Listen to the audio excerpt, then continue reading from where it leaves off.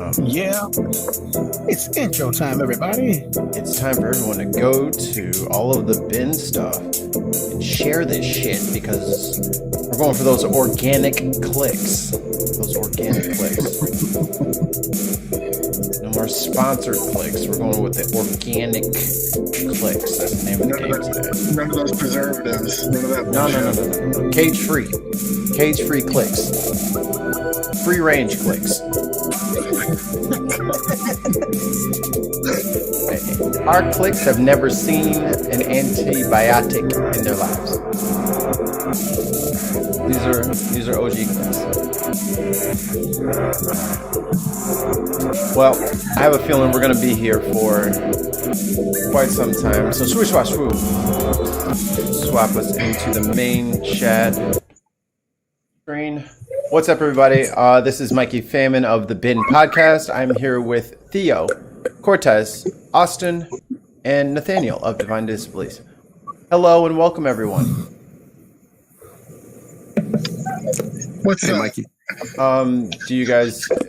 Some of these faces might be new to some people, so in reverse introduction order, would you guys like to introduce yourselves, where people can find you, and all that good lots? Nathaniel, starting with you. Sure. Hey, Mikey. First off, thanks for inviting me and having me on. I know this is a incredibly important topic, and I'm thrilled and humbled to be here.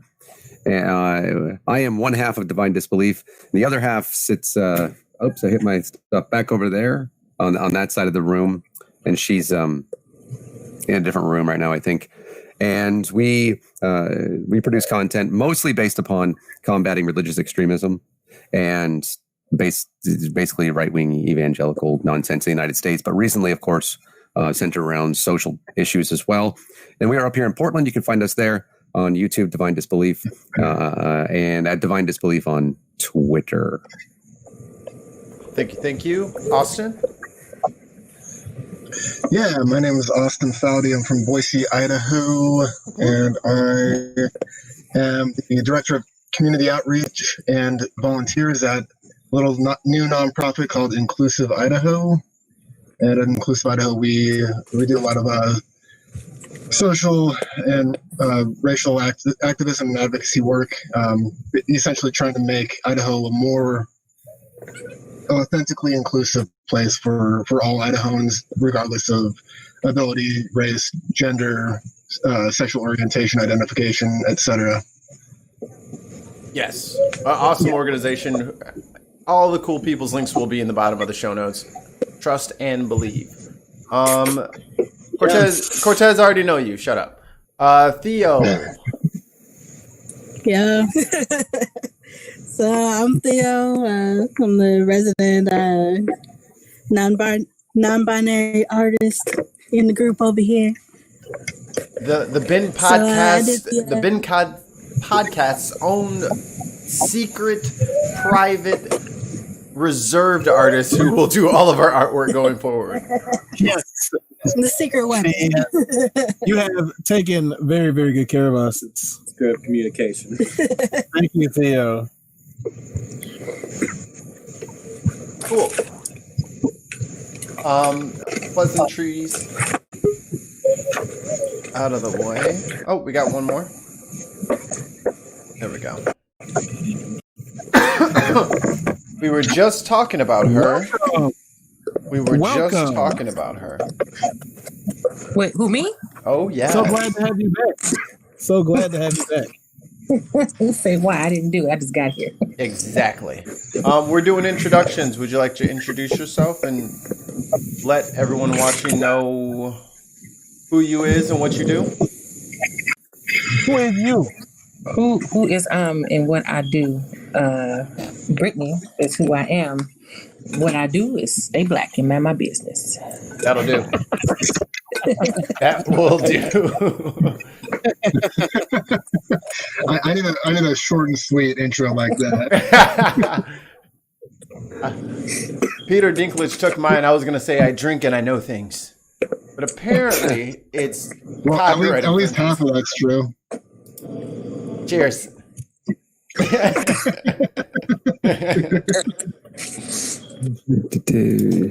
But before we went live, we kind of hinted at something that is will definitely segue us into the main topic, which is there's no basketball today. No basketball today. The Milwaukee Bucks decided to, as a team, sit out the game, and the rest of the NBA followed suit. The Milwaukee Brewers are not playing any sports today, and as a consequence, so have the Cincinnati Reds. Not sure of their convictions either for anybody except for the Bucks, because I know that they are a very tight knit group over there. I've been to a couple Bucks games. It's a good time. It has its problems, but it's an all right city. Anybody want to comment on the sports aspect of people not playing? I have really actually. Jason Hayward also is sitting out today. So is I think Matt Kemp. So that's on your side of the lake there. I think Mikey, the smaller version of the Chicago Bears, right? The Cubs are still playing, which is interesting. They said that they have our full support. To which I said, apparently not. That's that guy. That's that guy over there. Cortez, right above you. That's that guy right there. Him, your guy. Okay. That's his team. Well, Cub loving ass. I'm disgraced. Look, in a statement by the Cubs organization, they gave the players the option if they want to sit out or not, which is more than what you are required to do as a organization. Understandably, what the team is up against, some players chose to sit, some chose not to sit. There are players that aren't just black that chose to not play today, and they have my support because they've been doing things for the community as well as trying to make the community better for a while now. Yeah. That was, of course. Yeah, that's kind of what I was going to say. I was more of a jab at the Cubs than anything. I don't really have a team anymore because it turns out Atlanta Braves is kind of racist. Whoa. Yeah, I know. So is Kansas City Chiefs. I have to pick all new teams. And I've had a really tough year altogether, Mikey. It's been, you know, you've been doing some things. Yeah, being like I think I'm the resident sports fan that is an atheist. What are we, like 3% of all atheists? And so I get to talk about sports a good bit. The Rockets also, my NBA team, are boycotting tonight as well, and so are the Thunder, and they're doing that. Together. It wasn't one team, and then the other team was like, you get a forfeit or whatever. Right. And so I really appreciate the solidarity thing. And as I had mentioned to I think you guys, whenever we were first coming on here, the NBA, 77% of the players are black, and they have the highest diversity ranking of any of the professional sports teams or sports, that are sports that are played, I guess. Sure. And to see that kind of solidarity and to see that that it's a not just something written on the court anymore.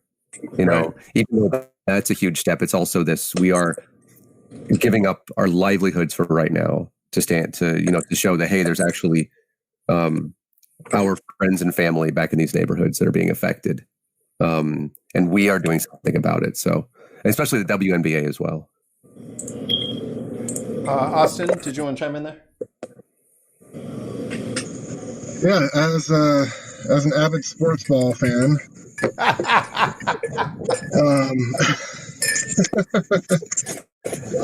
this affects me greatly. No, all jokes aside, I don't really follow any sports teams, or I honestly could care less. I do think that it is a powerful show of solidarity to back out. I don't know. I think there are some elements of it that do edge on the edge into the realm of performative, just merely.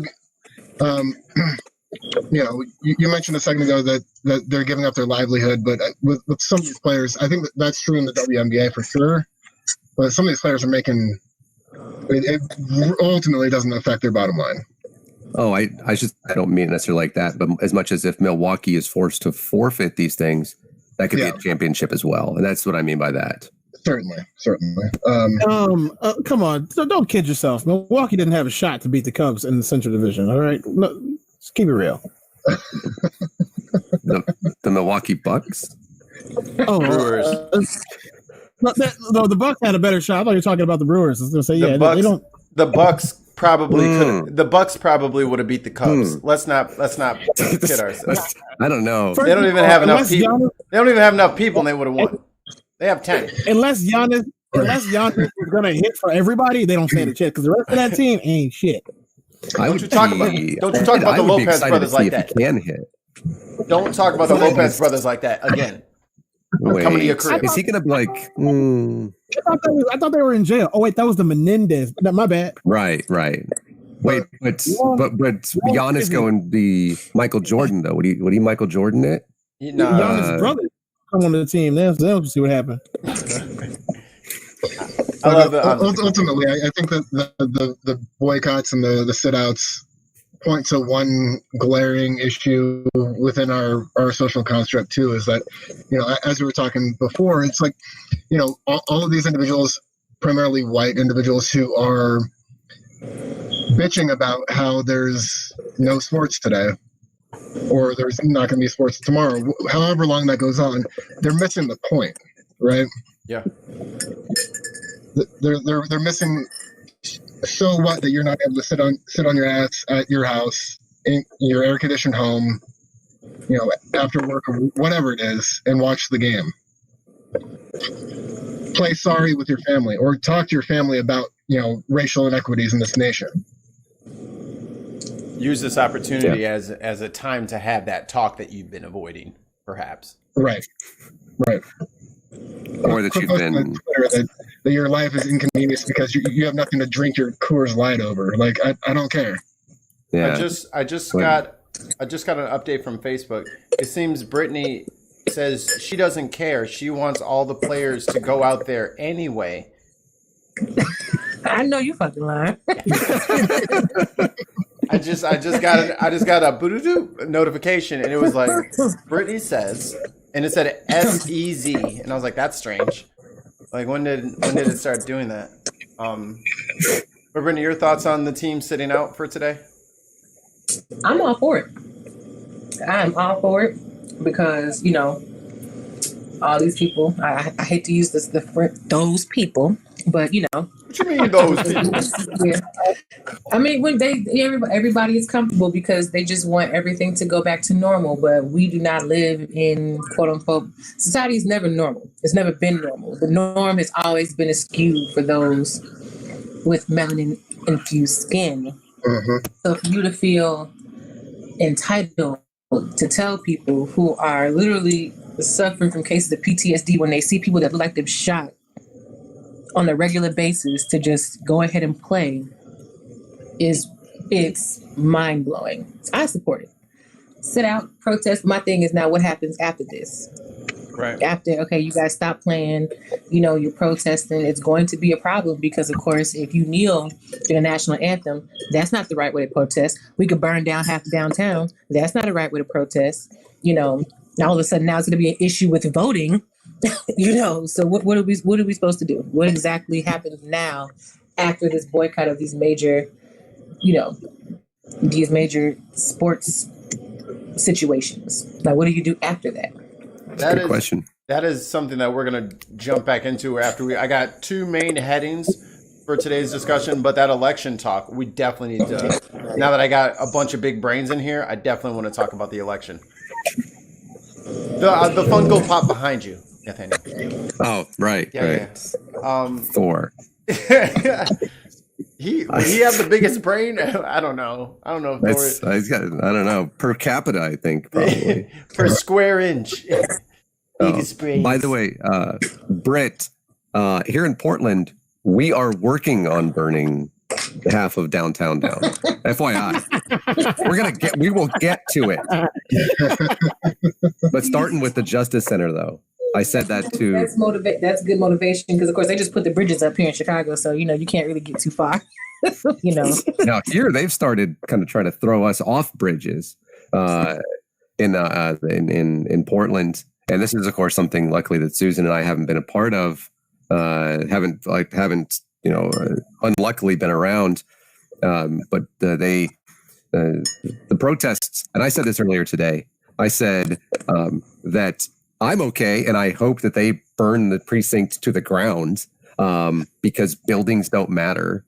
And that didn't have the best response from white people. And and that's mind blowing because when you think about it, is it really that bad? Yeah, are you really that oblivious to what's going on to where you're more concerned about a building being burned versus a man being shot in his back 7 times in front of his children? Same people that's more concerned about the precinct being burnt down versus this man being shot. He was being held by his shirt and shot in his back 7 times in front of his children in close range, and luckily is still alive. Yeah, it's like I was writing these big sign with all the names and stuff on it, and I gotta go get like another sign. Like we're running out of paper for signs. Yeah, names. There's too many names. And to be fair, one is more than too many. What's that? One is more than. What's that thing at the library that they used to have where you could like zoom in on like the newspaper from like. Oh, the microfiche? Yeah, that's what everyone's T-shirts who want to like stand. You know what I'm saying? Because my shirt front and back, plus my purse, plus my shorts and my shoes all have names of people on it. Like it's ridiculous, but let's just be more concerned about burning down the town or burning down cars, things that can be replaced regardless. Yeah. But that's the justification, isn't it? Why do you have to go and break things? Well, why y'all gotta break things after y'all win a baseball game? We're gonna ask questions. Since we're asking shit, I got a question. And my response, by the way, recently has been, tell the police to stop it, and then we will. Until then, we're not good. This is now Portland's pretty white. Let's just kind of I'm pretty certain that we're the whitest city in the country, like metropolitan city. I know Idaho. I know you're like 3 white people. Period. We have 4 or 3 black people. Period. We have 4. 1.8% of the population of Oregon, by the way, is you sound like Boise. And under a percentage point that people do think that Portland is more diverse than it is, though. I don't know why. We had a state constitution that said black people couldn't live here until 1929. So, yeah, we not the best history. Yeah. And to think, out of those 4 black people in Portland, one of them is my cousin. We have one black person because we live on the southeast side of Portland in West Lynn. That's our suburb, and one, I think, black guy lives within like 3 miles of us. That's just crazy. And his name is Rob, by the way. So I guarantee you, he is. Yeah, shout out Portland, Rob. I guarantee you, he's like 10,000 people's black friend. He is. He's the black friend that they refer to when they say they're not racist because they have a black friend. Like I went on a nature hike a couple Sundays ago with my fiance, and they let you out there. They didn't know I was coming. I didn't tell them. I just kind of showed up. They looked at you like, "Oh gosh, she's black." It was like, what's you got in that bag? I'm like, it's binoculars, bro. I'm here to see the birds. But it was funny because we have podcast-esque conversations, and this was a perfect opportunity. We walked around this forest preserve for like 3.5 hours, and then I was just like, so black people are what, 12, 13%? And black men are half of that? So how does everyone else have a black friend if there's only 6% of us? Because they're lying. Because there's a lot of places with non-black people. So all y'all can't have black friends. Mathematically, it ain't happening. No, because their friend got a friend that said they had a black friend, so they just ran with it. No, Yeah, no, somebody got married to a on black Xbox. person. On Xbox, they got a black friend. Exactly. Yep. Somebody got married to a black person and they're just like extended family or something. And I'm part black. Well- My sister got a friend that was married to a black guy. I'm part now. That's literally how the conversations go. well, I mean, Obama is black. So, and I mean, I feel like he and I are friends. So I mean, there you go. Now, like president, also, just because Lester Holt speaks to you every day for like 20 minutes doesn't mean he's your friend. this is not Geraldo. What is? Theo, did you have anything to add on with those people sitting out for the sports or anything like that? And then we'll introduce Ashley, and then get into the first subheading that I wrote down. So your thoughts on the teams and all that? My thoughts on the team sitting out, like there's always this thing that I feel like isn't addressed with sports and in this whole thing, and I feel like there's a very large group of racist white men that make up most sports fans, and their only goal in this whole thing is to have a black man to yell at the end of the day. And I feel like depriving them of that one day of being able to go and yell at a black man who can't hear him, like, I feel like that's enough. Like, I'm pretty cool with that. I don't think it's going to affect any bottom lines or anything, but I think just for the cultural moment of Bill not being able to go home and yell at a player on the Milwaukee Bucks. God damn it, LeBron! I mean, he just has to yell at his wife instead, right? Like, God damn it, Karen! If he is a police officer, it's more likely than not that he is abusive. So that's a stat that's real. No, but that changes the narrative. We can't have you saying that. You can't go quoting statistics like cops are usually the most frequent domestic abusers. Don't tell people that, because the news might get out there and then people would know. God forbid the truth comes out, huh? No, right. We can't have it. Can't have it. Where was that at? Oh no! Don't pull up. Yeah, that's my feel on it. Yeah, it's from Yahoo News, by the way. There it is. Yahoo News. That's that liberal media. They've been telling us about Yahoo. Probably ancient Egyptian for cuck gay frog or something. Is that still a meme? I don't know that one. I don't know. Alex Jones is so out there. I can't even keep up with half of his shit. Him and his boyfriend Joe Rogan can eat my ass. Ashley. Joe. Joe is such a fucking garbage bag. I'm so sick of everybody loving him. He is so awful. I don't understand why people like he's so racist. and people still like him, and I just don't even say anything. Like, he's so racist, but hey, we got Trump as president, so I can see how they could get confused. It's the same thing. Same diff. Do you want to introduce yourself, Ash, and then we'll get into this first subheading? I'm Ashley from St. Louis, live in Texas. I'm Mikey's cousin. Yeah. I'm Mikey's cousin. So. That's the cousin. Other people shake their head when I am related to you. See, all these. My cat is coming. My cat's coming in the picture because I can't have a private life. No. What I tell you? What up, homegirl? Homegirl, what's up? What did I tell you? The cat's name is Homegirl because she's a stray. Oh, look, it's Gracie. Hi, Gracie, baby. Mike, you didn't tell me you had a cousin in Texas. Oh yeah, she lives in Texas. Oh yeah, I mean, not like we didn't live there or anything. Thanks, jerk. My brother lives in Woodburn. Whoever that was in Oregon, my brother lives in Woodburn. Yeah, we've been here since March, and also coronavirus. I know where Portland is, and I also know that there are mountains. So where the Nike store is, that like 30 minutes away, that's Woodburn. Oh, since I work in Hillsboro, which I'm pretty certain is that. Okay, cool. There you go. There you go. And then the stars aligned. See there? We're all people.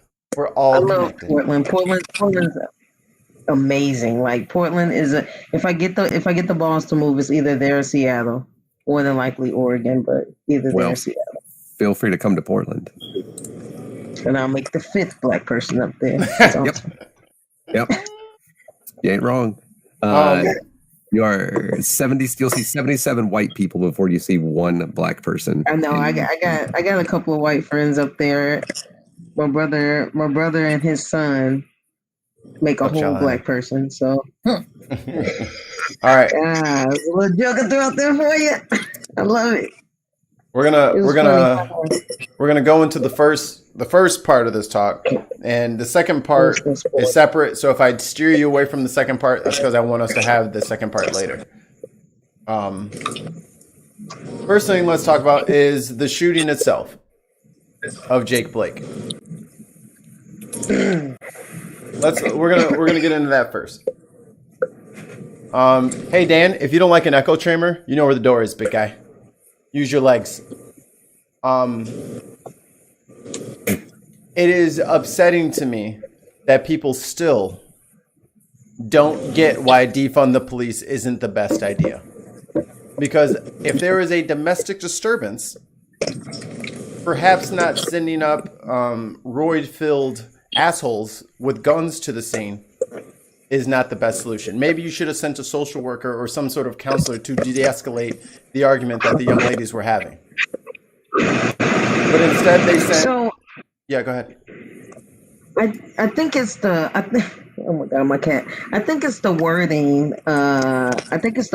If anything. I think just like with Obamacare, right? It's really called the ACA, but when you call it Obamacare, those people that don't like Obama, they're not going to agree with it, right? So defunding the police, when you say defund, they think you mean just abolish policing altogether. So I think it's in the wording, and I think those of us that agree with maybe reallocating funds from the police should start using a phrase like that, because it makes more sense, because we're trying to get away from giving them military equipment and more community policing and stuff like that.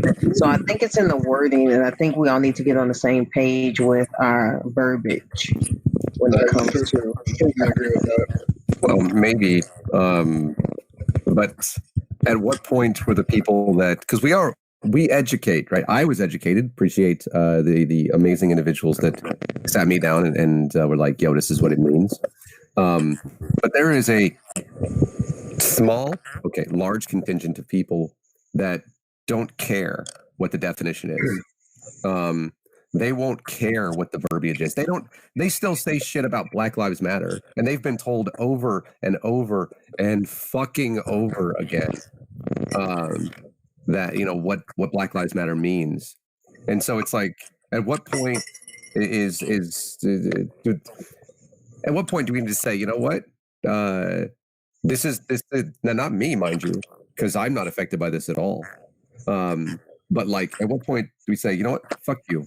This is what it is, and this is what it means. And if you don't like it, and you've been told, that's on you, not me. Yeah. Oh, that's the point I've been at for a while. I got tired of it's not my job to educate you on why my life is just as important as yours. And Britt, that's my social media answer. Because I'm not arguing anymore on social media. I just remove, delete, whatever. I don't curse them out. I'm done. Yeah, I'm talking amongst friends right now, but my social media answer is, hey, go Google it. You know what I'm saying?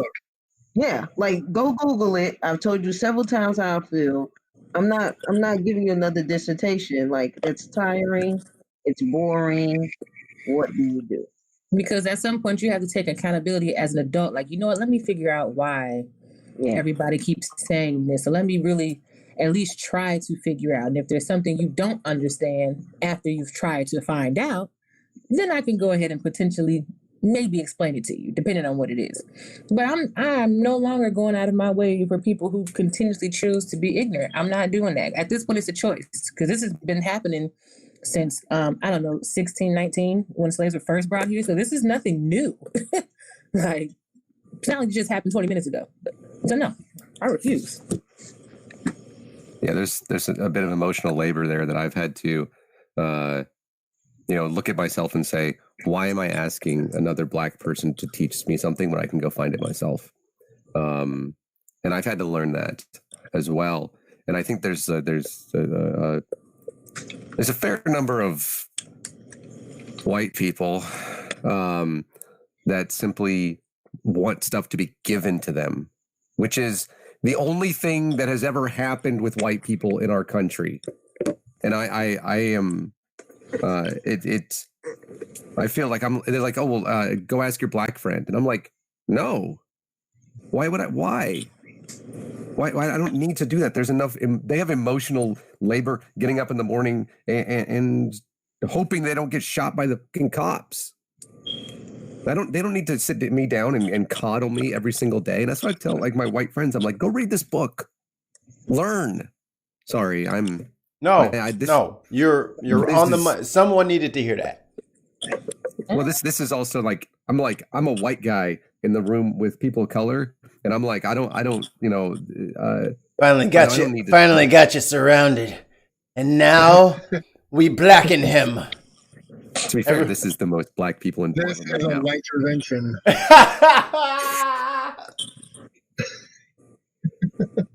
White intervention. No, but you're absolutely like on the money, and I'm not going to thank you for coming to that realization because that's your job, honestly. But yeah, I can tell you from experience, and as it's my literal job in real life, it's your responsibility to educate yourself.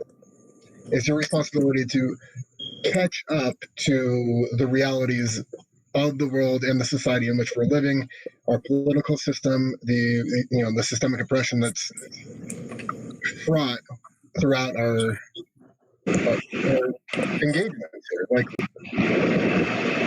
well, part of the education is the discovery that to white people that the police don't mean the same to us as it does to them, right? And there's so for the last couple of weeks, for weeks I've been thinking about this defund police thing or reallocating funds, right? Go ahead and finish your point, though. It's probably the fan from my laptop. I may or may not have dropped it during the DJ session the other night. But what was I about to say? But the police doesn't mean the same. So now I'm starting to think. Now that I'm thinking about it, I'm like, especially me being from St. Louis and paying attention to crime in St. Louis. Why are the police never there before the damn crime happens? Like, why are we are they not patrolling the streets and riding around? Like, I don't understand. So now I'm at that point where I'm not understanding how policing works, because I feel like if you're riding around in your car, it deters criminals from actually committing crimes. Right. And maybe I'm crazy and I pay all these taxes, but why is St. Louis having such a hard time with crime? Like, are you not patrolling the streets like you used to? Like, simply riding around when we were kids in the hood would deter us from doing some stuff. So what's the difference now? Like, why is this all this crime that everybody act like they can't, all these cities act like they can't get a hold of? You don't want us to defund the police, but you're not you're not stopping any crimes. Like you're Can I showing up say after something? the fact. Yeah, Theo, go ahead. Hold on, Tez. and then Hold on, Coach Tez. Let Theo and then you. Thank you. So I'm trying to keep this as on the surface as possible because I think Mikey and Cortez both know where I come from on this whole sort of thing. But there is no bridle or muzzle on you. Do what you do. Okay. So get his ass. So it's not really the police don't exist to stop crime at this point. This is not their job. This is not what they're interested in. This is not how they make their paychecks. They don't want to stop crime. They're there to protect property and to protect basically, corporate interests. So when you see the cops, rolling around and stuff, they're not actually doing anything most of the time. Most of the time, they're just sitting there waiting for something to fall into their lap, which allows them to to have, to get some accolades when they go back to the station. Like their job isn't to stop crime. That's why most of the time, like, let's say your car breaks down and you're on the side of the highway, cop will roll right past you. Like they're not trying to help you. Like this is not what they're interested in. Not here for you. And there's a very large portion of their job which is just collecting revenue. Certainly. Which is, these aren't the whole idea that police are there to serve and protect is a huge fallacy. And if you go into any sort of police discussion about that, like you're just going to be disappointed the whole time. And it's like, and after they go ahead. Evolved from slave patrols, like these are not officer friendly, don't exist. And the DOJ, when they did the report on Ferguson under Eric Holder, 60+% of the revenue for the township of Ferguson was from petty traffic stops. Was yeah, you rolled that stop sign. Well, that's a moving violation, so now you got to go to court. You got to go to traffic court for it. So for someone rolling a stop sign that was never rolling a stop sign, like Ashley can tell you, there's a reason you don't drive up on the north side because they will pop you for anything and everything on the north side. Well, where we grew up, can you guys hear me? Because Yeah. I just put a microphone on. All right. So where we grew up, though, where Antonio and Uncle Rolla lives, I went to school over there, and the initiation when you get your car when you're black in that neighborhood was, I got pulled over by the police this morning on the way to school, and everybody be high-fiving each other because that's how we knew. You made it. You should get your license in West County when you got stopped by the police, and I have to go to traffic court at the age of 16. And when you go to traffic court in these municipalities, there's nothing but black people in there. Like every municipality you go to, there is nothing but black people in the traffic courts in St. Louis, Missouri. Like it's the FBI will tell you that, like he said, the FBI just did a report on it when Mike Brown died. Yeah. It's a real thing. I don't see how people still have driver's license in the state of Missouri, but that's a real thing. No. And it was mentioned in the comments around St. Louis. Hold on, Cortez. We're hosts. So since we're talking about St. Louis. Yeah, go ahead, Cortez, and then Austin up next. Yeah. Since we're talking, I have been waiting, but since we're talking about St. Louis, y'all not the only ones from St. Louis. No, I'm kidding. He's from East St. Louis, and he doesn't count. No, I count more because all that little stuff that y'all was doing in North St. Louis ain't got nothing on East St. Louis. Nothing. But isn't East St. Louis still like Illinois? But like East St. Louis. St. Louis is on the Illinois side. Yeah. It's on the Illinois side. That's not our problem. That's not our problem. That's y'all's problem. look, the police there don't care about your crime. They're not there to stop you from the crime. They're there to pick up the pieces when the crime is over. That's it. They're not going to get involved. They're not going to stop anything. And I'm not going to throw any personal things out there, but I am very upset with them right now over something that happened in my life. I'm not talking about this right now because we ain't got to go there, but I am very upset. No, it's not me personally. It's just I'm connected to it. And I'm very upset about it because they have not done anything about it. Or are we talking about in St. Louis or where you live now? We're talking about in St. Louis. Okay, yeah, I believe you. They have not done anything. I'm not gonna go there because I'm gonna get very mad. But they have not done anything about it, and they're not going to. And I know this because they haven't done anything about a lot of these things that keep happening there. And I have no idea why they get money, why they're funded, why they're paid for anything they do because they don't stop crime. What they will do though is if I drive down there with my family, they will pull me over because that's exactly what happened the last time I went there. Got pulled over for absolutely no reason. 3 cars showed up. Yeah, there you go. Yeah. 3 for no reason. For the guy who just like literally sits around playing Apex Legends and vapes all day. Yeah. Austin. I was going to a funeral. We were on the way to a funeral, dude. It was probably like not even 11 o'clock yet. 3 of them.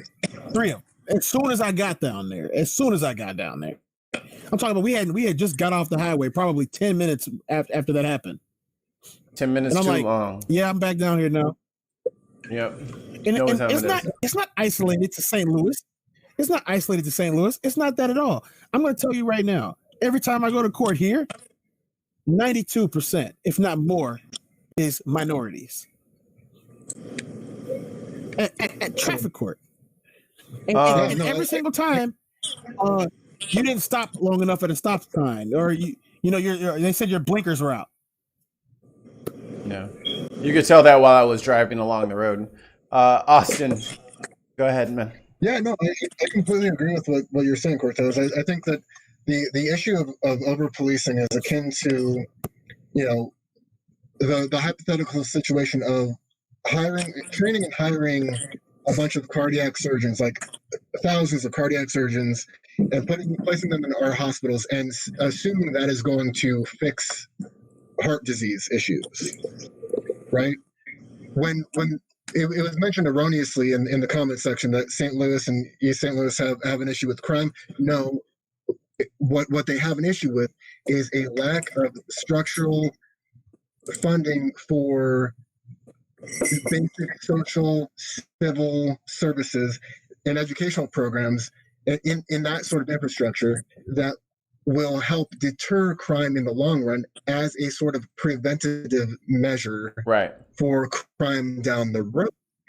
You don't just slap on a Band-Aid at the end, or just slap on a surgeon at the end and say, oh, this mistrained cardiothoracic surgeon is going to fix the lifeblood of the society. That's not going to happen. Defund the police, reallocate those funds to social, civil, educational services that will oust these individuals from the despair and rebalance the social inequities here. So you're talking about how many people at traffic court are Black.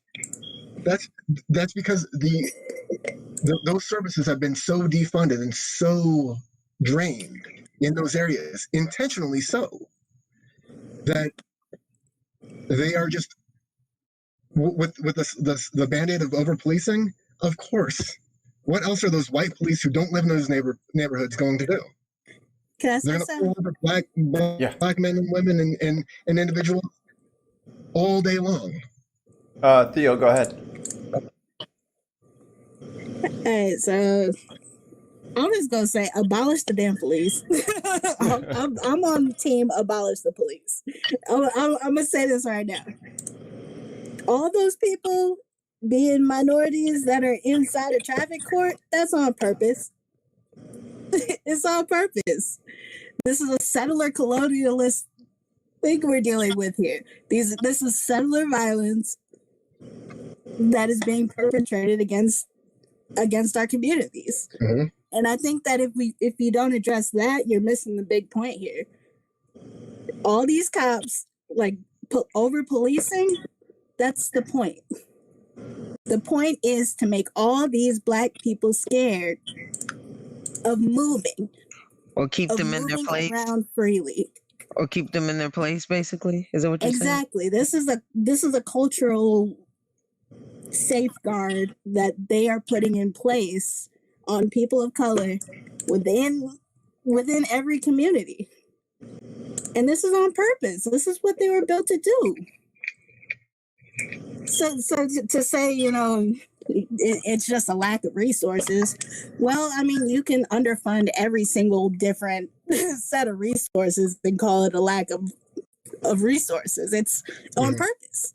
So when it comes down to it. So I have a question. So this is something else I've been thinking of for a while now. There's no way to weed these guys out. Like, there's no way. There's no test that they can take. There is nothing. There's no psychology test, because I can tell you right now, I was in the Army with the dude when I got over to the reserve component, and he was very racist, and I was surprised. Like, he was openly racist, and I was surprised. I wasn't surprised, but the astonishment that he was a cop, and he specifically was telling me that he wanted to be a cop in South City, which is like a bunch of wealthy white people in St. Louis, right? Right. So specifically he wanted to go to South City because the South City and South County police officers have a history of abusing people of color, and so he could get away with it. And I knew what he was getting at because I'm from there. I knew why he wanted to be over there, because he didn't want to be in the city, because in the city they shoot back, and I told him that. And so, that's just how the city is. But there is nothing that they could have done in an interviewing process, or when they're going through that process, that would have told them that this guy is biased and racist. Like, nothing that they could have asked him would have saw that. Like, you have to actually get him to talking to see that this is what kind of guy he is. And it took me a year to figure that much out. So, but who's doing the hiring? That's what I'm saying. Like, them? Even and even down here in Dallas, if it's everywhere. Like, Dallas is a fool, and we got a Black police chief. You know what I'm saying? Like, Dallas is one of the worst. Dallas is one of the worst. Yeah. And they have a Black police chief, and they're so mad at her. The unions, the Hispanic union, the white people union, all of these police unions are trying to kick this lady out because she's trying to hold them accountable. Right. Well, I mean, so what does it mean to be a successful police officer, right, or a successful police department? So let's say that inherently you're hiring officers.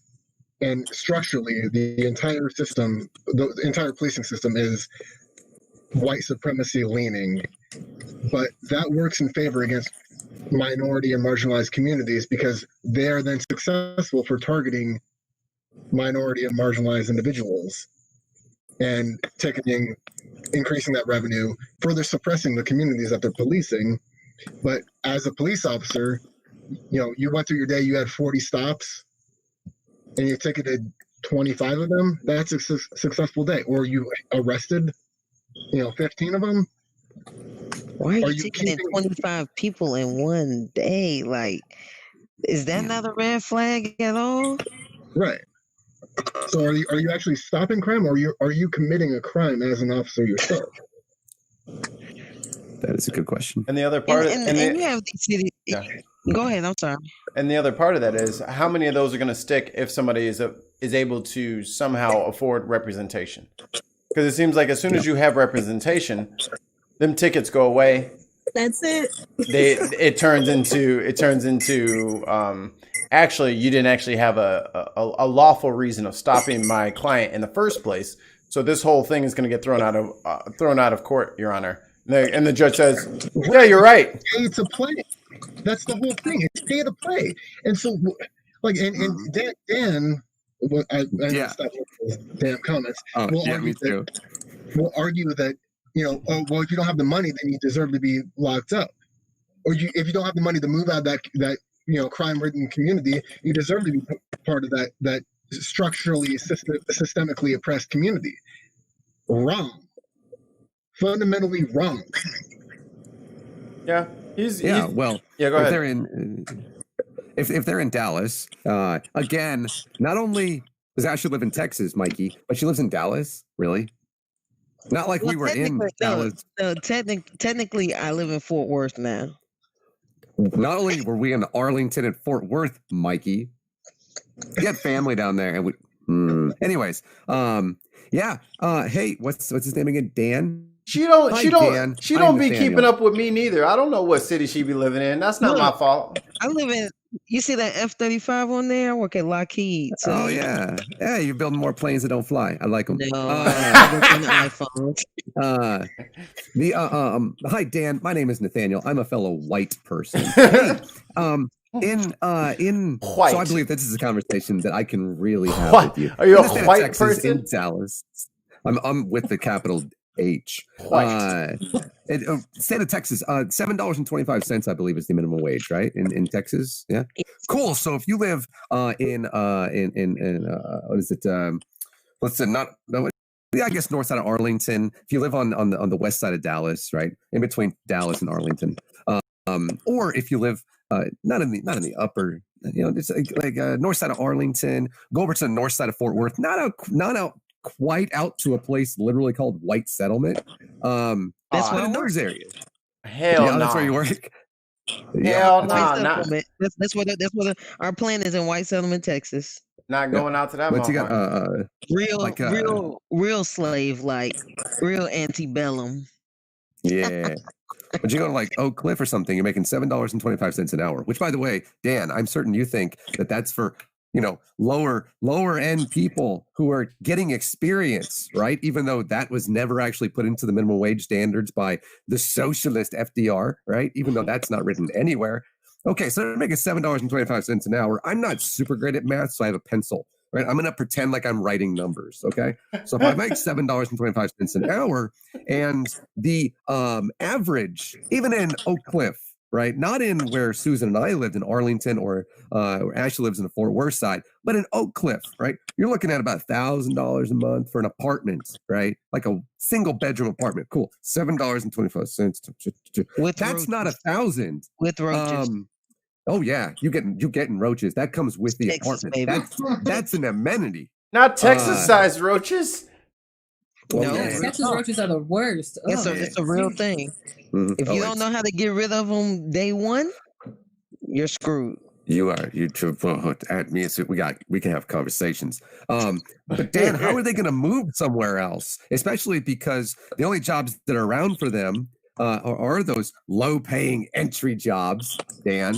And if that's the case, they're also patrolled more by the police, Dan. And because they're patrolled more by the police, buddy Daniel guy, they're automatically, committing more crimes, Dan. And that's the case. You're also in the state of Texas, which has these cool things called mandatory minimum sentences. And if that's the case, which certainly wasn't put in place by white people to keep black people from actually prospering, we wouldn't do that, would we, Dan? And go in and you automatically go to jail. Now, did you know, Dan, that Texas is one of those checkmark states, right? You got to say, yes, I certainly have a crime in my past of, jaywalking or some crazy shit, which they can still fine you for in Texas. And you go and you're like, hi, I'd like to get a better paying job for more than $7.25 an hour. But I totally have committed a misdemeanor in my past because I was carrying I don't really know how what weight ratios go in marijuana, but not very much of it in Texas. And now I'm a horrible person and unemployable because you wouldn't have caught me though, Dan, because I'm, how do you say, melanin invisible, right? Because even though we commit as many crimes, drug crimes as our other family members there that happen to have more melanin in their skin, we don't go to jail for it, Dan. This is why we can prosper and move somewhere. And as my amazing partner, multi-cowboy / Susan, who's in the other room, said to you, we moved from Dallas to Portland, which is a long drive. By the way, we both did that. And we make like, I don't know, close to $100,000 a year together. And that was still difficult for us.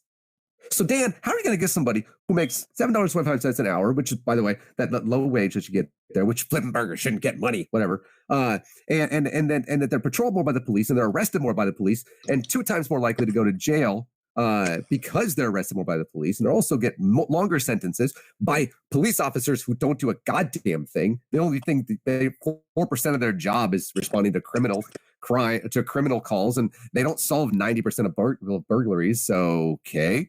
How are they expected to move? Dan, where are they going to go?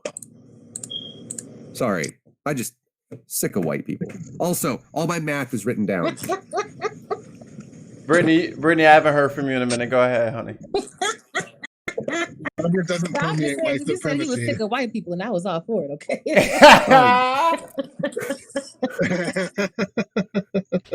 You know what? I came in at the wrong time. No, you came in at the right time. Speaking of being sick of white people, David, explain yourself. No, I'm just kidding. I'm Canadian, man. Okay. Never mind. My bad. He is Canadian, y'all. So he's a different white people, is what you're saying. He's a French-speaking white person. There's a reason why y'all let the Underground Railroad come here. Like, hey, let me tell you something. Before we say anything to David, do we have to say first? No, you said after. You said after. Oh, it's after. No, okay. that's only in Canadian Jeopardy. You say at the end, you say sorry first. You say, sorry, how you doing, eh? You know, it's like the Hawaiians. It's like the Hawaiians with the kind. Yeah. Have y'all ever heard them say that? They say the kind all the time. I'll be like, what the hell is the kind? Exactly like the Hawaiians, except way colder. Yeah, no thank you. And more bears. Look, that's right. Global warming, we're going to be the next Hawaii. It's an investment into the future. That's actually not funny, dude. I can't fault your logic, and I'm so scared and sad. Hey, I wish hurricane is terrifying right now. It looks like Galveston, Texas is going to not exist by the morning. No, it's like Charles. 20-foot flood surge, 30 miles inland. They said it should be a Cat 5 by tomorrow. Oh, it's hits in a couple hours. It's only 7 miles per hour winds off from being a Cat 5 now. Like it's pretty much like it's my mom lives in Orange, Texas, right there on the border. So I called the house today. She wasn't there, so that's good. Or whatever. Do you think she went out of town? Yeah, if she didn't, that would be. I don't like my mom very much, but she's at least that smart. But that'd be so. We had Hurricane Rita back in 2005, made landfall the exact same place, and then so did like Umberto or something a couple years later, and all these Category 4 and 5 storms are just hammering that coast from Susan's hometown of Corpus Christi all the way up, all the way. It seems like every single year. It's not called Corpus Christi. Category 5 storms for a while. Like even Katrina, that did a huge amount of damage, was only a Category 3 by the time it made landfall. Like it was a Category 4 or 5 storm or whatever when it was out in the ocean. By the time it hit land, it was 3. This is supposed to hit land at 5. That's a whole different thing. Yeah. And for the record, it's not called Corpus Christi. It's called Salinas City. Don't do that. Accurate statement. She's gonna love you for that. See, we're growing friendships. You go to Corpus Christi, you would think that Salinas was the queen of America. Like it's a little scary and a little lovely. I think. Oh, yeah, there she is. I see her in the chat. She's like, yes. Sorry, I'm very happy. No, I know, babe. See, we're growing friendships. David, you're echoing. I did want to say something about specifically with the Texas thing. So a lot of companies are moving here, and right now I'm not sure how everyone is with like the housing market and stuff like that. So me personally, not to put you guys like far into my business, but I am close to the 50K mark by myself. But I still need a second income to live comfortably. And it is about to force me into buying a home because rent is going up and pay is not. Yep. So That's kind of where we're at. that's the tough part. So I have to stay to circle it back. I have to stay out of trouble with the law down here. So because I can't afford a ticket, I cannot afford one of their tickets. I cannot afford anything that has to do with the law that has to do with Texas. And I mean, I have a friend that caught a case right before they started ticketing in Dallas County for less than an ounce. He caught a weed case. I mean, less than an ounce. And it took him 3 years to get it cleared out. Oof. 3 years to even go to court and for them to Paying just all that money. And kept paying the lawyer to continue all of these continuances, and then boom, we're not even gonna charge you. Like you could have told me that 2 years How ago. much did you say? I don't know how much he ended up paying, but it was No, they have on him. it was less than an ounce, but they had just passed the law right after he caught the case where they ticket you now in Dallas County for less than an ounce. And that's gonna go into our third topic. I literally had an ounce delivered to my door. Like last month. Texas is probably going to be the last state. I don't know. Texas is pretty close. I think like 85% of people that live there are in favor of at least medical marijuana. You know what's going to push it. Hard, I heard, right? You know what's going to push it over though, just like in Missouri, the veterans. If the veterans speak up, they'll move it. Because that's what happened in Missouri, truth be told. The veterans are the ones that actually push that. Because the VA is so trash. I'm a veteran myself. The VA is horrible, horrible trash. So I have in a case where, and once again, we're circling back to money, in a case where I could be going to the VA, I pay for a primary care physician. Right. Like, because the VA is so trash, they go, why don't you go to the VA? I wouldn't even take my cat to the VA. To get her nails trimmed. Like, no, they are horrible. Yeah, it does come back to money though, because the cops exist to make money, not to stop crime. Cops don't stop crime. What they exist for is to be paid for with taxpayer dollars and make money for people that are not taxpayers. And they do that very specifically by systemically patrolling certain areas. And now in places like High Florida, Texas, not yet, but soon, I'm certain, with the for-profit prison industries and stuff where they can literally make money off of this. And there's there is a actual monetary incentive where they can go and buy stocks in these for-profit prison systems. This is like the definition of insider trading and conflict of interest type shit. It's like institutionalized racism or slavery. Yes, also. Sorry, yeah. No. But we're of course we're down here in the South where you still have Angola that practices modern day slavery in Louisiana, and it's like, if I'm not mistaken, Angola still has a chain gang and some more. So and we're talking about hot Louisiana, like they're in the bayou, mosquitoes big as Mikey's head, like huge. Why I gotta get brought into this? Leave my head size alone. Don't try to use my head size as a relative. Like, don't relate the size of my head to big mosquitoes. Like, you can't even get it. So it makes sense that a weirdly big mosquito would line up. I don't know. I think somehow I knew it would Austin, come with- to with- this, with your hair. and I thought it would be a bad idea. I was like, or they could all just turn on me and just like rip on me, and I'd have no defense mechanism in place. Are you bringing my hair into this? I was gonna say I was like, man, I don't know. Mikey got Austin's got more hair, which I'm.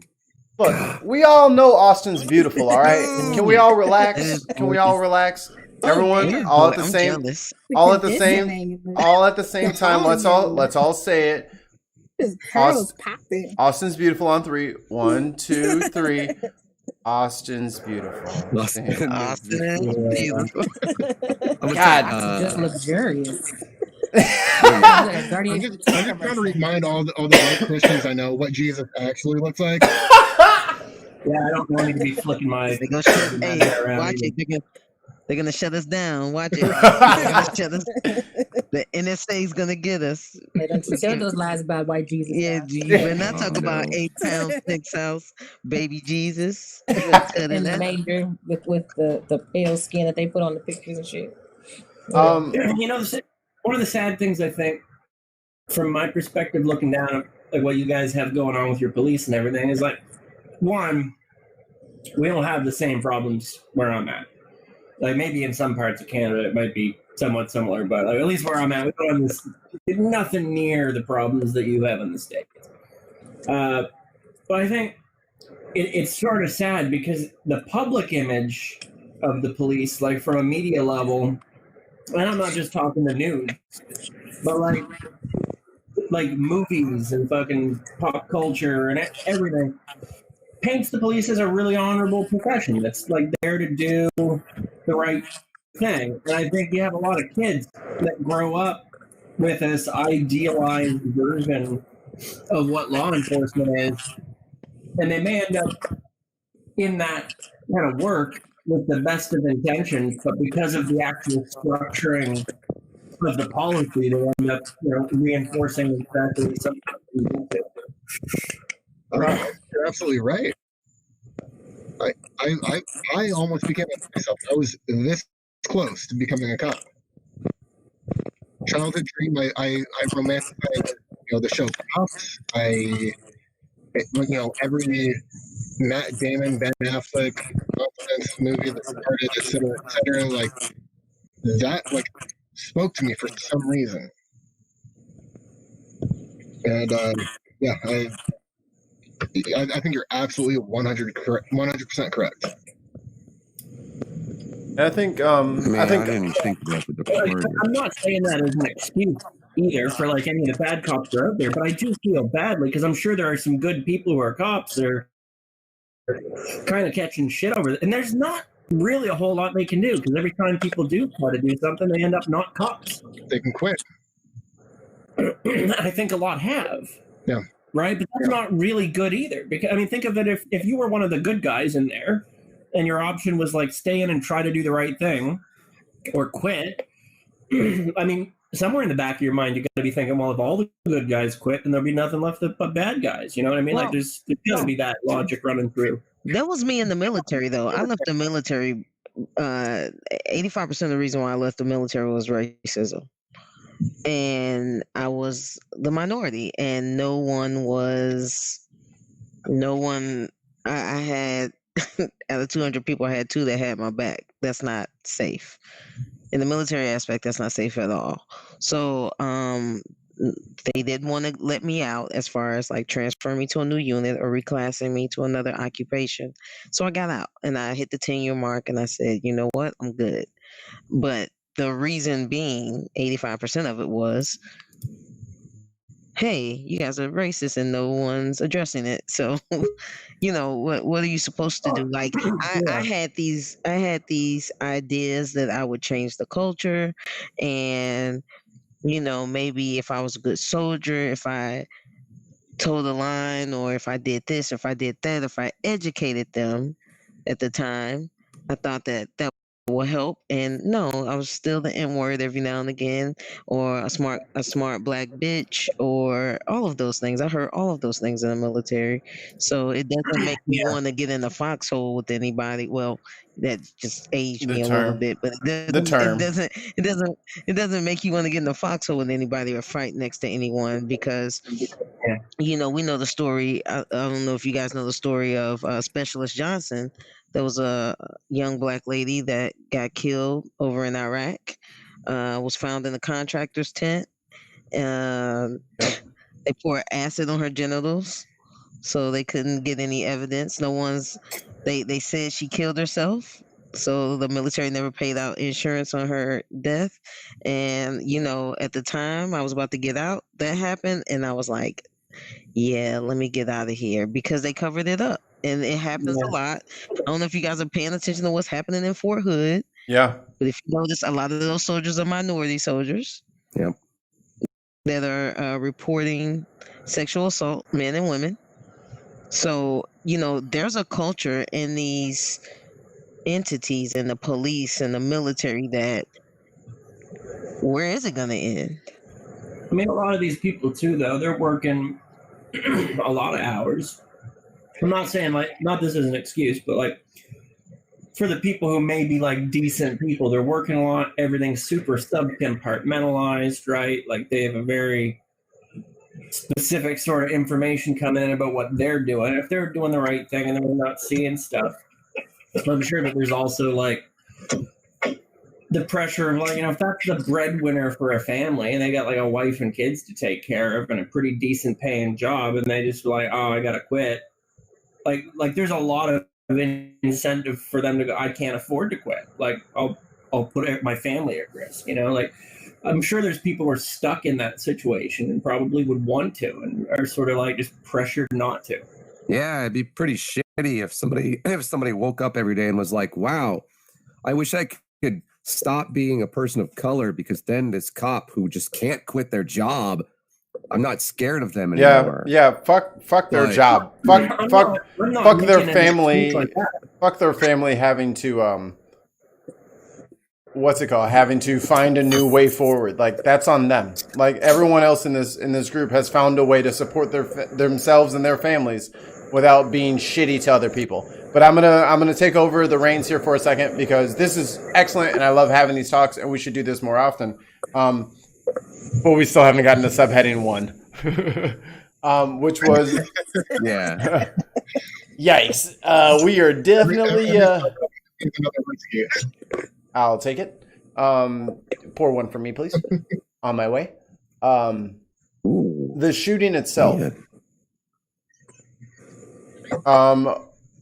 What are the reactions and thoughts and analysis on Jake Blake's shooting itself? I accidentally saw it. And I say accidentally because I put myself in a place where I don't want to see another person being shot on camera. Yeah. I don't want to see it. Don't share it. Don't tag me. I don't want to see it. So I just happened to be scrolling in one of my military groups on Facebook, and somebody shared it. But of course, it automatically plays. Right. You don't even know what it is. Scrolling. Right. I don't even know until I saw it. And of course it's unfathomable.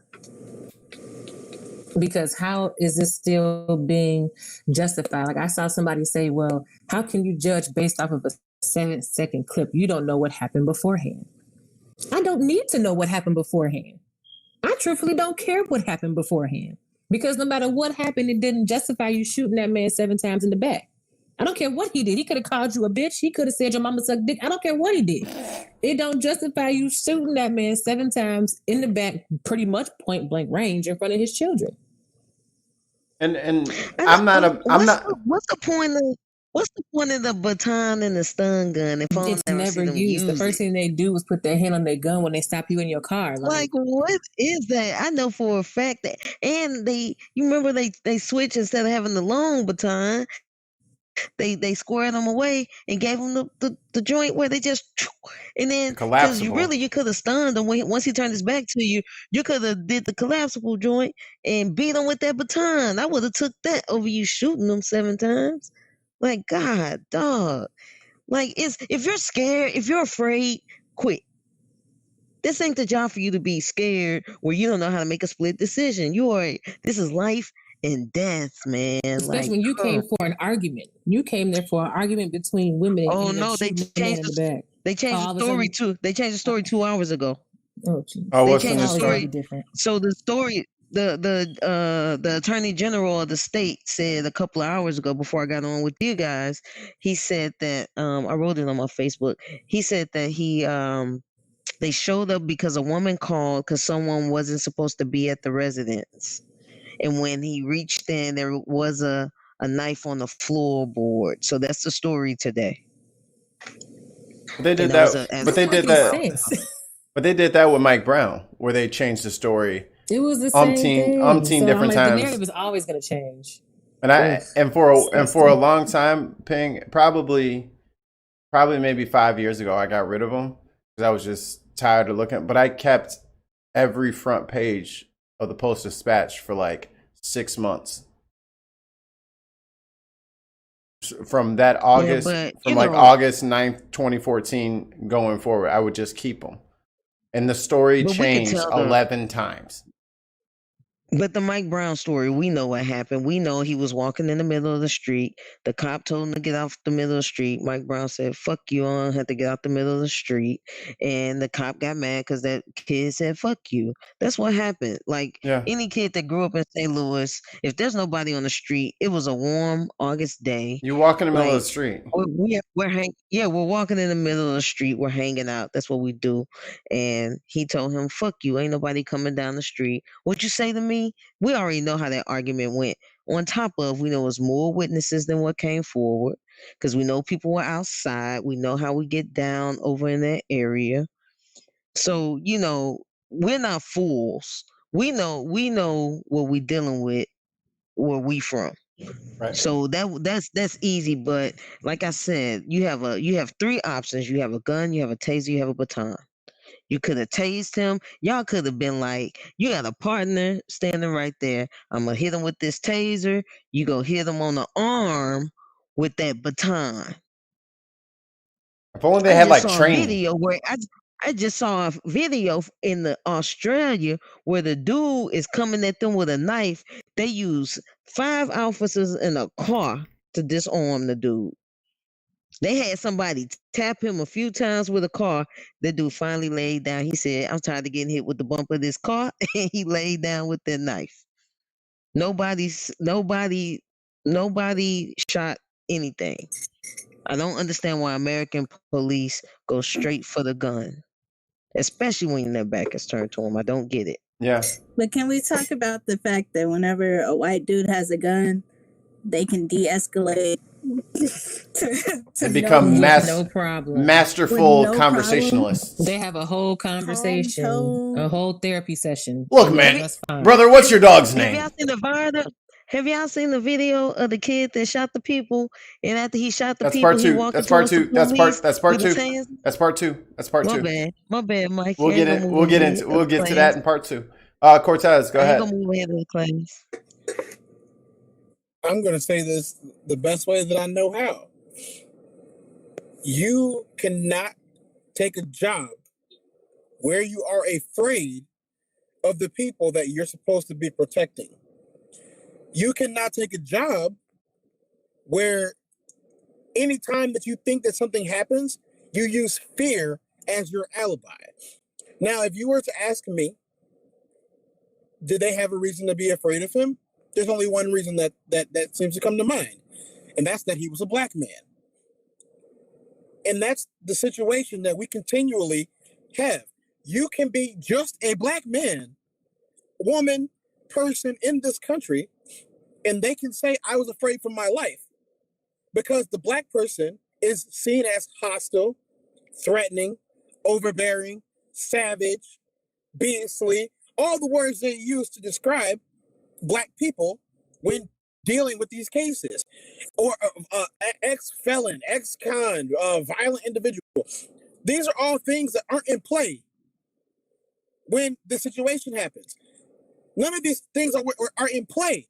You can't ever in your life try and tell me that a police officer is walking up and like Judge Dredd or RoboCop, knowing this person's rap sheet every single time that they shoot them. I am so tired of reading the message boards. I am so tired of looking at the posts. I'm so tired of people posting, well, this person did this 10, 20 years ago. They were a criminal. This person was high on this. Are you a toxicologist to where you knew what was going on with this person at this time? Those two police officers that were there, regardless of whatever narrative that they're spinning right now, those two police officers did not know him. Those two police officers did not run prints. They did not run an ID. They did not run plates. They didn't do any of that. And if they did, that means they weren't doing their job of responding to the call of what was going on inside that house. So if you want to tell me that they ran this place and they knew, oh, this guy has a warrant, that means you literally ran someone's place to not care about what was going on inside the house. It means you weren't doing your job. I'm going to say this because I got to grab this, and I'm going to be back on the home laptop. But this is the part that really pisses me off. Cell phone footage is all we have for 90% of these cases. They had money allocated to that police department for body cams. They didn't buy any. Which my question about defund the fucking police is, where is the money going? If you're not using it on what you're supposed to be using it on. Let me just sip my tea, because So let me, a guy who's been pulled over 17 fucking times in a month, leaving his job, and for people that don't believe me, I have documented evidence, as well as every time they pulled me over, I went live. When you called me. So people can see that I was getting pulled over, leaving my job. My job. They oh, you have a tail light that's out. I didn't have any out tail lights. I am a car enthusiast. My cars always run right. Otherwise, I won't drive it. My license, he told me my license plate light was out. I know for a fact that it wasn't out because I bought 100-year LEDs for it. You mean to tell me you missed the light being out? I asked him, can I get out of my car to go check it? He was like, no, stay in your vehicle. I'm not getting out then. Yeah. All right. So I just want to say one thing about that. Yeah, go ahead, Theo. Because I know exactly what you're talking about, Cortez, because that used to happen to me every single time. Like, I had a shitty fucking car. I'd be riding down the street, and then they'd pull me over. You know what I look like. But I'm just saying, as soon as I got into a driver's seat of a semi, let me tell you the difference. Not once have they pulled me over on some shit like that. Because they can't fucking see me. I'm 13 feet up high. They can't see me. Like, it's ridiculous what they do to fucking get revenue. Yeah. It's fucking ridiculous. David, go ahead. Yeah. I guess about that, the video that you're talking about, and that whole situation. I think here's the one perspective that I can share that I know something about. I don't know about your police. I've never interacted with that. But I do know how brains work, right? And when people are saying shit like, well, this guy should have just complied. He should have just done what he was told and he would have been fine. And that sounds very reasonable and calm and rational. And if that dude was in that state, sure, I would agree that'd be the smart thing to do. However, he's not. He's at a biological, neurological disadvantage, as is anybody in that situation, because you enter into a situation like that where you're afraid for yourself. The old amygdala in the brain kicks in. It whips up a lovely concoction of chemicals. Another part of your frontal lobe kind of goes dark with its activity, and you enter into fight, flight, or freeze, mostly fight or flight. And that is the normal, expected human reaction. So it's like walking into a casino and gambling with your life, and the house has the edge, right? Like, it's not fair to say, oh, they should have just calmly complied, because we can't like hold somebody by that standard.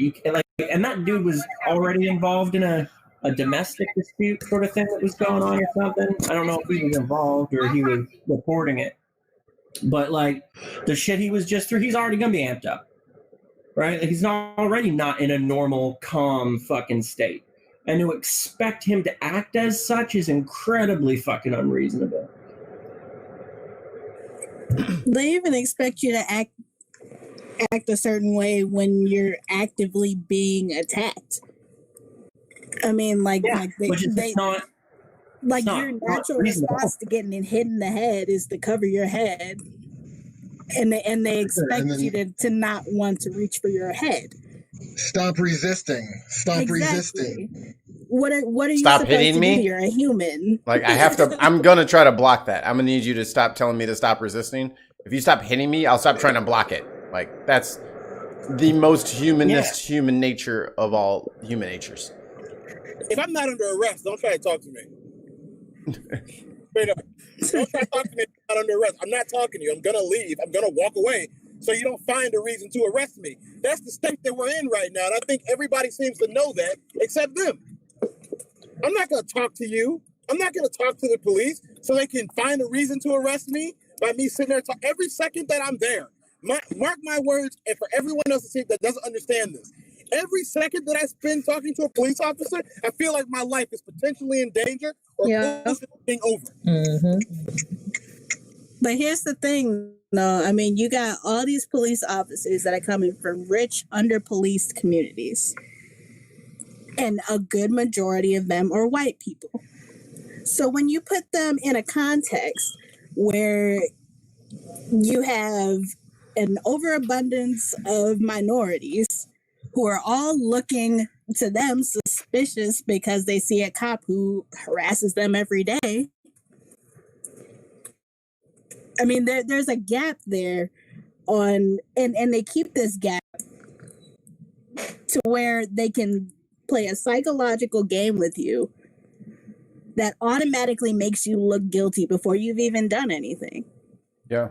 Nathaniel, you want to hop in? I mean, like, why was this person acting paranoid? Well, you pulled me over 26 times this week. You know? How dare I? Like, that psychological aspect is never addressed. Nathaniel, go ahead. I've heard and had these conversations over and over and over again, and every single time I get really mad. Hey, fellow white people, again, if you've never experienced the emotions that they're expressing, they're very real emotions that are very personal. Welcome to white privilege. That's what it is. Well, it's one example. We've got quite a few. Let's be honest about this. I was just reading something. This is really cool. According to the Wisconsin, the DOJ, Kenosha Police Department does not have body cameras. Therefore, the officers were not wearing them and did not record anything. Oh, fucking convenient. 70% of Portland police officers don't live in Portland. 70%, but they get to patrol Portland. Which is radical. Why not? First off, you know what I'm in favor of? Fire all the fucking cops and replace them with women and women of color. Just saying. Every woman I've seen can de-escalate much better than any man I've ever met. But where is, if we're allocating money to these places, where is it going to besides obvious riot gear? Because except for in Austin's hometown, or in Michigan, or in Frankfort, Kentucky, if you're protesting wearing masks, and you break down windows inside of a state capitol building, or if you want to take your AR-15s inside of a state capitol building, All you have to do is be white. Be white. 100%. And then you can get up and yell in the face of police officers, federal police officers, who we in Portland have met. They kidnapped us, if you don't know. They not me, unfortunately. God, dreams will never come true. And you can do that. Yell at them, scream at them. Just be white when you do it, because you have no issues. Well, I don't remember the last time. Actually, I saw a state trooper 2 days ago because he was leaving and he turned around and he helped somebody on the side of the road. I was talking to Susan. When was the last time we saw a cop in West Lynn? When we came back from Mount St. Helens and it was 4:00 in the morning and he happened to be on the side of the road, probably sleeping. But if you attempt to even stand there and say, please stop killing us as people of color in this country, you're automatically thugs, which is a racist term. You're automatically dog whistle for sure. Looting, violence. Oh yeah, it's looting and violence. And I've said this before. Fuck the police, burn their fucking precinct down. I don't care. Because you can't bring back somebody's life. You can't help Jacob walk again. Which one's more important? And so, Dan, I already know your answer, Dan. But I'm not okay with it. And I just want to say hi, Dan. Hi, I'm waving. Dan, you ain't shit. I'm just going to say sorry for saying fuck you, Dan. Oh, I'm not. Just wanted to say hi. Yeah, Ashley, then Austin, Who's and then Dan? Ashley, then Austin. Because I'm like, who the hell is Dan? What Dan? Dan's this. He's in the chat. Student in the I'm like, Dan be tripping, Lord. Ashley, I had to switch over so I could read Dan's comments, and I'm like, damn, Dan, you asked for it. Then. I looked over. Ashley, then Austin. Hold on, hold. Order in the pod. Ashley, then Austin, and then we're gonna introduce the big fella down on the bottom. I want to know what drink he mixing. It look good. You have to wait. You have to wait until Austin and Ashley go, and then he will tell you, I'm sure. So people have been suggesting one way to deter all of this is to make these officers I don't address Dan on the show. take out insurance policies. So if they like a liability type situation, so like if they do hurt someone, they have to pay for it. And instead of it coming out of the, the police fund, which is taxpayer money anyway, but they were saying that they need some sort of insurance policy that they have to ride around with, just like we have to ride around with insurance for our cars, where if they kill somebody, they have to pay that out. So maybe it'll help them remember to try to use another way to police the community and things like that. And as far as you guys mentioning the police not living in the area, that's a huge issue, because I don't think you should be able to police in the area you don't live and you don't understand the people. So there used to be a rule where you had to live within 15 miles of your municipality, but I think that's just gone out the window. But the crazy part is, if you don't like that neighborhood well enough to live in it, how dare you police it? Yeah. Like, you got a lot of nerve. How is that even legal? That should be actually illegal. But it is here in Chicago. They get fired for that, and that's how most of them are. They're supposed to live within Cook County or the city of Chicago if you're going to be Chicago police or any type of city job. Period. Whether it's the college police, whatever. And but they don't live here. They live, in the suburbs and things. But when people, they've gotten fired for that when they find out that they don't live within the city of Chicago, because Chicago is a lot bigger than it seems. They get fired. I know one with a Chicago apartment, but he don't live there. It's just a residence for him. I ain't putting his name out there though. I know, now you gotta put it out about it. No, do not. No. I'm gonna talk over everybody. We don't have lawyer money, Cortez. We don't have lawyer money. Relax, Patreon. Text it to me, Cortez. Patreon. Nobody. I'm not telling nobody. Patreon ain't hitting like that. You better relax. We ain't got lawyer money yet. Austin, and then I will introduce our next. Cortez. Crosstalk doesn't. Crosstalk doesn't work. Crosstalk doesn't work on here. I'm gonna mute you. Crosstalk don't work on here. You relax. Giggling ass. Austin, and then I will introduce our guest. Yeah, I mean, my $10 in Patreon money. You're not gonna like the lawyer you get for that. We can't even call Saul. Right. Yeah, I mean, going back to like this whole idea of privilege, especially with like the armed, quote unquote counter protesters. I like to call them terrorists, because that's what they are. They're psychological terrorists.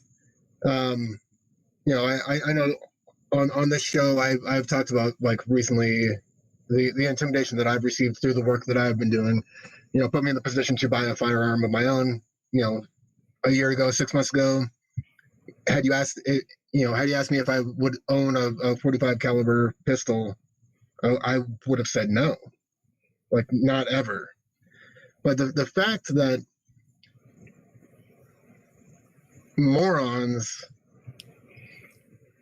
protesting Idaho's pretty, admittedly pretty lax, coronavirus measures are walking into our state house armed, AR-15s, pistols at the hip, unmasked, violent, breaking glass windows and doors to get into the special legislative session, pushing past state troopers.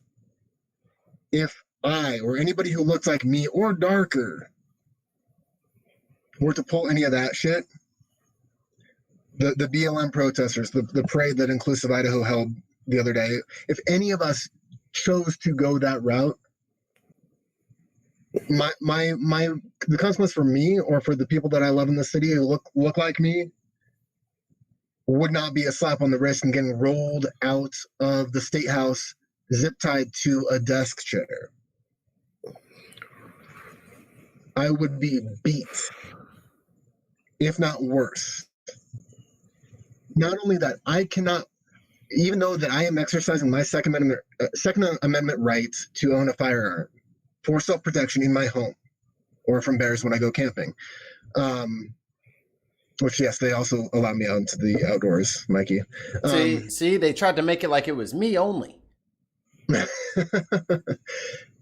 If I were to buy a holster and open carry walking down the streets of Boise, Idaho, like so many of these privileged nincompoops do, I would be shot, likely immediately. Period. Because of this, because I'm a shade darker. I'm a black man, and that differentiating delineation would mean my death, because I'm exercising the same right that every white terrorist idiot walking through the streets of Boise, counter-protesting civil rights exercises. So, yeah, I think, sorry for the rant, but also... No, perfect. Thank you, Dan. Perfect. Go. That's a perfect segue into, ladies and gentlemen, from the voice from the underground, the podcast, the man, the myth, the legend, the uber strong and always sucking on our fat paws, Cigar, having a delicious drink, the one that they call him Big Haz. What's up? That took a lot out of you. I'm gonna need to know the name of the cigar. First, let me say that all of that hyperbolizing in the beginning there was, I'm just Haas, man. I low key almost did the Kurt Angle music. No, please don't. We almost They've been so strict on the copyright lately. Them bots are crazy. Please don't do it. I streamed Halo and they tried to get me for the soundtrack. Yeah, Yeah, what you drinking? What you drink? They want to know what you're drinking. It's time for Roll That Music, a Big Haas Humidor. Oh my God. This is a first. This is a bin podcast humidor. I did it. Yeah, in a town hall humidor. I can't believe it. All right. Well, since everybody, I'm smoking a. Hold on. Let me see if I can. It's a Mark Twain memoir. This is a Gordo. It's a Maduro. It's about 6.5 by 60. If y'all know your ring gauge and stuff, y'all smoke? Y'all smoke? Who smokes? Yeah, okay, you know what I'm saying. You know what I'm can't see saying. me, but I'm raising my hand. I'm on the patch. I was looking for the Mark Twain. It's called The Press. That cigar is phenomenal. This one is pretty good. I got these because I got like 30 of them for $48. So that's why if you see, I got kids. So I try to smoke on a budget if I can, smoke good on a budget. So that's you get these and you can smoke and not feel like you smoking away a ton of money. But also my drink, it's the same drink, Mikey, from just with no rocks. It's neat. From when we did the podcast the other day. It's the Moscow Mule. So it's 2 ounces of 20 grand gold cognac infused vodka. That shit's on fire. And it's the shit. And then 4 ounces of ginger ale. I got the Sprecher ginger beer, and then a half ounce of lime juice. Now you're supposed to, throw a mint julep, throw a mint in there, and have it over ice in a copper cup, but it's just as good like this.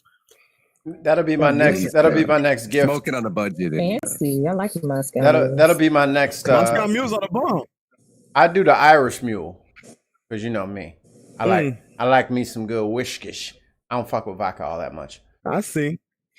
I got into Moscow Mules because my frat does a Kentucky Derby Day party every year, and they of course serve Moscow Mules all the time. Is that a thing? It's good. Oh, y'all fancy. I just got Hennessy in the freezer.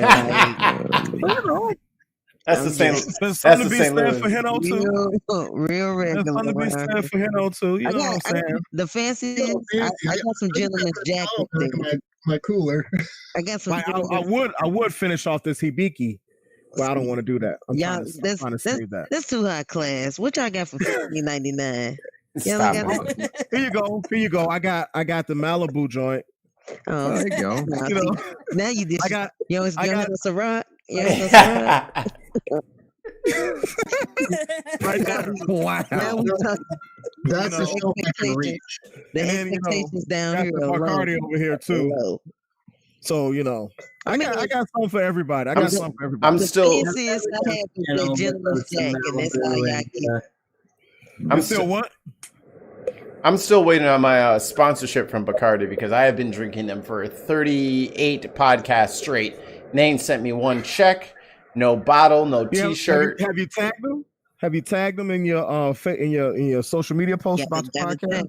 You got the tag. They'll send you. But I'll tell you this though. I was tagging because when we first started podcasting on Voice from the Underground, I was tagging the fuck out of CAO cigars because I was smoking their 660s and Sessions and all these other, the Icon, all these other the CAO cigars.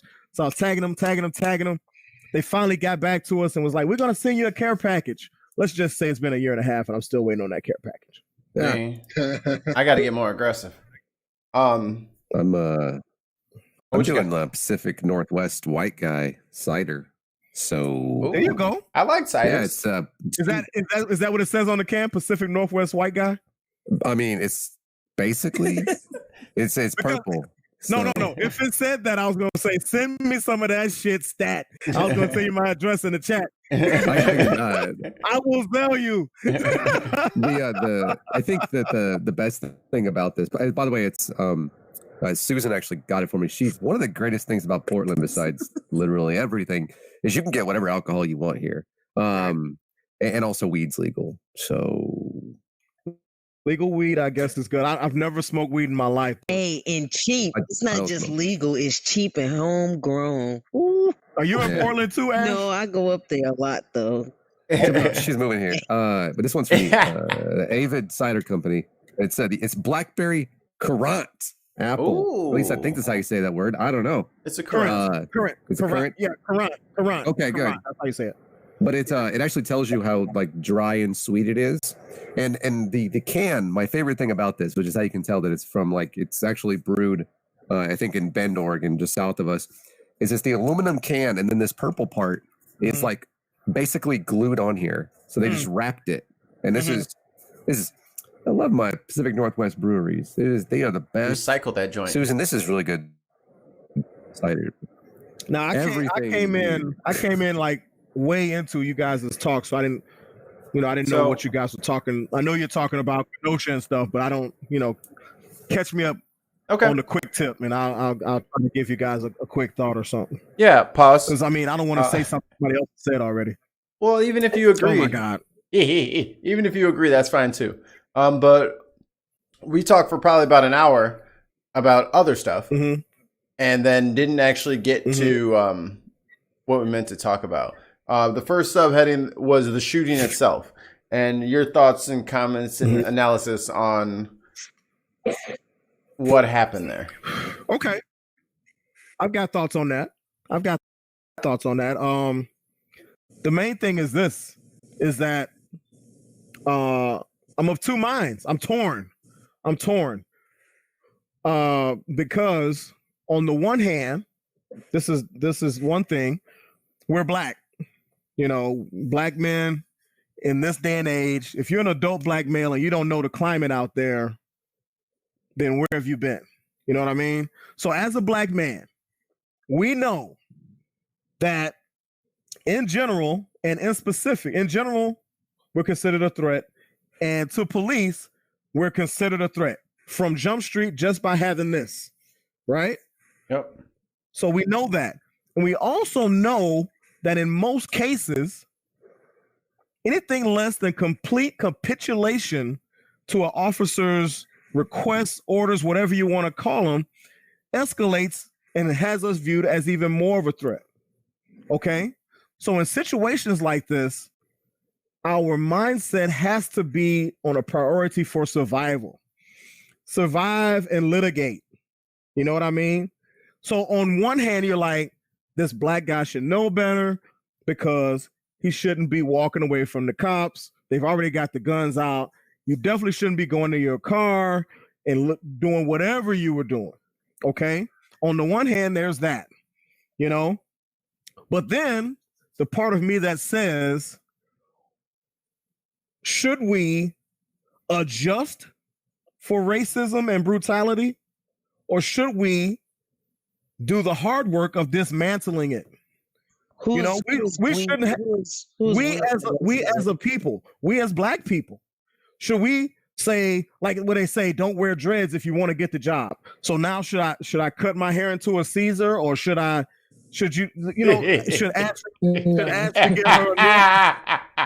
a soul glow? Should she get a soul glow? So no, we shouldn't have to adjust for systemic racism. We shouldn't have to adjust in order not to be brutalized, because not everybody has to do that.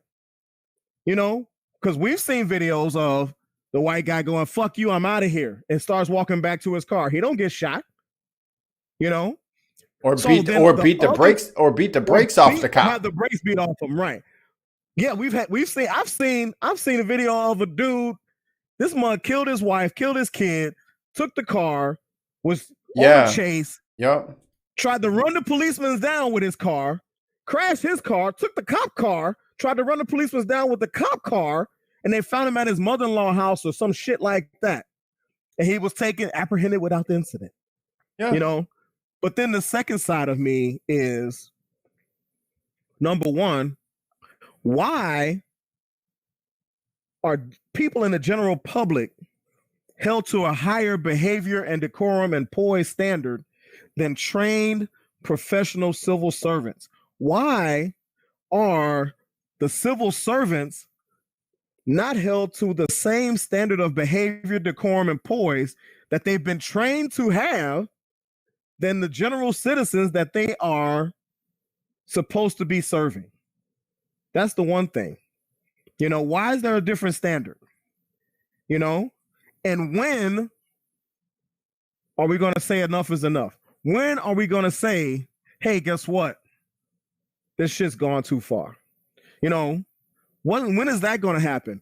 Is it going to take cops doing this to white folks at the same rate that they do it to black folks? Are they going to have to up the ante by 2.5 times and start breaking white folks off like that? And even or are we going to do something before that? And even at the rate that hold on, Ashley. And even at the rate that they're doing it now to white folks, they don't seem bothered by it because it's usually poor white folks that they can just write off. The wheels of justice roll swiftly for them too. Yeah. They ask, well, I'm going to sue or I'm going to lodge a complaint, and guess what? Something happens. Because you know Karen loves to lodge a complaint. Shit. Yeah. Oh, yeah. Cool. Karen is the queen of complaining, okay? The queen of complaints. So man, you don't even have a receipt. You cannot return that. Yeah. That is the policy, Karen. Don't let her call the manager.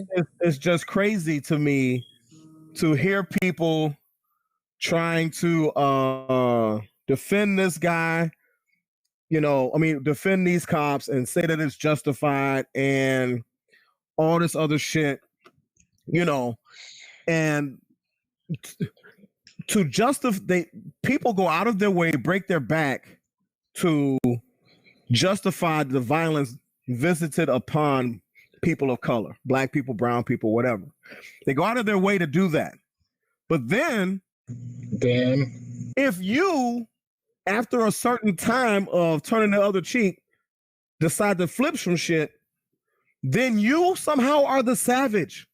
You somehow are the animal. You somehow are the thug. But it's been years and years and years and years of state-sanctioned savagery, thuggery, brutality, murder that we've walked for, that we've written emails for, that we've taken to the streets for peacefully. We blocked some shopping centers. We blocked the expressway or things like that. You know, we have petitions and things like that. And what happens with those things? They get dismissed. They get disrespected. They get ridiculed. There's general apathy. There's general apathy to all of those methods. You know, people act like rioting was the first thing that people did. No, there's been all of these other things, kneeling and all these other things that have gone on before you get to this point. But the general apathy, and that's what I've been challenging people when I have discourse with them. I'm like, you got to look in the mirror. You're talking all this shit about rioters. You're talking all this shit about looters. You're talking all this shit about Antifa and anarchists and shit like that. You're talking all that shit. Go back through your social media feed. When Cap was kneeling, what were you saying? Were you saying we need to stop this? We need to have systemic change? You probably weren't. So guess what? You put some fertilizer on the ground that fed the roots that led to what you're seeing now. You did that. They don't want to hear that, though. They don't want to talk, and that's another thing. People don't want to talk about the roots. They want to talk about the riots. They want to talk about looting. They want to talk about protests. Some of you want to talk about police brutality, but they don't want to talk about the roots. When you start saying, hey, we're talking about fruit here. The fruit is bitter. The fruit don't taste good. It stinks, you know, but how often are we going to burn the fruit and talk about stomping out the fruit, but leave the tree standing over there? The tree is still there with roots as deep as ever. When are we going to talk about uprooting the tree? Then everybody go on mute. Then nobody wants to talk. Just now, before I saw Mikey's notification, I was engaging someone about the same thing because he's talking that all lives matter stuff. And I said, okay, if all lives matter, you can cuss. Why are Breonna Taylor's killers on vacation in Florida? If all lives matter, how did Tamir Rice get killed in 1.2 seconds in a park? If all lives matter, how did John Crawford get killed in a Walmart in an open carry state holding a BB gun that he got from that store? Thank you. And he got killed within 2 seconds. If all lives matter, why are people out here? Why are people defending 9 minutes on the neck? Why are people defending 7 shots to the back? If all lives matter. Let's not forget I live in Fort Worth where they killed a woman in her house. Yeah. And they were creeping around her. Yes. Ariana her. Yeah. Yeah. So like, why have they been arrested? Hell no. But, yeah. Yeah, he was arrested. Well, he was arrested. Okay, good. Was he arrested? What I did was he was. He's one. What I did was I listed all of those questions out to this guy on the post. And guess what? He talked about everything else. His friend jumped on and tried to have his back and talked about everything else. And you know what I keep saying back to him? When y'all gonna answer them questions? It's real fun. Answer them questions? If you ask the right question, if you ask the right question, the silence is deafening. Nathaniel, but I know deflect and try to pivot too. I'm sorry. Go ahead. Nathaniel, I know you got to get running here. You got some other business to take care of tonight. Did you want to give some closing thoughts and then chill away, my friend?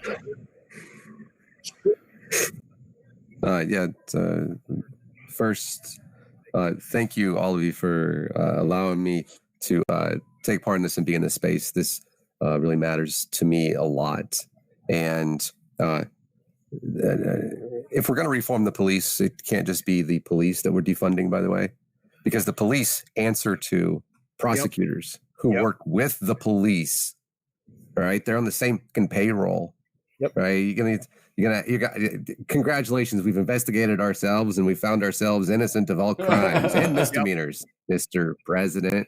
That's what the GOP did, by the way, even though they admitted that the president definitely did this shit. This is what the police do. They admit they do it, and then they find themselves not guilty of what they've admitted to, which is systemic racism. Yeah. I find myself sometimes we're making these signs, right? That time because I'm gonna be standing outside the West Lynn Police Department with all these names on them. It's not easy to write all these names because there's so many of them. I don't have enough space. That was something I said, and it sounds like a joke. I don't have enough space on a trifold big ass sign, right, to write all of these names. And there's so many on here that I don't even know. I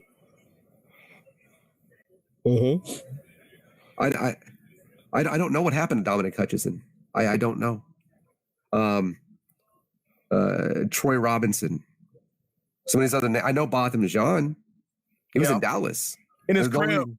Eating vanilla ice cream in his drawers. Yep.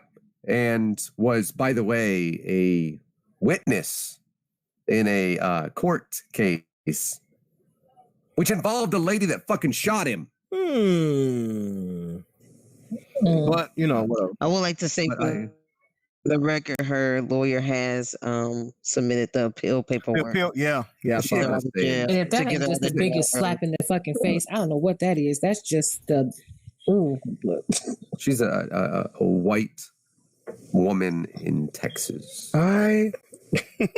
She's I'm gonna write a letter. Just call her a cunt. That'll make me feel away. That always makes me feel away. Her mom probably called the manager. She called the manager. She called their boss and had to complain. And Karen Geiger called the manager. for Dallas having a black police chief and a black mayor.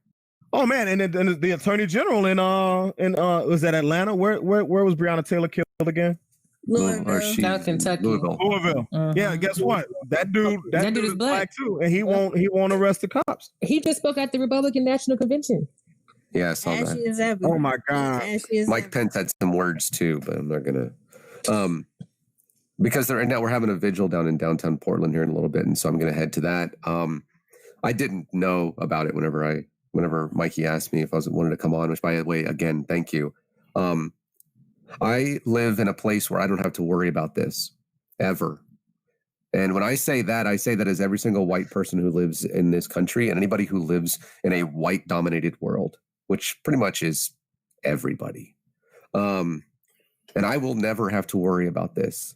And I understand that. But I can't get to these names because I said it last week. I said I can't not do something because somebody else is going to die. Mm-hmm. And it's not like I'm speaking like, the word of God prophesying on something. Because this is just, it's not like I'm making a guess. This is a pattern. The police don't care. And I'm also sick of saying I'm sorry. Like, you shouldn't have to though, because you're not one of the perpetrators and you're not one of the enablers. You know what I'm saying? Don't apologize for other people. All you can do is be a solid ally. And some people don't understand what a solid, like, you educating yourself. Okay, cool. You correcting people, cool. When you're out there protesting, a lot of times, you'll see white people throw themselves in front of black people so the police won't abuse them. Like, stuff like that. That's the kind of stuff, like, you're not in the system, you're not a cop, you can't change any of that. The only thing you could do is be a good ally. And you are a good ally, and you're not trying to co-opt, a conversation led by Black individuals. You're trying to learn and be a part of that conversation. You're not trying to discredit the pain and the suffering like some of our audience continues to do. You're trying to understand and be a better listener and truly grow as a person and do what you can. And that is the ask. That is flat out the ask right now. I think the ask is just to show up. Show up. Last week we were at a little thing here. It's a not really a rally or anything, but like an educational opportunity here in West Lynn, where again, some of these people I don't think had ever met Black people in their lives. And sounds like a joke, right? But no, it's real because they didn't know anything.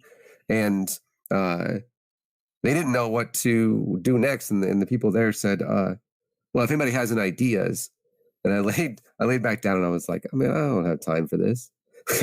I'm already doing so much other stuff. But then I said, I know that if I don't, that something else is already going to happen and I have to do something. I can't not do something. And five? How long ago was Milwaukee? Is it 4 or 5 years ago, I think. And this is a personal story from me that I've grown with. First off, Susan has helped me see more about myself over the course of the past 2 years than I've ever learned from anybody else. So credit her with all of this, not me, her. I don't know why she's not on here right now. I have no idea. She's the ally. I was trying to get a hold of her, but I accidentally got you. That's fair. And I actually said out loud, I get it, they're mad, but why do they have to? Why? She's laughing. She just heard it, yeah. Yeah. Why do they have to burn their own stuff? I said that myself. They're in Milwaukee. And I had a friend of mine who's Black sit me down and say, here, let me explain this to you. And I can't thank that person enough. And I have to go to Portland because I'm going to go to this vigil. But we're like at day 90, by the way. So if anybody wants to learn how to protest, we got it down. I went from, you didn't beat Ferguson, why are you burning your own buildings? Yeah, Ferguson got it. Yeah. I went from, why are you burning your own buildings to fuck the police, burn their whole fucking thing down. And if I can do that, why can't other people? That's my thing. And I believe that most people can. And that's what I'm going to move toward. I am constantly reaching out as well to people of color, especially women of color, and other marginalized communities, and saying, hey, when can you run for office? Because I want to support every single person that wants to, every single person that can, in every way that I can. I will come and help with your campaign. That's the best that I can do. I love all of you guys very much. I'm going to go to Portland, and chill. Also, yeah, we're on chill. We're on YouTube. Okay, we've got this channel here. Is it here? Where this thing is always mirrored. Divine Disbelief on YouTube. Susan's got awesome stuff on there too. And then we're also on Twitter. We talk really about religious extremism more than anything else. But we've obviously big social justice things. We've been working on a video for like 3 months now that's still socially relevant. So we're going to get that out as soon as we can. Has to do with a lot of this, but not this, but also this. And for those of you that I just met tonight, thank you for being awesome and staying safe as best you can. Susan, you are now a moderator, so go ahead and drop that link in there for everybody. There you go. And also, it's going to be 82 degrees in Portland tomorrow. So if you need another reason to come up to the Pacific Northwest. Shut up. I hate you. I hate you. I love you. Thanks for being yourself. Thanks for being one of the few people in this Thank you. Atheist community that's been like super dope with me and never questioned my experiences as anything other than my experiences. So I appreciate your open mind and your impressive Funko Pop collection. Most of it's Susan's, quite obviously. And also this guy back here, that's Cthulhu. He says, wear a goddamn mask. There you go. See you, Nathaniel. Thank you, sir. Low in theory, you were trying to get in, but I don't know. I don't remember what you have a different name than the name that I sent a link to. So if you're watching, send me something in the chat so I know it's you. So while Haas is I gone, think that might be Dex. Oh, okay. Yeah, I want to say something to Haas once he gets back. Okay. I think that might be Dex. Okay. Now that I know who it is, that's fine. But I was like, I don't know that name. Yeah, don't know I believe it's Dex. Okay. Dex. I'm gonna. Are we going to the next topic yet, or do you want me to chime in? Chime in and then segue us into the next topic. Do it, you podcasting beast. Perfect. Yes. Listen, one of the things that I really want people to understand is that person does not feel any sense of ownership in this country, and not even when they have a house or if they have a car. That doesn't mean they have a sense of ownership. That means that they're still paying for someone else's stuff, and whether you like it or not, that's just how they see things. Run the numbers. If you don't believe me, I'm not going to dive too deep into this. If you don't believe me, run the numbers on black ownership compared to, the white counterparts, and you'll see exactly what I'm talking about. It's really hard to take ownership in something that you don't feel a part of, especially in cities. Those types of cities, black people don't really own much of anything there. So when you say burning down their stuff, they don't see it that way because it's not theirs. It's really just, under white fronted or even black fronted, depending on how the finances are in certain places. Now, time for our sweet schwa. If you watch our show, you'll know exactly what that is. It is time for a segue. The segue we're going to talk about today is some punk ass dude walked down to Kenosha and started shooting people because he thought that he was going to be a cop and he was going to protect the people there by shooting people. He came from Illinois too, which makes it even weirder that you can cross state lines with that type of weapon and be 17 years old with no cards, because you can't get a FOIA card at 17, especially being from Illinois. So we're going to go to our wonderful co-host, Mikey Famine, to talk about this and give us the next set of points that we want to hit. I'm sure Dan already has some whataboutism instead of answering the question of why a 17-year-old teenager was walking around the city of a street that he didn't know at night with a bunch of protesters, which he had never experienced before, with a loaded AR-15 that he took across state lines. I'm pretty sure he has some sort of whataboutism about that. But I'm gonna kick and dance. What we can already guess that that's where he's going. But it's been a minute since we heard from Theo, Ashley, Brittany. So then we'll go in that order. So Theo, your thoughts on little mass shooter McGillicuddy down there? Before y'all start, can anyone hear me? Yeah, you're good. Oh, you know what? Let me take back everything I just said. We're gonna introduce Low End Theory, and then we'll do what I just said. So, everybody, this is one of my close personal friends, Low End Theory. I don't get to see him as much because COVID-19 has taken away our time that we usually see each other. But there for you, homie. I would like you to tell them a little bit about you, nothing personal, because internet. And you can go ahead. The floor is yours. All right. Well, nice to meet all y'all. I don't recognize anybody here except for my boy Soul Reaper over here. But it's from Chicago. I grew up poor. I got I got a little bit better as things got older. So as I got older, I guess I have like a little bit more of a unique perspective on a lot of things. Still pro-black at the end of the day. I guess I'm really dangerously left, very, very far left. So I may even have some extreme opinions that some people don't even don't really mess with. I don't know if we can use profanity on this channel or not, or whatever the case If you don't fucking cuss your fucking ass off on my goddamn stream, who the fuck do you think you is? I'll be straight up. I am not a very nice person, especially when it comes to racism, especially when it comes to right-wing extremism. Watch your fucking language. All right, I'm done. Whatever it is, I'm not a nice person. I'm currently just coming off my 30-day ban from bullying racists on like whatever channel it is. I forget because it happens all the time. I'm just like I'm just true to who I am. I don't know what's being discussed. It's my first time on here. I know that Tez has been doing this for some time, so hoping to hopefully put some new perspective out there and just kind of have some conversations. We'll do it. We'll do it this way then. We'll go Theo, Ashley, Britt, and then you'll get the vibe of things, and then you go up after that, Dex. Okay. Theo, right. I do have one question though. Yes. Before we start.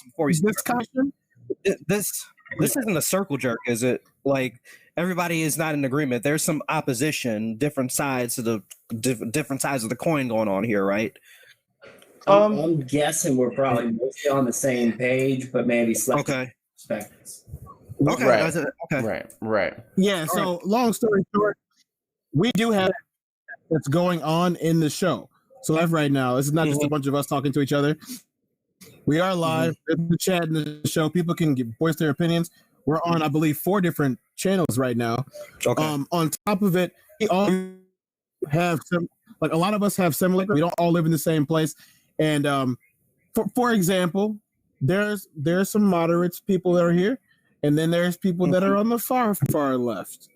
And one of the reasons why I invited you is because I need to hear the opinion of a person that's not going to sympathize, because I have I will admit I have some sympathies with people sometimes before I say, you know what, screw it, burn it all. I want to know what a person thinks when they say I don't care about them. I burned it anyway. That's what I need to hear. That's what I would love to hear. All right, I can own that too, for sure. I would say that I'm definitely on that more moderate side of things as Cortez expressed, for sure. Okay. All right. Oh, we are doing usernames. All right, cool. I just wanted to know, just so everybody knows, you can call me by my name. My name is Dex. Just so you know. Well, they call him Big D in the streets. I am a co-host of the show, so I'm always here. Yeah. They know my name by now because I co-host the show. So me trying to pretend they don't know my name by now is a little bit late for that. I'll change his name in a minute. Don't worry about it. I'll change his name in a minute. Don't worry about it. I'm not calling him Big I'm not calling him Big D. I'm just. You gonna refer to him as the Big D? Big D represent. That's how everybody needs to say. Before you say a sentence, say "What up, Big D," and also, and then you say whatever you were gonna say. That's how. And then you said what up.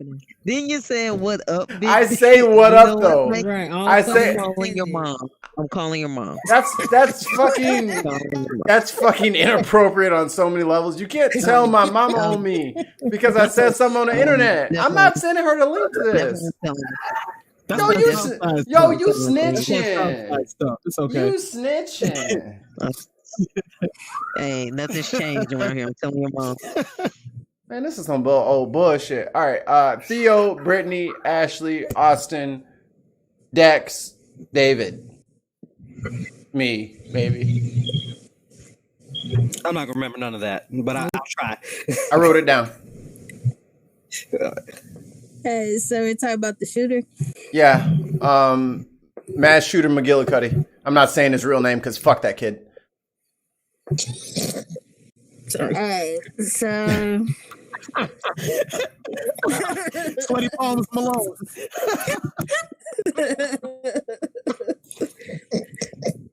So this motherfucker. All right, so Nazi piglet. I really don't know how y'all podcast and Bacardi at the same time. I really don't. It's a skill. Not everybody has it.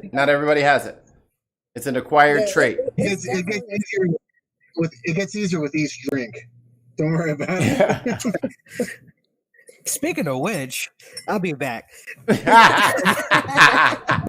Now you understand. Stay hydrated, my friends. Stay hydrated. Stay thirsty, my friends. Go ahead, Theo.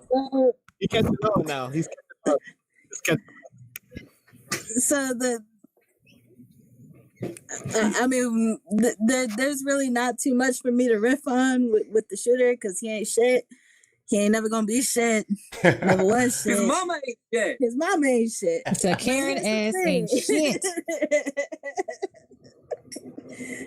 This is the thing, though. I think the intersection here between police and lone wolf, I'm doing finger quotes right now, lone wolf school shooters needs to be addressed here. Yeah. This is almost like when I saw it the first time, I was like, well, that's exactly the type of person that would grow up to be a police officer. That is the person right there. Like the person who can go and grab his daddy's gun and just go and fucking kill people for sport. You know, that's basically what we're looking at here. And for this kid to be completely supported in all facets of things by the police, to be thrown a water bottle, to have a spot within a militia, being 17 years old, and have protesters kettled towards him. Yeah. To be able to take lives that way. There's something there that I think we need to address. Just the way that things progress. Because this is the kid that is allowed to be violent. This is the kid that is allowed to act like this. And it's never fucking addressed. It's just a part of American culture. You're gonna have a Kyle that's gonna want to shoot people. You know, there's gonna be that one person. You're gonna have to go to school with them. Yeah. Like this is, or work with them. And it's never fucking addressed. And that kid is allowed to be a kid for fucking ever. That kid will be a kid when he's 45. You know, like that takes me to thinking about the whole situation on, you know, just how Black kids are forced to age so quickly and white kids can do this shit. You know? Yeah. And There's a lot of fucking threads there for this one for me, but when it comes down to it, he ain't shit. He ain't never gonna be shit. Never was shit, and that's how I feel about it. They gonna learn the left got guns too, though. Yeah, we got guns too. Brittany, but that's how we got Mo. got better ones. We just don't masturbate with them in public. Brittany, your take on mass shooter McGillicuddy? I'm sorry, that just kills me every time. I'm sorry. That is a knee slapper, okay? But look, I hate to sound, real black, but fuck these white kids. Like for real, because apologize for that. I'm not. But I just don't get how this little boy, Cal, Connor, whatever the fuck you want to call him, then took his ass from Illinois across state lines with his daddy gun and killed these people, and y'all just advocating for this little boy. Like you really are advocating for. Just I know he's a grown ass man. I'm sorry, 17. How the fuck is he grown? You're advocating for this man who just sat here and killed 2 people and injured another one because he thought he was going to be a police officer. He thought he was going to be a police officer. He wasn't one. He's a thug. He's a criminal. Is what he is. He's committed crimes. They're going to excuse it. They're going to excuse it with some sort of he thought he was. Like they said, they thought he was protecting people or whatever the fuck they claim he said he thought, which is a bunch of bullshit. Like it's deeper than him though, because even the narrative that they spin in relation to what they say to him, a 17-year-old, thought he was protecting his whatever, but let a black man with a record go and save people out of a burning building. Oh, an ex-con saved 5 people out of a burning building. Like, right. What the fuck is this? Right. It's a bunch of bullshit. I don't like it. That's all I got. Because Ashley, it's bullshit. You're muted before you. There you go. Yeah, no. I'm low key playing 2K at the same time. So look, you don't want to see me and my team. Let's just start there. But go ahead. Whatever.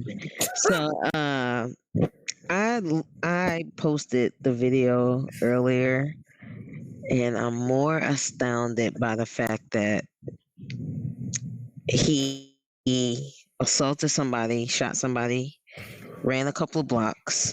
People followed him.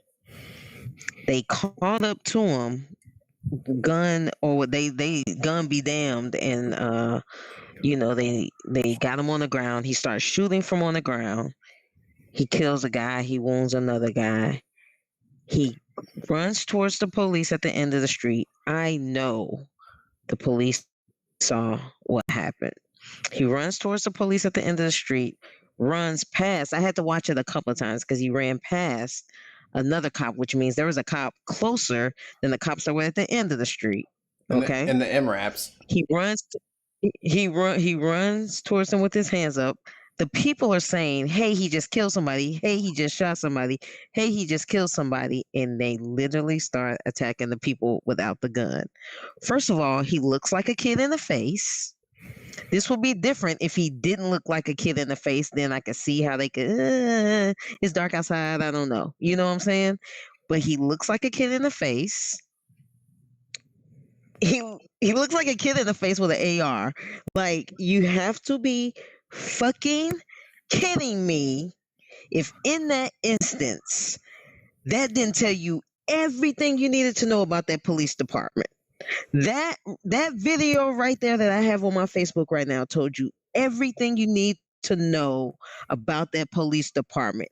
The citizens are telling you the man with the gun just shot somebody. The big obvious gun. That's the aggressor. Hey, that guy just shot somebody. He's literally running towards you with his hands up, trying to surrender. Okay, because I'm gonna assume he low key like save me because these black people don't care about me having no fucking gun. Because they just got at him up the street with the gun. You know what I'm saying? Yeah. But that video right there should tell you everything you need to know about how they're going to handle this case, about that police department and everything. You just went past somebody in your military vehicle, which I don't understand why you have. There's a lot of IEDs in Kenosha, Wisconsin. I don't know if that's why they need MRAPs out there. Clearly, they got IEDs, cheese, and Brett Favre. I don't have time for all of that. Either way it goes, Oh my God. Brett Favre ain't rocking with them no more. Brett Favre ain't rocking with them no more. Go check out his. Go check out Brett Favre. Either way it goes. I will say their cheese curds are really good though. Yo, them cheese curds I don't like them. Cheese curds are flame. like 'em. Cheese curds are flame. It depends on where you go. It depends on who got them, but they're pretty decent. You guys, we just had the conversation. Castle right over there, over by Kenosha. You gotta go to the county fair. They nasty. Y'all. Wait, pause this conversation. My cat was just sleep so hard I can't even look at her right now. She just fell off the couch. Damn. Like that's why I looked over like that. Like she literally just fell off the couch. Oh my God! I'm not even gonna make eye contact right now. Don't look at her; she'll start crying. No, she's about to piggyback off. I'm gonna piggyback off of this because this has to be said. So we have a situation here where a person has a weapon, has used the weapon, has discharged weapon. At 0 point in time was this person vetted while the police are there. 0 point in time. But mind you, you just heard the gunshots. You just heard the gunshots because it's not far from you. Exactly. I'm asking this question. My question: how did he home before they picked him up from his house? He got to the crib, yeah, man. They passed by him on the video. On the video, they literally he has his hands up. He runs up the street because he like these black people about to get at me anyway. He runs up the street after he shot a couple more people on camera. Okay, this person had their 4K shit on. Okay, so we're not making no mistake. He runs up the street with his hands up, and they're like, he shot somebody. He just shot somebody up the street. There's a cop right there though, so you don't have to tell this cop. That cop saw what happened. He runs up the street with his hands up, and the police cars. The police cars passed by him. He went to the crib. If that ain't white privilege for you, man. The cops were thanking them for being there. Kenosha not only Fort Worth PD just saw me with my holster on, and that cop was wishing I had that pistol on my hip so he could ask me a question. I kept it in the car because in Texas you could just keep it in the car and you good. But I sometimes if I'm going to trail rides and stuff out in the country, I wear my pistol on me, but I wear the holster like if I go in a QT or something. That cop wanted to stop me so bad he followed me for at least 5 miles while I was still in Fort Worth. They don't do us like that, and I got a clean record. I'm a military vet, but they still want it. They got questions. No problem. Actually, you're not the only one here. You're not the only one here. But they don't care about that up here. Hey, no, they don't give a shit. You're not because you're still black. You're still black. They don't care. Hassan, do they care? They don't. They don't. Be a fuck especially not here. They do not care. This man popped up with a stogie. That would be a fuck no. We got at least 3 videos of me talking about my experience. We got at least 3 videos of that. And I'm not going to talk about that right now because we are moving to the next question that we have concerning this issue.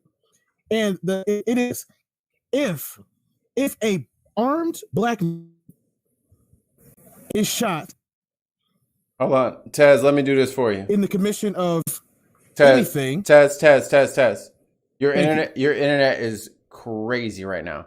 So you must be on Cricket. You on Cricket? That's that Xfinity bullshit. I got Xfinity. It's Xfinity. I got Xfinity, man. I'm on Xfinity right now. I'm not freezing. I got that gigabit. Come on, Taz. Say what you got to say though. Try it again. All right, cool. In this situation, we have a shooting that happened in Dallas and there was a black man that was walking around with a weapon during one of the protests where the shooting started. This was a few years back. Police officers got killed. They immediately started plastering this man's face all over the internet and all over television in the media, and they took his weapons and they detained him. They determined that he wasn't the one that was the shooter, and they still kept his weapons. He was still in custody, even though they had determined that he wasn't the shooter, and they were still questioning him as if it was a situation. So you mean to tell me that somebody who has not discharged a weapon? Matter of fact, this man actually walked up to the police officers and gave his weapon to them to let them know he wasn't the shooter. Right. He never got that weapon back, even though he was never charged with anything. Whereas, I'm not going to go into all the other shooting cases, but there's, a dude named Zimmer Cakes. He get his back and sells it for a lot of money. Then you have this kid who literally walks up to the police car as if, hey, I don't want them people that I'm shooting at to kill me. So why don't y'all take me in custody? They didn't even take him in custody. They drive right past him, let him go home. Dex. So what were they looking for? Dex, and then Austin. Well, I gotta ask just before I start. Like, what is the question? Like what exactly am I responding to? Don't mind me asking. Thoughts, analysis, opinions on the first. The first part we talked about was Jake Blake and that encounter, and now we're talking about the protests and mass shooter McGillicuddy and his wild ass. So, I mean, I know we're comparison to the gentleman that he got his guns taken away and never got them back because he was being investigated for a shooting that he actually didn't do, versus Zimmerman selling his gun off that killed Trayvon Martin. I'm assuming that's what we're talking about right now. That's what Taz was talking about. Yeah. I mean, that's. Yeah. I mean, that's just it's just apparent. It's we see this type of stuff all the time. As far as these dudes getting away with this these killings of young black kids. So it's saying we all know this treatment is different. I'm just more kind of curious about I just want all the facts to get out there, because I'm really tired of when these types of things happening. When these types of things happen, these people kind of weasel their way out of the guilt of the party. As far as whatever this dude's name, was his name really Kyle? I'm not. His name's not important, and he will not get any fucking spins on this radio station. Fuck him and his name. I've got to just laugh at the irony of the name, because that whole Mountain Dew bullshit, or the Monster Energy drink. Is that what they drink? But anyway, what I'm saying is so what I've determined so far is that. I've noticed that there's just a lot of lying going on to try to save this kid's face. At the end of the day, there are two things that are going to happen, and I think that we already know which one is going to happen. This kid is going to get off, and a whole bunch of white supremacists will be further emboldened. They're further emboldened, but on the other hand, this dude could be made an example out of. And I thought he was being charged in Illinois, but I just found out he's being charged in Wisconsin. Yep. So that doesn't give me much hope. But I have a really 75% chance, 75% certainty that this dude is going to get made an example of. Only because nope. At the end of the day, and I know you disagree. But hear me out. It's just too much. There's just too much shit that was wrong. A lot of times when a lot of these cops get off, a lot of these white supremacist shooters get off and stuff like that, it's because they got some sort of what's the word I'm looking for? Not a cop out. They have something that they can they can kind of use that to get out of their shooting. For instance, George Zimmerman is the biggest one. The stand your ground shit, or the what's it called, immunity? Yeah, and all that Wisconsin. Yes, all this. Yes, exactly. So a lot of them got has a stand your ground law, and it's valid. Well, Wisconsin has a stand your ground law only if you're legally illegally carrying a gun at the point at which not doing that. Yeah, he was. First of all, he's in Wisconsin. You can only open carry if you're 18 and above. This kid was 17, so he's already illegally holding a gun. And Kenosha, Wisconsin, had a curfew, which means that he was violating curfew. Supposedly, and this is just what I've heard so far, is that he was supposedly protecting this used car dealership that he worked at. That was supposedly what was going on with why he was there in the first place. But here's the issue, and I know I don't know if that's true. I don't know if it's true. And personally, I don't think it's true anyways, because all these like right wingers do, all they do is fucking lie.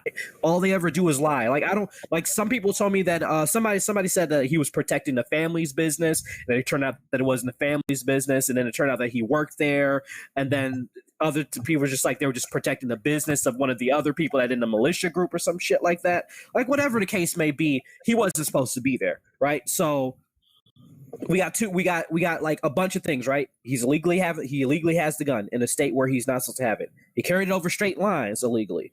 He's in Illinois, at least as far as I'm concerned, as far as I know, you can give a long gun to a minor, right?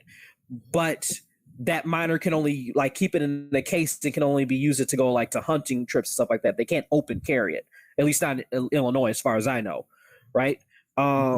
And then the last thing that you're right. He hung out. He got these boys together, or he was a part of this group, or whatever the fuck he's doing, right? And he went over there with the intent of being armed in a protest that he has political opposition to.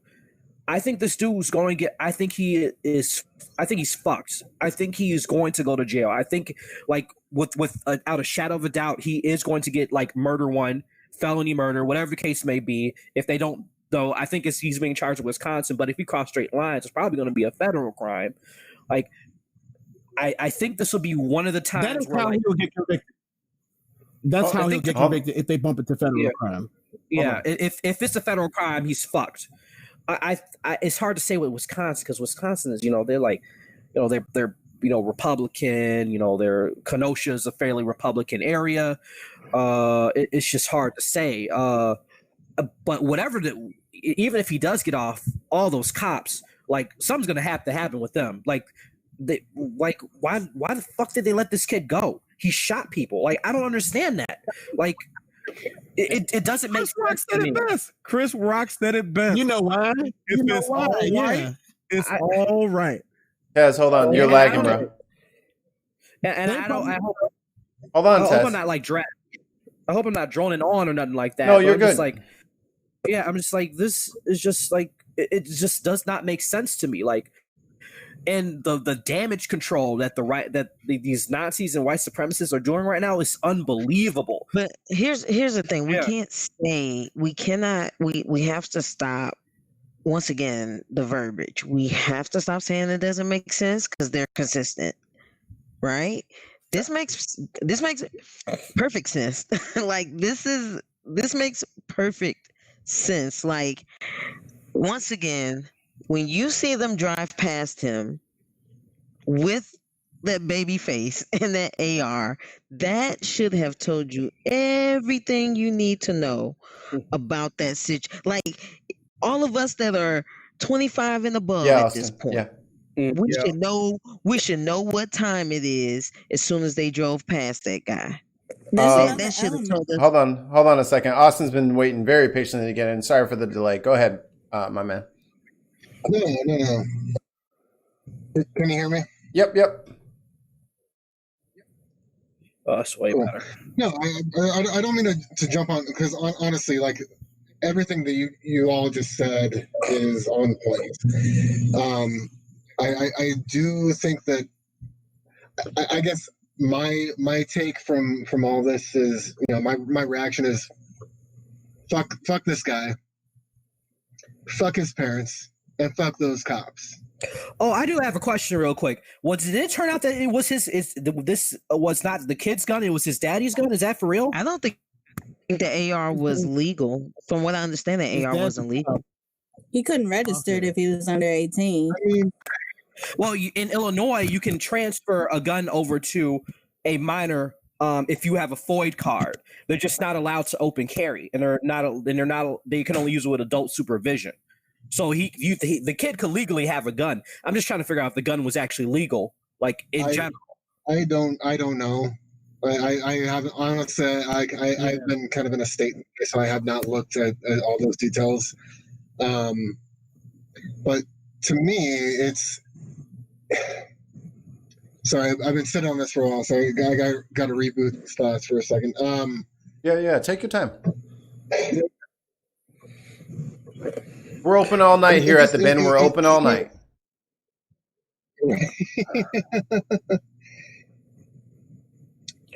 To me, his reaction from walking away and walking past those cops, there doesn't seem to be any sort of remorse whatsoever. And I know that if I were in a position to, if I felt like I could open carry, I was in that position and I shot somebody, I would be immediately, regardless of who it was, regardless of somebody who was trying to take my life, I would be, that humanity part of me would be immediately remorseful. I would be destroyed by what just occurred. And I understand that, like, there's adrenaline and fight or flight and all that stuff to take into consideration. And I'm not excusing his behavior, but at 17 years old, the ingrained racism that he believes that the people that are fighting for those who have been so disenfranchised are on par with the animals that I believe that this white kid believes black individuals sees as animals. I don't see any remorse. And the fact that I know that the police officers involved know the difference between the sounds of, I know a layman knows the difference between the sound of a long gun firing, a long semi-automatic weapon firing, and a pistol firing. And they're coming up on this scene and they're being told, hey, this dude shot somebody. This dude shot somebody in the face. Yep. In the face. And he's showing no signs of remorse. He don't care. Because you know why? People are calling him a hero. Right. There are people on Facebook right now calling him a hero. Oh, yeah, absolutely. I've seen some of the most evil, vile shit like I've ever seen in a long time due to this shit. Like, people are celebrating the deaths of these people. They're calling this dude a hero. And like, you know what's really fucked up is that, like, every single time somebody black gets killed, they're always immediately trying to figure out the way in which it's justified. His death was justified, but they have no problem like lying, fabricating stories. I heard there was one thing going around that, like, I think a famous YouTuber or Twitter personality put this out there. He said that one of the people had thrown a Molotov at him or something like that, and it turned out to be a Coke in a plastic bag. Like, it's like they're like looking for any reason to justify this dude committing clearly it was an illegal action. And then we can go back and forth as to, you know, the legality of whatever actions, you know, some, you know, black dude does when he gets killed, but you know, like, they're always looking for a justification as why the black person had to die. Right. No matter, well, I only say the black person at this point, because now I think it's transcended race. I think you're right. The benefit of the doubt is always white. Always. Right. Well, I won't even say that. At this point now, it's just whoever is whoever is on the right, in the meaning the right politically, regardless of skin color. And again, like, I'm not saying skin color is not a part of it, because it most absolutely is, and I probably say it's like 99.9% of the story. But at this point now, I think it's like now we're just looking for any reason that if this person has a different political opinion than us, whether it be, Black Lives Matter, trans rights, whatever case may be, whatever it is, they are looking for any reason to justify the deaths of these people and the innocence. I kind of want to disagree with you on this, because if it was political, the NRA would speak up when black gun owners kill people. But they don't. But that's what I'm saying. That's what I'm saying. They don't. They get mute. Well, the NRA isn't the totality of all right-wing thought. Well, but the NRA, when things like this happen, they come out the woodwork. Mm-hmm. Well, I mean, at the same time, notice that the NRA isn't really present for this one, though. So I mean, I would say, like, Can I interject here for a Sure, second? go ahead. So for this one, there's actually evidence of the police being in it. Yeah, with thanking militia. Thanking the them. militia. Yeah, Thanking and coordinating them for being there, thanking them for supporting them. This isn't like a lone wolf situation where this dude came out of nowhere. Nah, the police were using the militia as a support for the protest. They literally said, "We're going to push them down your way, and then you can handle them." Yep, and they pushed the protesters down that way. But the lines get blurred with militia and police at this point, if we want to take it there. Gangs is gangs. Our white partner in the north has been silent for quite some time, so let's let him chime in and explain all the white crap. No, I'm just playing. But David has been waiting for a minute. Go ahead, David. Let me tell y'all how to black crap. Please, son, tell us what we're doing wrong.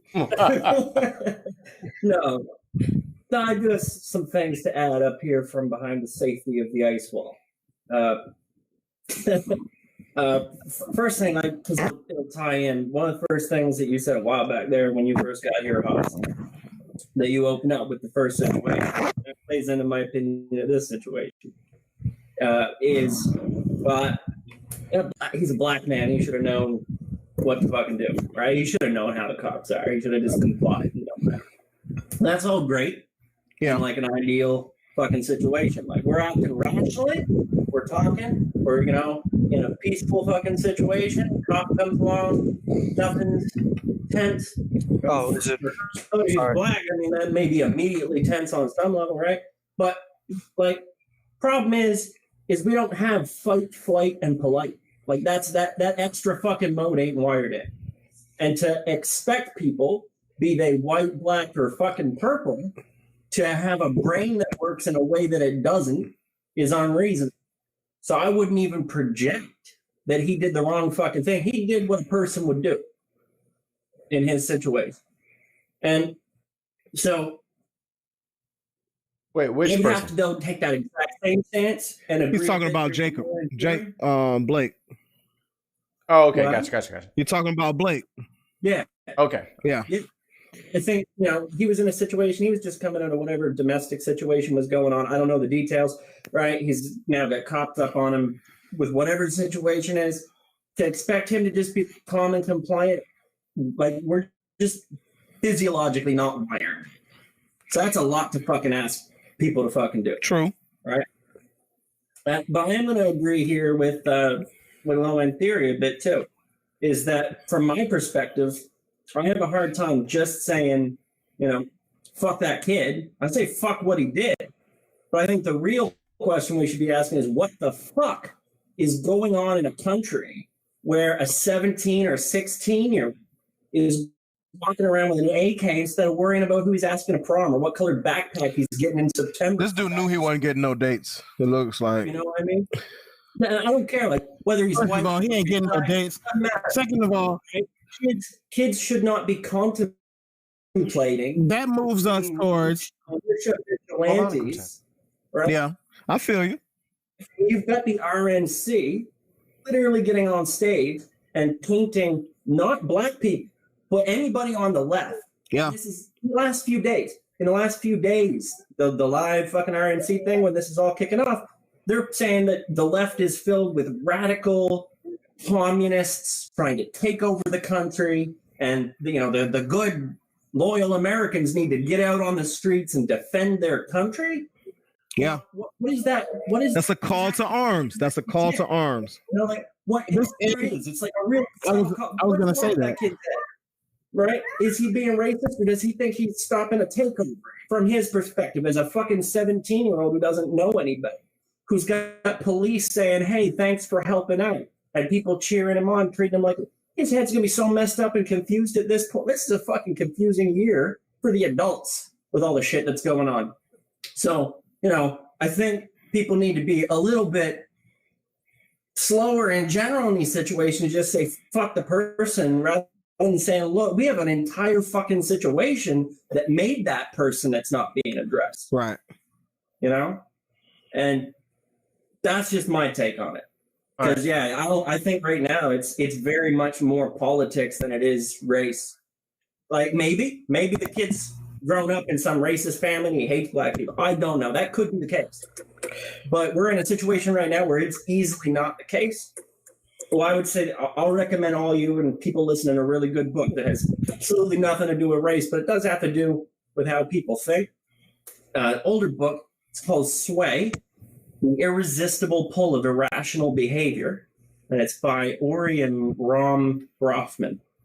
And it's a really interesting take on the kinds of things, the kinds of pressures and the sort of responses people have where you go, why the hell would people do that?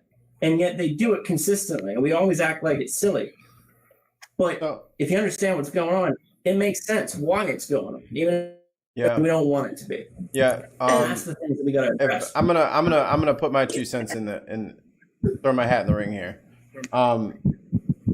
Very important to me is if I put I like to go third person, go spectator mode, and understand the situation as it's happening, right? So the cops are on one side of the street, and the protesters are on the other side of the street. I'm going to put myself in the perspective of as the cop. I see and hear gunfire. Mm-hmm. I see people scattering and running all about. I see somebody with an AR wrapped around them being chased by people. Okay, that's another step. I see the people chasing the guy with the gun, try to knock him down and get his gun away from him. I see the guy with the gun shoot at everybody and then shoot down the street indiscriminately. I then drive past the person who just shot into a crowd of people. Like fuck whatever Dan's saying. Fuck whatever anyone is saying. Tell me where it's legal to fire into a crowd. Show me the statute that says it's okay to discharge your firearm like that. Show me. I'm more than willing to look at it. But you let me know when it's okay for you to just see a group of people down the block from you, and you can just from the hip just pow, pow, pow, pow, pow. They should have locked him up for that. So nope. So then who are the police protecting? Because they're the law and order people, yeah? Like they're those guys, right? Who are you protecting? This dude is shooting down the street. He doesn't care who he hits. Are you here to protect I'm a protester. I didn't do anything to this kid. This kid's firing at me. So what are you doing, cops? Your job? Right. Your job is to protect me and my First Amendment rights. No? So then why aren't you getting the guy who's right in front of you firing bullets at people? 5.56 rounds. And you don't do anything to you drive past the kid and let him go home. Why do you think he had gloves on? Right. He was ready. He came there to do what he did. GSR, baby. That's why he's got gloves on, obviously. Mm-hmm. Mm-hmm. Now, this is all apparent. I wasn't trying to say, Mike. I will point out, I wasn't trying to say that this in any way like excuse uses this kid, right? Kid fucked up and he should serve the fucking whatever the consequences are, which hopefully won't just be nothing, because clearly, right? Like, you don't get to go and murder people and then say, oh, well, you know, they were clearly just stressed out. Like, you still have to fucking deal with the consequences at hand. But to me, the police standing by watching, not doing anything, the fact that he was ever able to get the fucking gun and somehow wander into another city in the middle of protests. They're saying that his mom drove him. That's the bigger problem. His mom did drive him. That's a bigger problem than the unhinged 17-year-old, is that there's an environment making kids like him. Can I just interject here? Yes, please. So I just want to encourage people to look into the history of sundown towns in Illinois. Yeah. You saw that Especially Reddit Northern piece? Illinois. Did you see that Reddit piece? Yeah, I mean, like everybody, if you've lived in Illinois long enough, you know when you go up further north how things get. Yep. And I think that would add a little bit of context here, because they didn't just start being like this. It's been like this for a while. Right. When you go to these towns, you know, at a certain point, you know, you got to get up out of there. And unfortunately,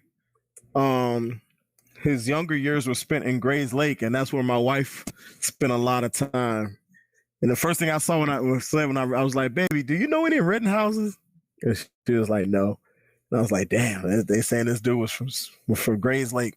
And Grays, you know, Lake County, which is the county that's up there that borders with Wisconsin. Yeah, it's pretty rank racism up there. Yeah. It's, you know. It's like if you imagine the whitest place you've ever been. Yeah. You should, my in-laws live in Woodstock, which is right in the county just below Lake County, or just next to Lake County. And man, when we go up there and we stop for gas and stuff, woo! You know, I'm glad I have Siegfried with me sometimes.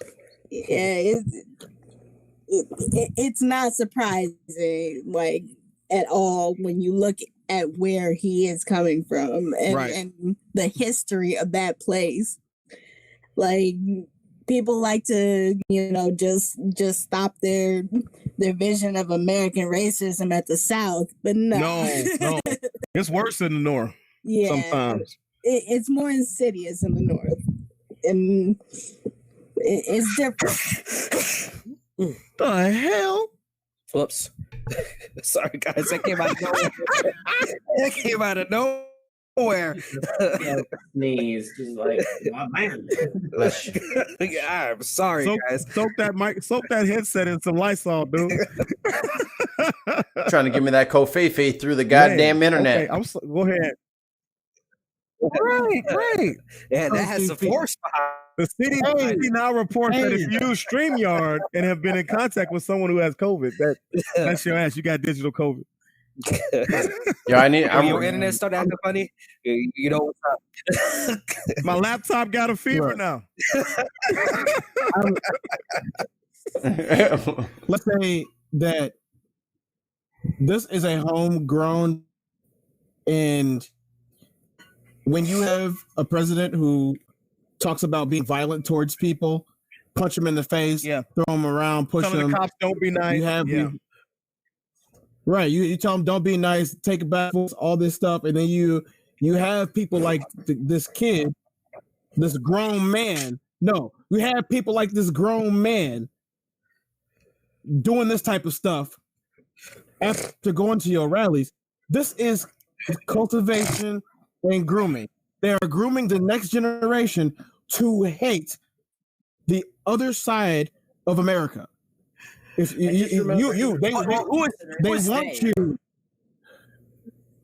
Like, who is they? We're talking about the Republican right and the far right. The Republican right, the far right, those types of white people.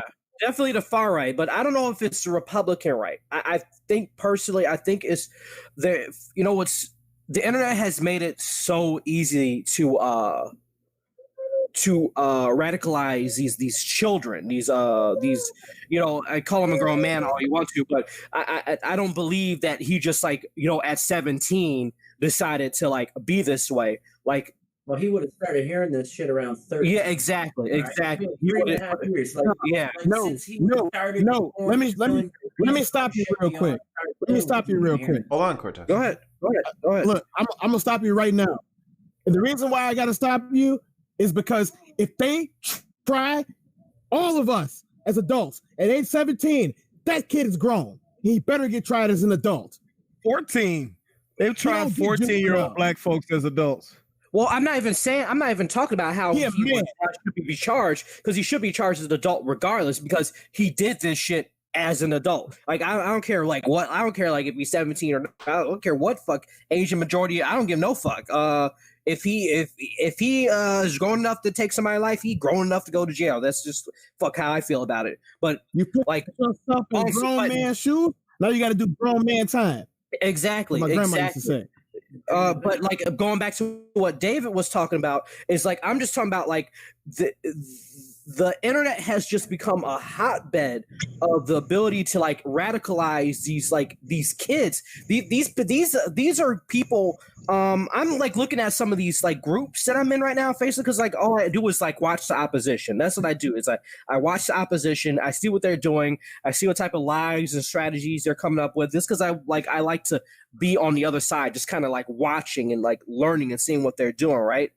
But what I've really noticed is that like these kids are starting off at like 12 years old. Like they start off as like little edgelords. They be saying racist jokes online, they just do like little things, and the next thing you know, they like a full blown like race realists, racists, white supremacists, Nazis. The new thing is supposedly that these kids are like the Boogaloo Boys or some shit. Yeah, like that. I don't know if Boogaloo Boys is right, just because like I could have sworn that Boogaloo means that you don't support the police, and this guy was an ardent bootlicker. He was big into the cops. I think he wanted to be a cop. Yeah, I think he had a Halloween costume very recently as a cop. So like it was like his or maybe he was like a junior cadet or some shit like that. Like just a police larper. Like some stupid shit. Like something along those lines. I love that. Hey man, I'm sorry, man. I just call it how I see it, and I spend so much time on the internet. Like I know all the terminology, man. Like just larpers, chuds, whatever the fuck they are. But like going back to what David says, like at some point, like and maybe this will like kind of like stop the whole situation now. Is maybe there needs to be like a limit to like who can have a Facebook. Like you like we're there. These people are creating. They're being smart. They're creating a new generation of white supremacists, like in people that will do shit like this. And because despite whatever type of like and excuse me if I kind of like jumping around, but like I have a point. Good. I promise. No, go ahead. You're fine. Despite like despite whether or not this kid grew up racist or not, like we don't know for sure, right? We don't know. We don't know what type of like animosity show. He's more than likely was racist, but we don't have any idea. All we know that for sure is that he was pro cop, and he was probably like a fucking edgelord larper or some shit like that, right? For him to go up there and shoot people, because from my understanding, he didn't shoot anybody black, right? He only shot white people, right? Well, the white people were the ones chasing him after he shot the other person in the head. But the other person they shot in the head was also white, right? Yeah.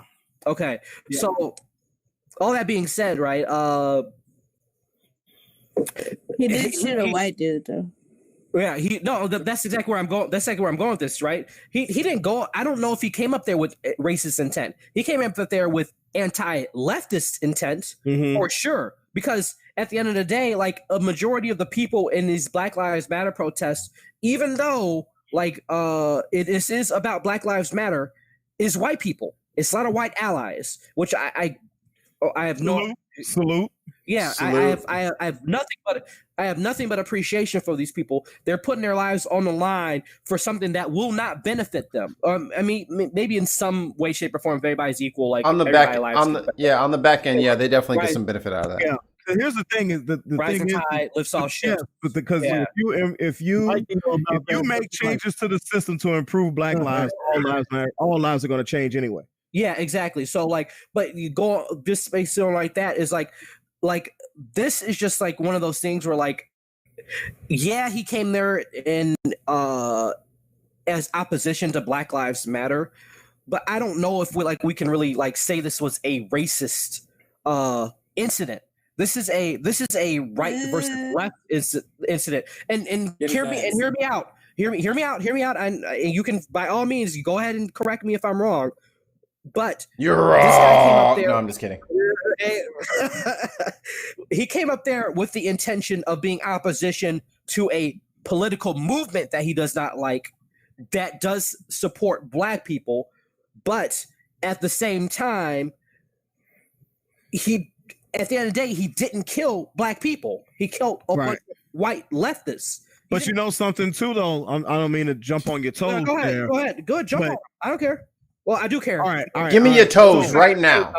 If I got the J's on, let me tap dance a little bit. I know this. It's okay. Here's what I know. When it comes to racists, my wife is white. So guess what? She's actually worse in their eyes than me. So you see what I'm saying? My fiance. So these white people out there being allies for people they view as subhuman, they view them with the same, if not more, disdain than they do Black people. Okay? These white people out there talking about Black Lives Matter, they hate you supporting those mud people. You must be. This dude on Facebook called a friend of mine. He said she must be a mud shark because she was standing up for Black Lives Matter. And that was a new racist term for me. I didn't know that was real old. I had to old as shit. I had to look that shit up. I'm like, what the fuck is a mud shark? UrbanDictionary.com. Yes. / I got real offended for her. Like, dude, what the fuck? Yeah, mud shark is an old one, man. That's like 80s. That's like 80s racism, man. They bring it back. They bring the throwbacks out. They got to because the common terms are so well known. They out themselves as a real racist. So they try. That's like when they fly the Betsy Ross flag or the original Confederate States of America flag instead of the Confederate flag now. See. I mean, but it's hard to not see that that's a racist term, mud shark. That shit don't even sound good. Like what the fuck is a mud shark? You know what I'm saying? Right. Theo, did you want to jump in? I thought I heard you. Yeah, I was just saying, I mean, he showed up to a Black Lives Matter protest with a gun to oppose Black Lives Matter. I mean, like that alone. Media, that's being framed also as Antifa, right? Like, it's not all being just like it's always like they're pairing it up. It's Black Lives Matter and it's Antifa. No, but they're not together. I mean, Antifa at that point is just a stand-in for race traitor. Yo, so it's funny. So it's funny because I jumped on Antifa during the last little stretch of protests and shit like that because Antifa never shows up for Black folk. But now, guess what Antifa does? They do. What? They show up now and they fuck it all up for everybody. I'm so apologetic that I even fucking said that shit. I'm so sorry those words even came out of my. Talk real quick. I'm so sorry those words even came out of my mouth because it's like, oh, y'all don't understand what the code is. Okay. So there's been a breakdown in definitions on what the purpose of today is and what the purpose of today is not. Don't go around spray painting BLM, right wing undercover agents. You ain't slick. Stop trying to hide yourself Right. as Antifa. You ain't Some of slick. y'all been outed already. We know all you Antifa people with the handcuffs in your back pocket and the combat boots on and the armband on the left side. Yeah, You're not slick. We know your code. The white wristband. The white wristband. We We know know what the- that means. We know the code. You can't. You think black people don't know about clothes? Come on, man. I know when your J's is 2 years One thing old. we know is gangbang color. Austin actually. If I can interject for a moment here Absolutely. on the Antifa tip. Okay. Go for it. So here's the thing. You've had anti-racist action groups Mm-hmm. in every major city for a very fucking long time. Yeah. People who have fucking been going to punk shows, people who have been going to metal shows and beating the fuck out of Nazis for a very fucking long time. People who have been in high schools taking people out. People who have been in all these other places taking people out. Right. Not all of them are what you're talking about. There are people who have been trying to infiltrate certain areas and trying to look at like they're Antifa and trying to look like all these things. There's some real ones in there. I Who agree. have been fucking taking fucking blows for a very fucking long time. So to be like, you know, all these people are outside agitators or some shit, or you know they're on some fucking Republican infiltrator shit. That's not fair. But that's not what I said. There's though. a hell of a But there's lot of them who have there's been buried down for a very long time. But there's a difference because that's not what I said. I didn't say that all Antifa was right-wing undercovers. I'm saying the Antifa of late is not the Antifa that I wanted to support us, if that makes any sense. Because it's painted, it's a bunch of posers, call it what it is. It's a bunch of posers who ain't down for nothing, out there fucking shit up, and then saying, I'm with BLM, I'm Antifa. And it's like, yo, Antifa, rein in your ranks. And if they're not part of your ranks, then do what y'all do. Y'all already know what time it is. Yeah.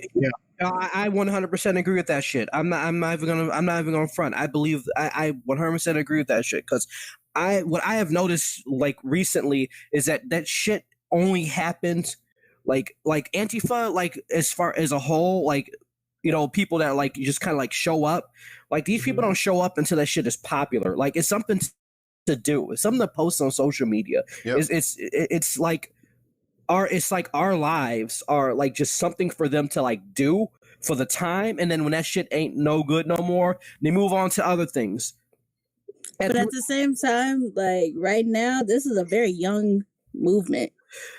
But this is like a very young Antifa is a very, very old movement. It's like its proliferation in like modern discourse is a lot more because we have a fascist as a president right now, and that's just, you know, they have to come out, and it's emboldening all the neo-Nazis and all the other fascist movements, whether, you know, be the, you know, the Proud Boys or Identity Europa, whatever all these groups are coming out of the woodwork. They're only coming out of woodwork because of what we have in office right now. Right. As soon I'm as not talking about Antifa being a young movement. I'm talking about this whole protest generation right now. This is a very young group of people that are out in the streets right now. Oh, you mean like as far as like Black Lives Matter? I'm talking about the people that are on the ground right now. These are young people. Oh, okay, all right. That's okay. And What if I'm I can, saying is that you got a bunch of teenagers out in the streets right now who value that trendiness above pretty much everything, and they ain't got no other place to go right now. And that's something that I wanted to piggyback on is me and David have had 6-hour screaming matches. Well, I was screaming, he was not, because if I have a couple whiskeys, I get a little agitated. But we've had these super long discussions what it boils down to is, let's take one of the last more recent ones we had was the trans movement, and how I fully support the trans movement. But I, as a black man, can outside looking in, look at that movement like, you're not doing that part right. You got to do that part differently, or it's not going to get the goal that you want. But I can't say that to them, right? I have to shut up, give advice when asked, not try to take over and tell them what to do. I have to let them figure out what they need to do, because I can tell what works and what doesn't work. You know what I'm saying? So right. I might be wrong 100%, or I might be right 100%. Either way, it's still just my opinion, but I don't want to impose my thoughts on something that doesn't super directly affect me. It affects my loved ones and my friends 100%. But I can't tell them how to advocate for their freedom. If they're advocating for their freedom, all I can do is say, I'm with you. But that. I mean, that goes back to like one of the sorry to jump in on that. Yeah, for sure. That goes back to one of the fundamental core tenets of intersectional feminism, right? So it's explain what may work for white women who are advocating for their own rights in the United States does not translate well to exactly Ugandan feminist movements or the Saudi Arabian feminist movement. Like there are so many nuanced, like specific modalities of each movement. Correct. To listen to and to take heed of, like that. Like I completely agree. Like sure, within your best realm of logic and reasoning, you can say, well, perhaps that may not be the best tactic based on what you know as a person, as a human. But what the fuck do you know about Ugandan feminism? Right. I'm not. That's the line you're drawing, but yeah, I hear you 100%. I think you get me 100%. It's as much as I want this to succeed, I don't think it's going to work this way. I think it should go this way. I'm not the one to make that call, though. This is not my ship. I'm not the captain. I'm an oarsman. I'm here to row. Captain says row, I fucking row. There's rocks coming in front of us. I fucking row. The captain told me to. So I am subservient to other marginalized groups because I understand that this is important and this needs to happen. Do I think that it always works? But similar marginalized groups, yeah. Like I completely get. Like I mean, the civil rights movement in Idaho is certainly different than the civil rights movement in Texas versus Illinois, like St. Louis and Chicago, and yeah. Certainly, we're all battling our unique but similar battles, but they all present their own uniqueness. And on the same side of that coin, do I think BLM does everything perfectly? Absolutely not. Absolutely not. Do I think that they should be marching anywhere right now? Me personally, absolutely not. COVID is a thing. Black people are known to have respiratory issues and cardiac issues. We are doubly at risk. No, do not put black people out there to get sick. What are you thinking? We need as many black people as possible to be part of the aftermath. Why would I endanger all these people? And then the other thing that I fucking called, 8/26, 2020.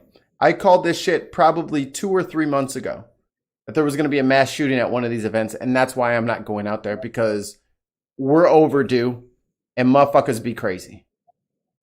And lo and behold, it's going to get worse too, from my perspective. I'll say, like, I've got friends who have been Antifa for a long time. And they're looking down at what's going on in the state. This is Canadian Antifa. It's completely different. They're like advocating for beaver rights and all sorts of stuff. They want to free the polar bears. Yeah, different thing up here. But no, but like in all reality, like the people I know that have been Antifa have looked down at what's going on in the states and be like, man, these guys are fucking like a lot. Yeah, They're they're not helping things, and like that's not me being like TNT or saying that they're terrorists. What they are, it's fucking young and stupid, a lot, and they have no experience with what they're into, and like protest culture and shit in general is pretty intense for young people at the best of times. And right now, everything is amplified.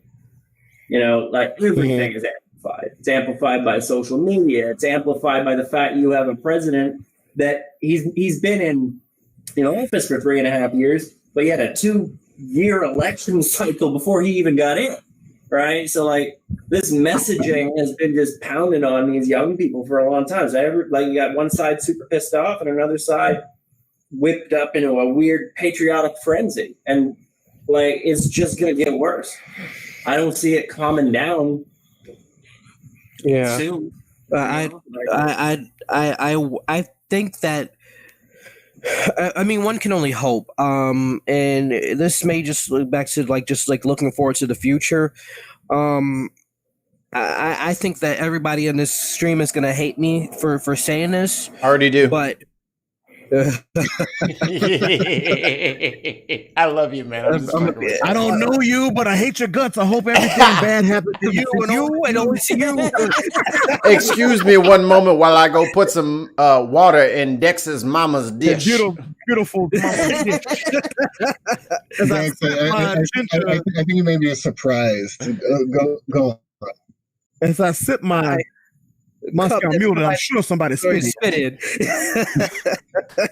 All right, so, and again, y'all are gonna hate me for this one, but I just gotta say how it is. Trump needs to win the next election, and the reason why I say that, yeah, I knew you guys were gonna hate me. I knew you guys were gonna hate me for this one. I hate you. I'm turning my chair around. I can't. No, let's. Hold on. Hear me out. I'm here for this. I'm here for this. Listen to me. All right. Yeah. I don't think that he should win because he is a good person, good president, whatever the fuck you want to say, attribute to whatever the fuck he is. I think he needs to win only because, like, once he has no ability to win another election, shit can go back to normal. Because here's what's going to happen if he loses.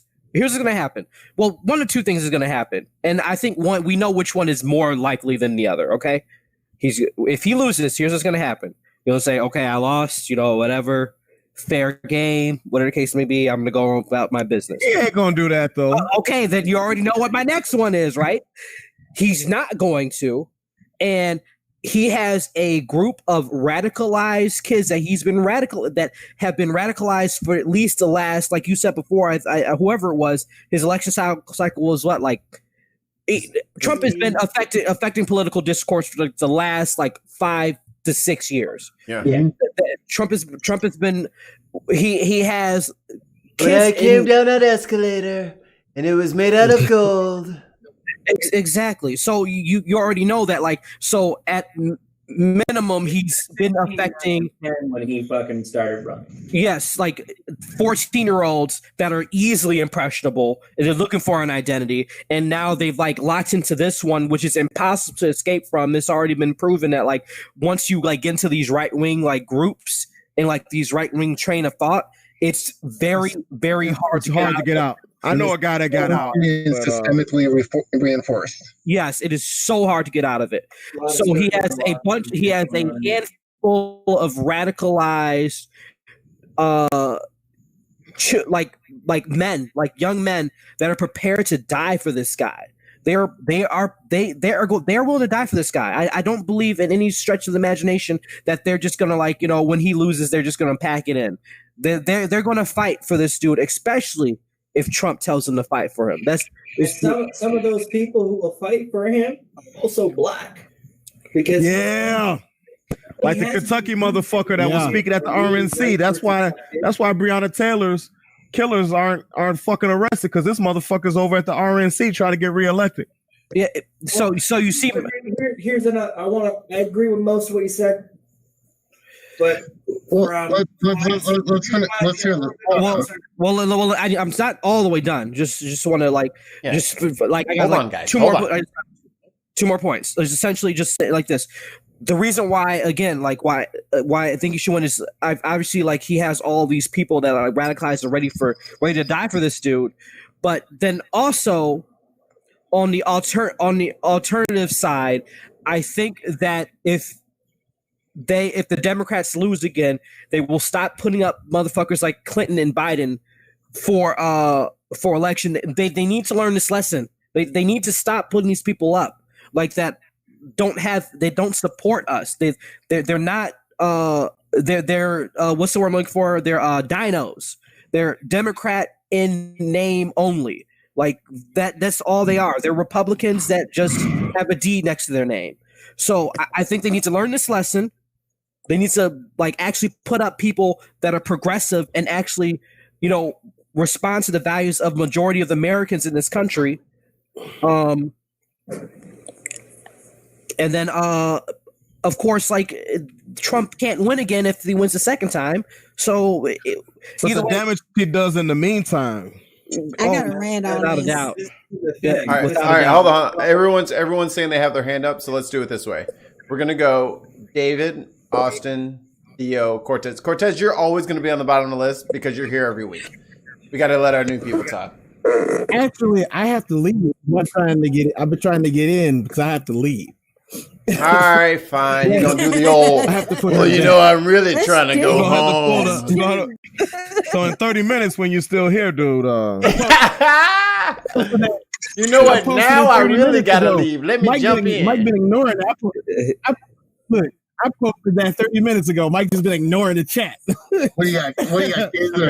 I'm very busy. I'm very busy right now. I have a lot going on. One of the things that I'm going to point out here is that regardless of who wins, we don't. That's the first thing. The second thing that I'm going to point out is for everybody that's watching, this is not an aberration. We do have a podcast show that we do on Twitch as well as Facebook and YouTube. Make sure you check that out. We also have Patreon. Check us out on Patreon if you've enjoyed the show, which I know a lot of you have because I've been busy checking the algorithms while Mike was talking. And I know that it's good to have you. So all the I got a second window. Thank you. We will be back again tomorrow. It will be a completely different topic, so don't expect us to talk about the same thing all over again. That's why we're doing this today. We have lots of different episodes you guys can check out on. Yes. We have a lot of different topics you guys can check out on our pages. If anyone ever has an issue with anything that we say or do, leave us a comment. We want to talk to you too. I especially encourage it. Come on, give me a crack at you. Last thing I want to say about this whole thing is I thoroughly believe that they are grooming people to hate each other. I thoroughly believe that they have people that are doing for this, including die for them. And I thoroughly believe that's not going to ever get better as long as the first thing that happens when anything happens to a black person is they try to point out what's wrong with them instead of what's wrong with the person that shot them. So, good night and goodbye. You guys are awesome. Good night and God bless. See you tomorrow, Mike. See you tomorrow, brother. Bye, Tez. Bye, Cortez. All right. So what was the order? David Austin. David Austin. You two, Dex, and Dave, and Thea. See you later. Yeah, I was just saying, Lowen, I get the temptation of saying, "Oh, maybe Trump needs to win. Maybe the Democrats need to learn their lesson and stop running shitty candidates." Because you know what? I know quite a lot of my friends are in the States, and quite a lot of them are Democrats, and precisely none of them are thrilled about voting for Biden. Right? That's not when it comes to this. It's not just the DNC needs to learn a lesson. The public needs to learn a lesson to do better during primaries to some extent. And I think in midterms, a little bit. Yeah. But here's the thing: the thing I'd be more worried about with Trump is the fact you've got a narcissistic person obsessed with legacy, right? With making a permanent mark. and he would have 4 years to do so, and he doesn't have to worry about how popular he is when he's done. Nope. He's got nothing to lose now. And I think that and he knows some handcuffs are coming for him. Trump. I don't think he wouldn't need to pander to the religious that he clearly don't give a fuck about. You think that Trump is an avid Bible reader? No, he's not. 2 Corinthians. He's restraining. Of course not. Of course not. Right? That's what he's doing. He's been restraining himself for 4 years so that he can No. His administration has been restraining him. Yeah. Yeah, and half of his right now you've got crazy right-wing people. He's pissed off some of the Richard Spencer is now voting for Biden because he thinks Trump is out of control. Right? That's worrisome to me. And that's people who know him. So I don't truly believe that Richard Spencer is voting for Trump because Trump is out of control. I think he's voting for Trump to make the left seem like Nazis, he's voting for Biden. You missed that. He's voting for Biden because he thinks Trump's out of control. No, Simi. He said he's going to vote for Biden. He said he's going to vote for Biden, which I'm sure you can't trust any of these things these people say. I feel this dude could just very well just be lying just because he because I'm sorry, just nobody in their right mind who is like a white supremacist would not vote for Trump. These people are already irrational. Why would they vote for somebody who is rational? You know what I'm saying? But why would he level on his platform to say platform of millions of people to say that he's voting for Biden? Because you don't have to. Because at the end of the day, these people spend 90% of their time lying. Why is this one? Why is this the one thing that we're gonna take seriously from this guy? At the end of the day, him saying he's gonna vote for Joe Biden, I feel like it's just a way for him saying, "Oh, well, I'm the Nazi and I'm voting for Biden because Biden's more of the Nazi than Trump is." I don't believe that shit for a second. Oh, you think it's like a counter apps kind of deal? Yeah, exactly. Reverse psychology. Exactly. Yeah, no, I mean, it's just at the end of the day, all these people do, Richard Spencer is probably done at this point because after Charlottesville, you saw him, I'm sure you've seen the video, him in his freak out, and shit, that whole facade of well-dressed neo-Nazi white supremacist bullshit. We all know that that's a facade now. That shit isn't who he is. He's a hateful person who we all knew he was a hateful person, but he's an angry hateful person, right? Yeah. So here's the thing, though. Here's where I think he may be. Here's where I think some of these people on the right that don't really have a history of very left-like thinking. Why? Because there's been quite a few really predominant Republicans publicly swap sides. Some of them spoke at the DNC. Right? Well, those I believe are real. Or just that Richard Spencer, I don't think is real. White supremacist in the U.S. You could be a neo-Nazi. You can be whatever. You can hate the black people and the Chinese people and whatever. But at your core, right? Those people still want their country to be great, right? They want their country to be the best country. They just don't want it to be great for you. But people are starting to look at what Trump's doing as this is going to ruin the country for us. He is going to tell everything. He is fucking it up. He's fucking up international stuff. He's fucking up economy stuff. He's making bubbles all over the place. If this crumbles down around us, it ain't just crumbling down around the people we hate. It's crumbling down around us too. And don't get it twisted that these people are somehow growing a conscience, right? It's self-preservation. Austin. So I tend to agree with that assertion for sure. I think that I think Richard Spencer in particular and many like him are reading the writing on the wall and making a judgment call, making a statistics call based on what they see and what they feel, and engaging in those means of self-preservation. Completely agree with that. I think that they want to embolden themselves in favor of their followers for making the right call at the right time with the right party. But I also think that is very much, and I went down and weirdly enough, I went and spoke to some of my former professors. One in particular who, he and I had a great conversation today about how there are so many parallels between what's happening now in the United States with what happened pre-French Revolution in that time. Which I don't know if any of you know a whole lot about the French Revolution. I saw Les Mis. I got the gist.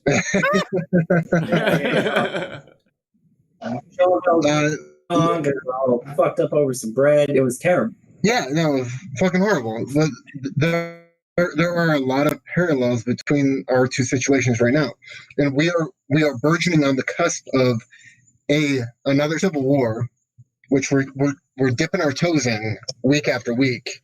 Yep. And so back to what Dex was saying a bit ago with what happens with.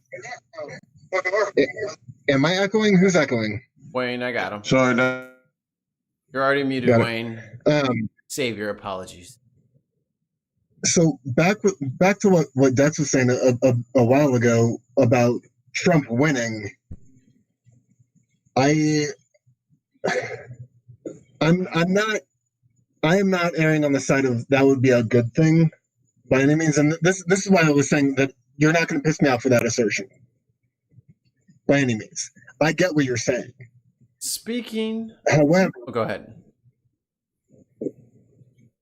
In that vein, if that were to happen, I truly do believe that if Trump wins another election and we have to endure another 4 years of this shit, I mean, I've got a Twitch stream up right now, which I'm side-eyeing the entire time of all the protests going on, and I've been doing this for weeks. This is going to escalate to French Revolution status, where not only are we losing tens of thousands of Americans daily, weekly to coronavirus, it's going to be civil unrest. It's going to be murder in the streets. Do I necessarily, for the political structure, as far as history, quote unquote history is concerned, do I think that's a terrible thing? No. Personally and morally, do I think it's a terrible thing for the loss of life? Absolutely. Don't mistake what I'm saying for like a lack of empathy or compassion. To turn nations around and to turn countries and oligarchies and dictators around, does it take that sort of pain and suffering and loss of life? History says yes. So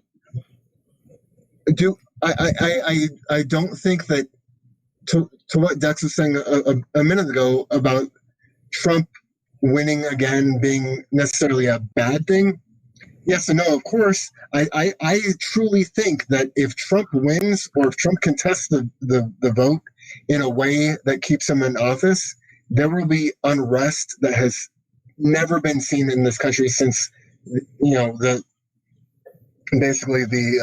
overthrow of the British monarchy. Yep. That's where we are at with our government right now. Speaking of the British fucking monarchy, look who has sidled himself into the video screen. The man, the myth, the legend, the maker. Wayne. Maker. Mate. It's 10, buddy. It's 10 to 6 in the fucking morning. Big Driz. I'm knackered. Big Driz. What's going on, Big Driz? Are you just getting up or are you still up? No, I'm just getting up. I've literally just thrown on my hat and my t-shirt just to. You've already got the flat bill on. It's still cool over there across the pond. Oh, those, yeah. Oh. Anyway, yes. So you've been going for like 3 hours. What I missed? Fucking 4. Oh, sorry. This has been a real deal Holyfield out here. Right. What's that? Yeah, never mind. Evander Holyfield. It's a boxer that's not Frank Bruno. I'm sure you've never heard of him. You absolute fuck. Oh, so because he's not English, I've not heard of him. Of course, I've heard of him playing to Holyfield. I heard him playing UFC fighter Gavin McGinnis. Is that his name? No, it's Ewan McGregor. That's the UFC fighter they have. Jedi Jesus Christ. That's their UFC fighter. I'm feeling like slightly xenophobic vibes right now. I'm just gonna punch you to redcoats right now. That's what the deal is. Look, Austin, remember we invented you, okay? Yeah, so calm the fuck down. Oh, yeah, Jesus. Yeah. Thanks for nothing. I'm sorry. I had the integral part in my zygote creation. Thanks for nothing, Wayne. Yeah, so, it's all right. That's what we're here for. Come get your Trump. We started you off, and look what you've done there. Look at you. You fucked it all up. Of course I did. Single-handedly, I did it. It was us. I'm catching my second win whiskey buzz, so we're good. Excellent. Oh, go on, son. Excellent. Get it down here. Mr. Big Haas, your final thoughts, because Yes. it looks like you gotta hit the old dusty trail. Give us your final thoughts. I got clients in the morning. I got to torture, so I got to get some sleep to be in good torturing condition. That is the wrong words. That is the wrong words to say if I was going to be a potential client to be tortured. I was like, oh, well, guess what? You know something? You have to think of it like this. This is what it is. I'm killing the old you so that the new you can burst forth in all its glory. But I'll die. So the old you has to be tortured to death for the new you to live. You got to commit murder every session. But I really want to get swole like you, but I really don't want you to be the one killing me. I think that would compromise our friendship. Then it won't happen. Then it won't happen because I'm the one and the only. You said it. You said it in the intro, dude. Yeah, right.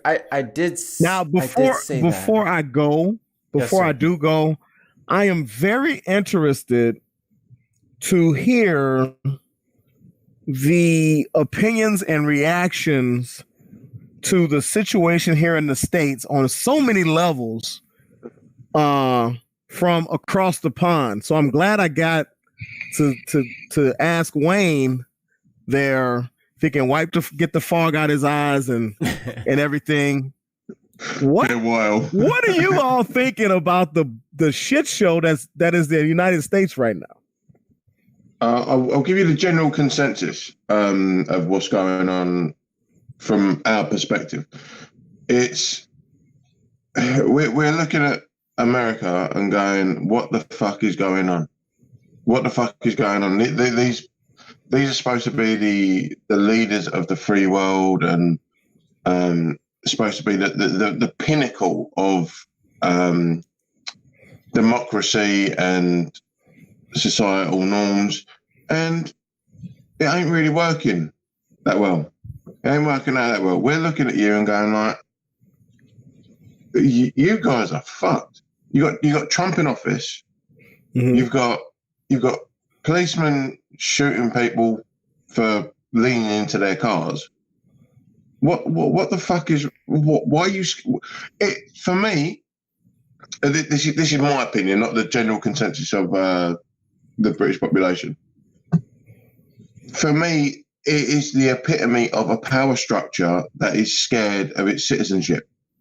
Yeah. So the power is supposed to lie with the people, mm-hmm. and the people are trying to sort of like say, no, this is wrong. And the power structure is going, no, fuck you, stay in your lane. You want to start kicking off? No, fuck you, boom, boom, boom. And that is where I think all of the disparity is coming from. Because when you see a man leaning into his car with his 3 kids in the back and he gets shot in the back, we're like, that's anathema to us. Like to see it and to see all of the other like examples of police brutality. Sorry, I've just woke up. I'm fucking knackered. We don't understand it. Like our police are not armed in general.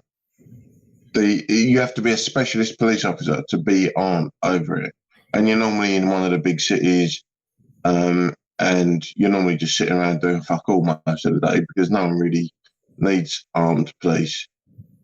And when you see that, it's like, how can you call yourselves the leaders of the free world when you've got police officers just shooting people because they can? Because they can. Yeah. I feel you. I feel you. Thank you. I appreciate you. Hey guys, I gotta go. Big Haas. Thanks so much for the talk. Appreciate you, and brother. I'm sorry I had to jet out there kind of in the middle, but my son is here for his overnight from my ex-wife, and he had to relay a story how crazy and racist she is. So anyway, I'll talk to you all soon. And I had lovely to meet you. You will be on the understanding love is black. Leave. No. There's gonna be everyone shut your whore mouths. There's gonna be a Thursday that you're available and you're getting on the fucking bin. I'm getting you and I'm getting Dutch. Y'all are coming. And if in the meantime, you can find us on Voice from the Underground, the podcast. We just did our first video podcast, and it's up on YouTube. You look for VFU podcast, and you should be able to find it. We're making some changes with the help of Mikey, trying to level up a little bit. And so check us out. Give us some feedback. Give us some ratings. Let us know what you think of our stuff. And I'll definitely be listening to the Ben. And Tuesdays and Thursdays are actually kind of good for me because I have early clients tomorrow, but I have earlier clients on Monday, Wednesday, Friday. So Tuesday, Thursday, I get to sleep in. Nice. So, one of these Thursdays we'll get on. Okay, maybe even tomorrow. It might even be tomorrow. As long as you're good to go by 2 p.m. or even 3 p.m. because we got a 2 p.m. guest. So 3 p.m. We'll see. 2 o'clock from 2 o'clock till 8:30 tomorrow. I'm booked with clients. Oh yeah, tomorrow. Your tomorrow is my today. You're already in tomorrow, so relax, Wayne. Yeah. Okay. I'm sorry, but anyway, it was great talking to you guys. Be safe out there. Be careful. If you're legally able to carry, I would suggest you do so because, as you can see, it's hot out there in them streets. Yeah. All right. Hey, I'm sorry, Wayne. It is what it is, as Trump was saying about COVID deaths. Because I got kids to come home too. I know it's just mad that that's even an option. Isn't it? It's crazy, isn't it? Yeah. But I'll see you guys. All right, Big House. Thank you, sir. Later, House. That man wants to be my personal trainer and murder me on a weekly basis. I don't know if I'm up for that. I just want to murder you. Yeah, that's different. I'm just waiting for that Ben 10 watch to come out. One that got like a swole dude on it, got a skinny dude on it, like just a dude for every situation that he just like.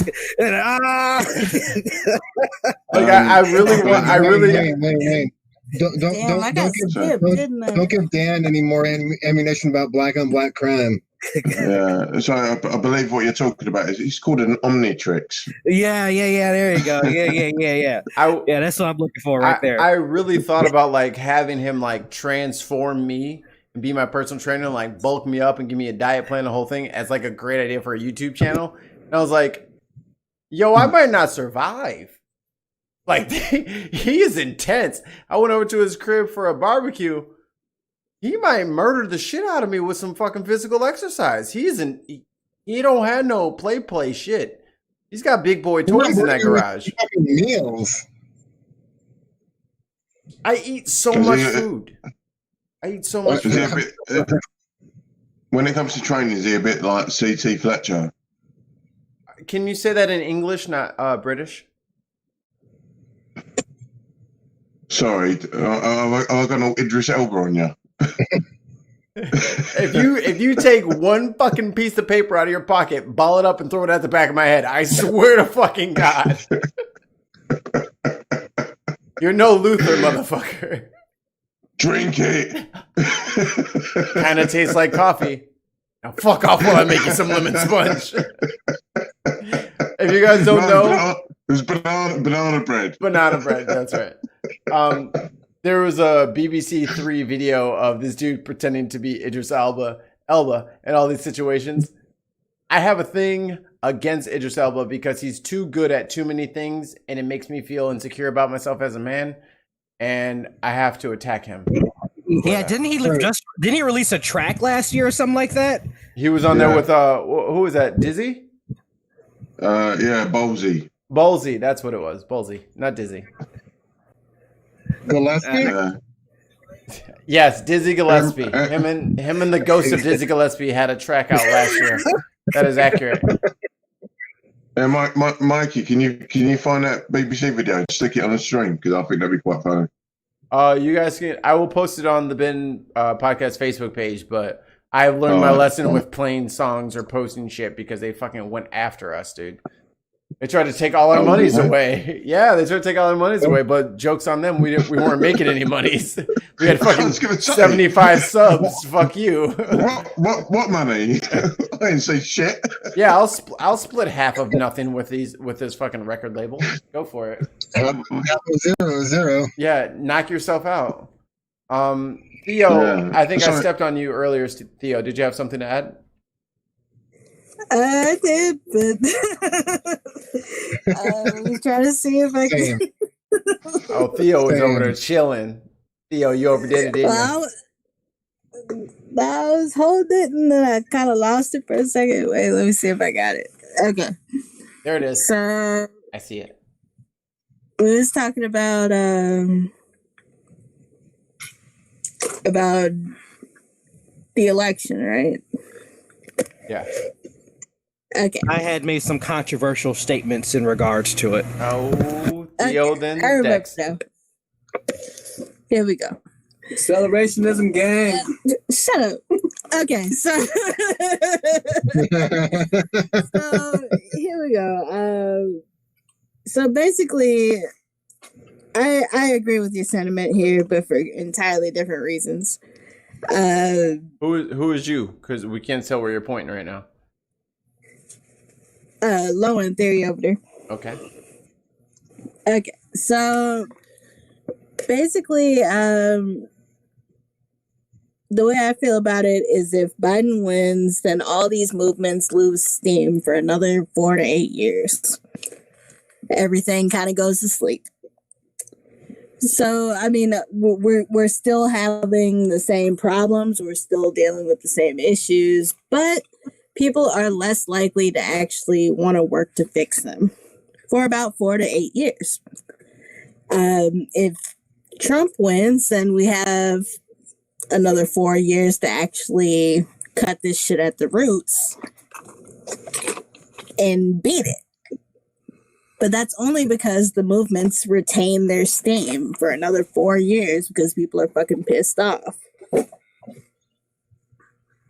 So I have an issue with that statement about as far as them like retaining their steam, right?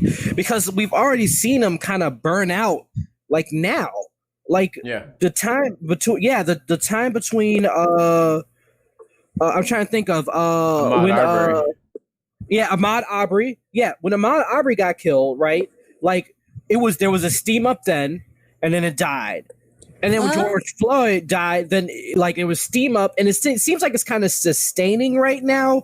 But it seemed like it was on its way down too, up until this most recent guy got shot. Yeah. Well, here's the thing, though: those protests didn't stop in any of those major cities. They just stopped getting coverage for an extended period of time until the next one happened. Well, So I mean, and that's the thing. That's the thing in this country.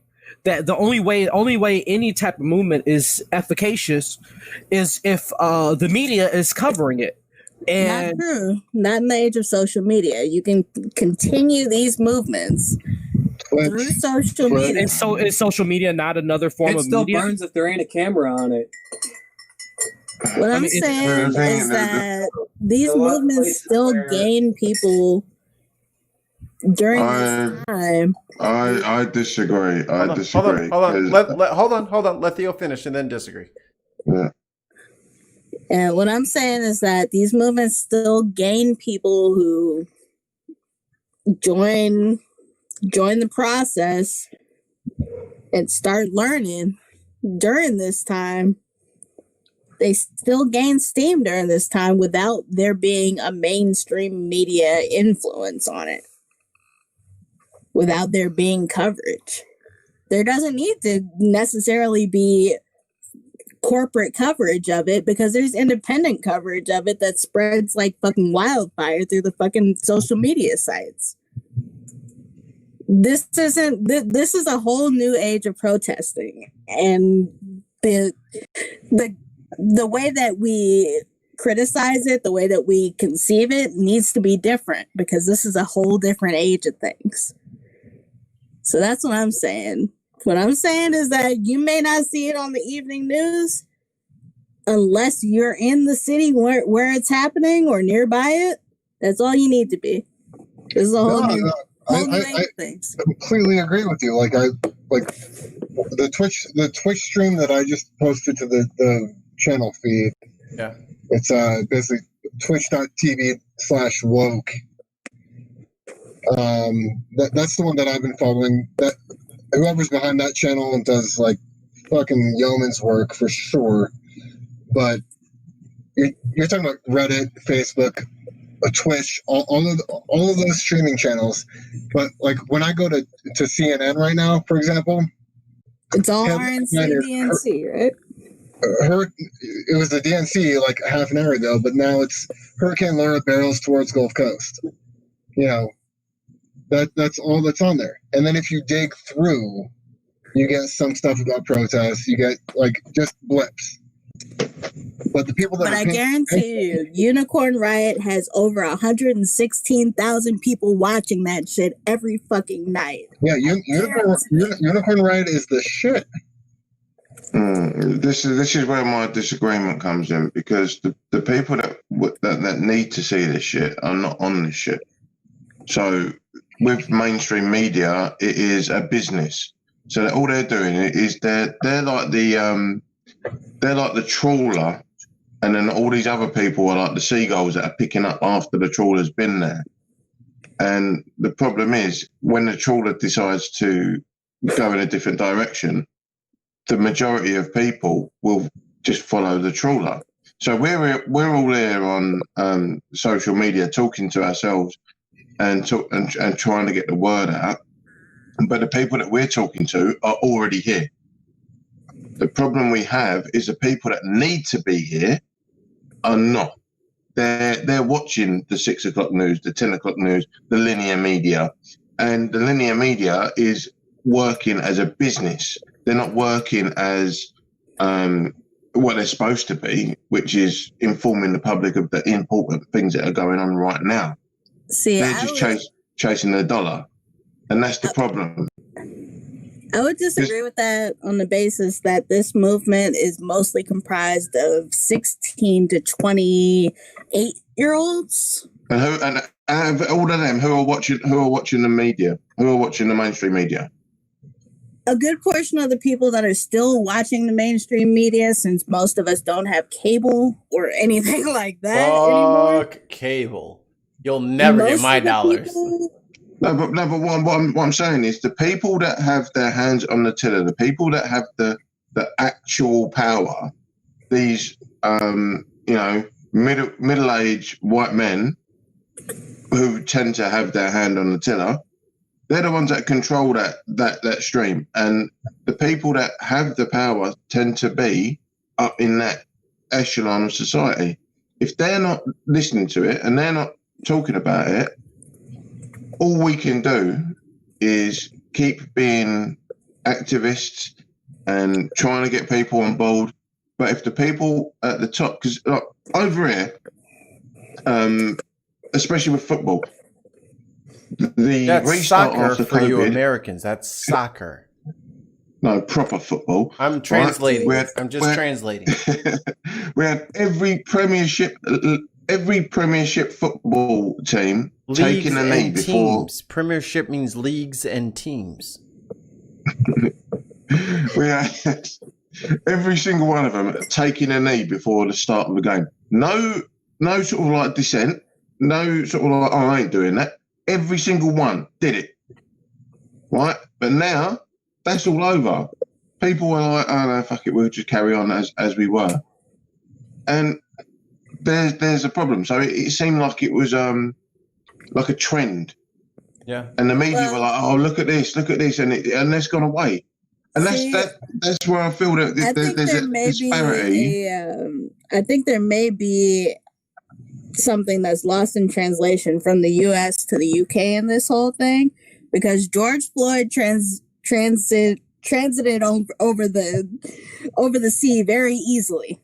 Yeah, all the other ones that have happened since then in the United States have hit us like a fucking fresh wound every single time. And this is why I say no. But let me jump on that. This is why I talk about the media as a business, because George Floyd was everywhere over here, everywhere. But now, not too trendy, and it's not resonating anymore because it was trendy at the time. It made them money at the time, and that's what I fear it's becoming. It's becoming a novelty. And it is becoming a novelty within the psyche of the common human. All right, Austin, wait, Austin, and then David. Yeah, I get what you're saying for sure. The mainstream media definitely capitalizes on the moments, right? So George Floyd was certainly trending, topical, for sure, fire at that moment.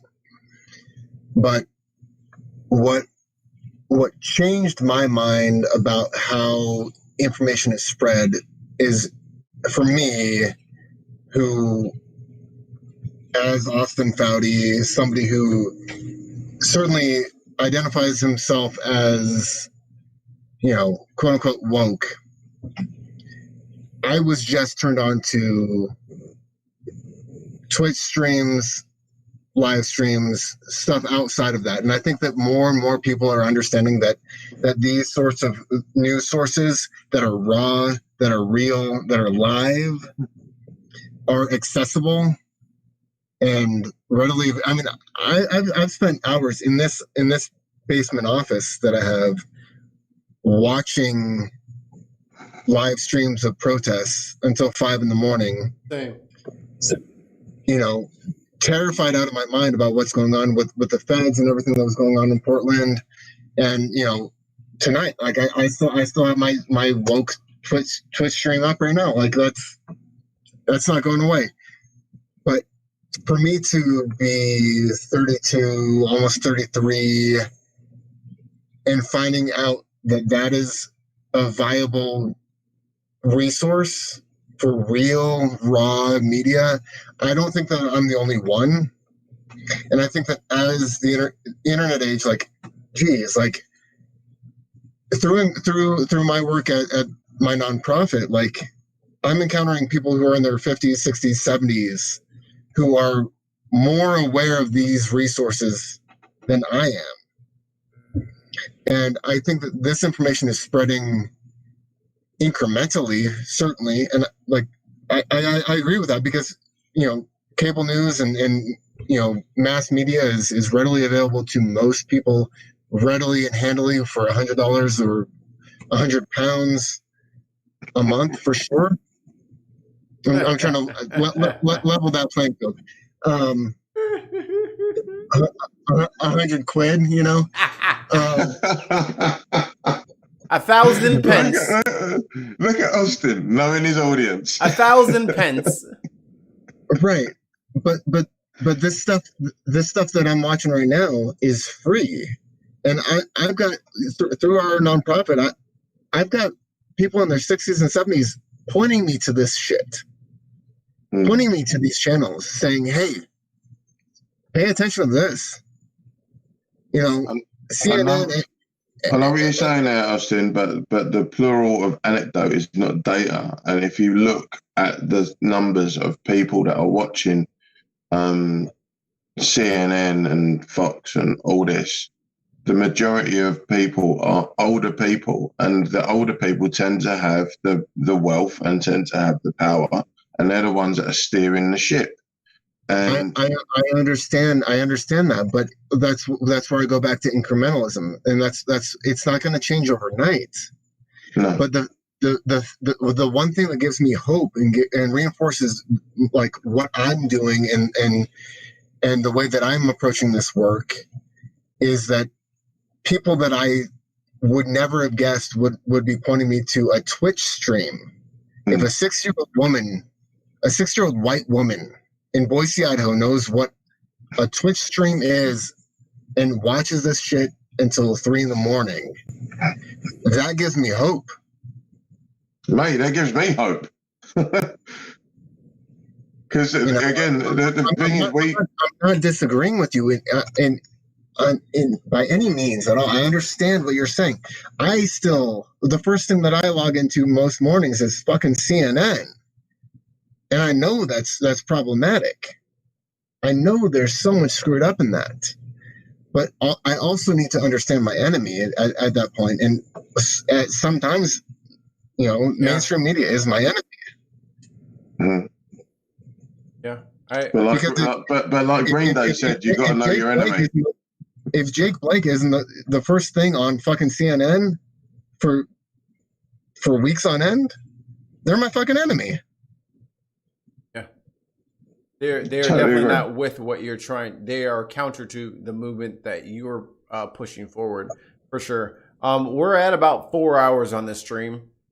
We've said and done a lot, and the reason that I wanted this to happen was that we have a guest on tomorrow, and I didn't want America's bullshit to mire our guest's appearance on our show, and I didn't want. Plus, he would have a fucking clue what we're talking about. Yeah, so I don't want him. Tell us a little bit about your guest tomorrow. I don't want him to have to deal with shit that he has nothing to do with as his role on the show that day. But we have Scott from the boy band 5 making his second appearance to give us more stories on Wayne. Talk more shit about Wayne. This is going to be fucking hilarious. And we're going to have a good fucking time tomorrow. And we're going to have a good fucking time tomorrow because I felt that it was important and responsible for us as a platform, as small as it is, to address this first. I'm going to be all up in those comments. Oh, please. Please. And if you can find like pictures or links, just let me know. I'll mod you and you can just post some shits right up in there. I wanted tomorrow to be a fun day, but to earn that fun day, we had to do today. We usually do about an hour, hour and a half, 2 hours, maybe. And then maybe we'll do an after show. That's the show. But the platform needs to be responsible and needs to have a message about the current events in the States. We need to have a message. We need to have a video. We need to have some sort of presence on this. That isn't just laughing and giggling with Scott, making fun of Wayne's stupid Muse tattoos. You know what I mean? Like, we got to have more than that. Stupid! Look at these fucking things. I knew he would show him off. He loves them. Epic. Is that a U2 tattoo? Bono is his favorite.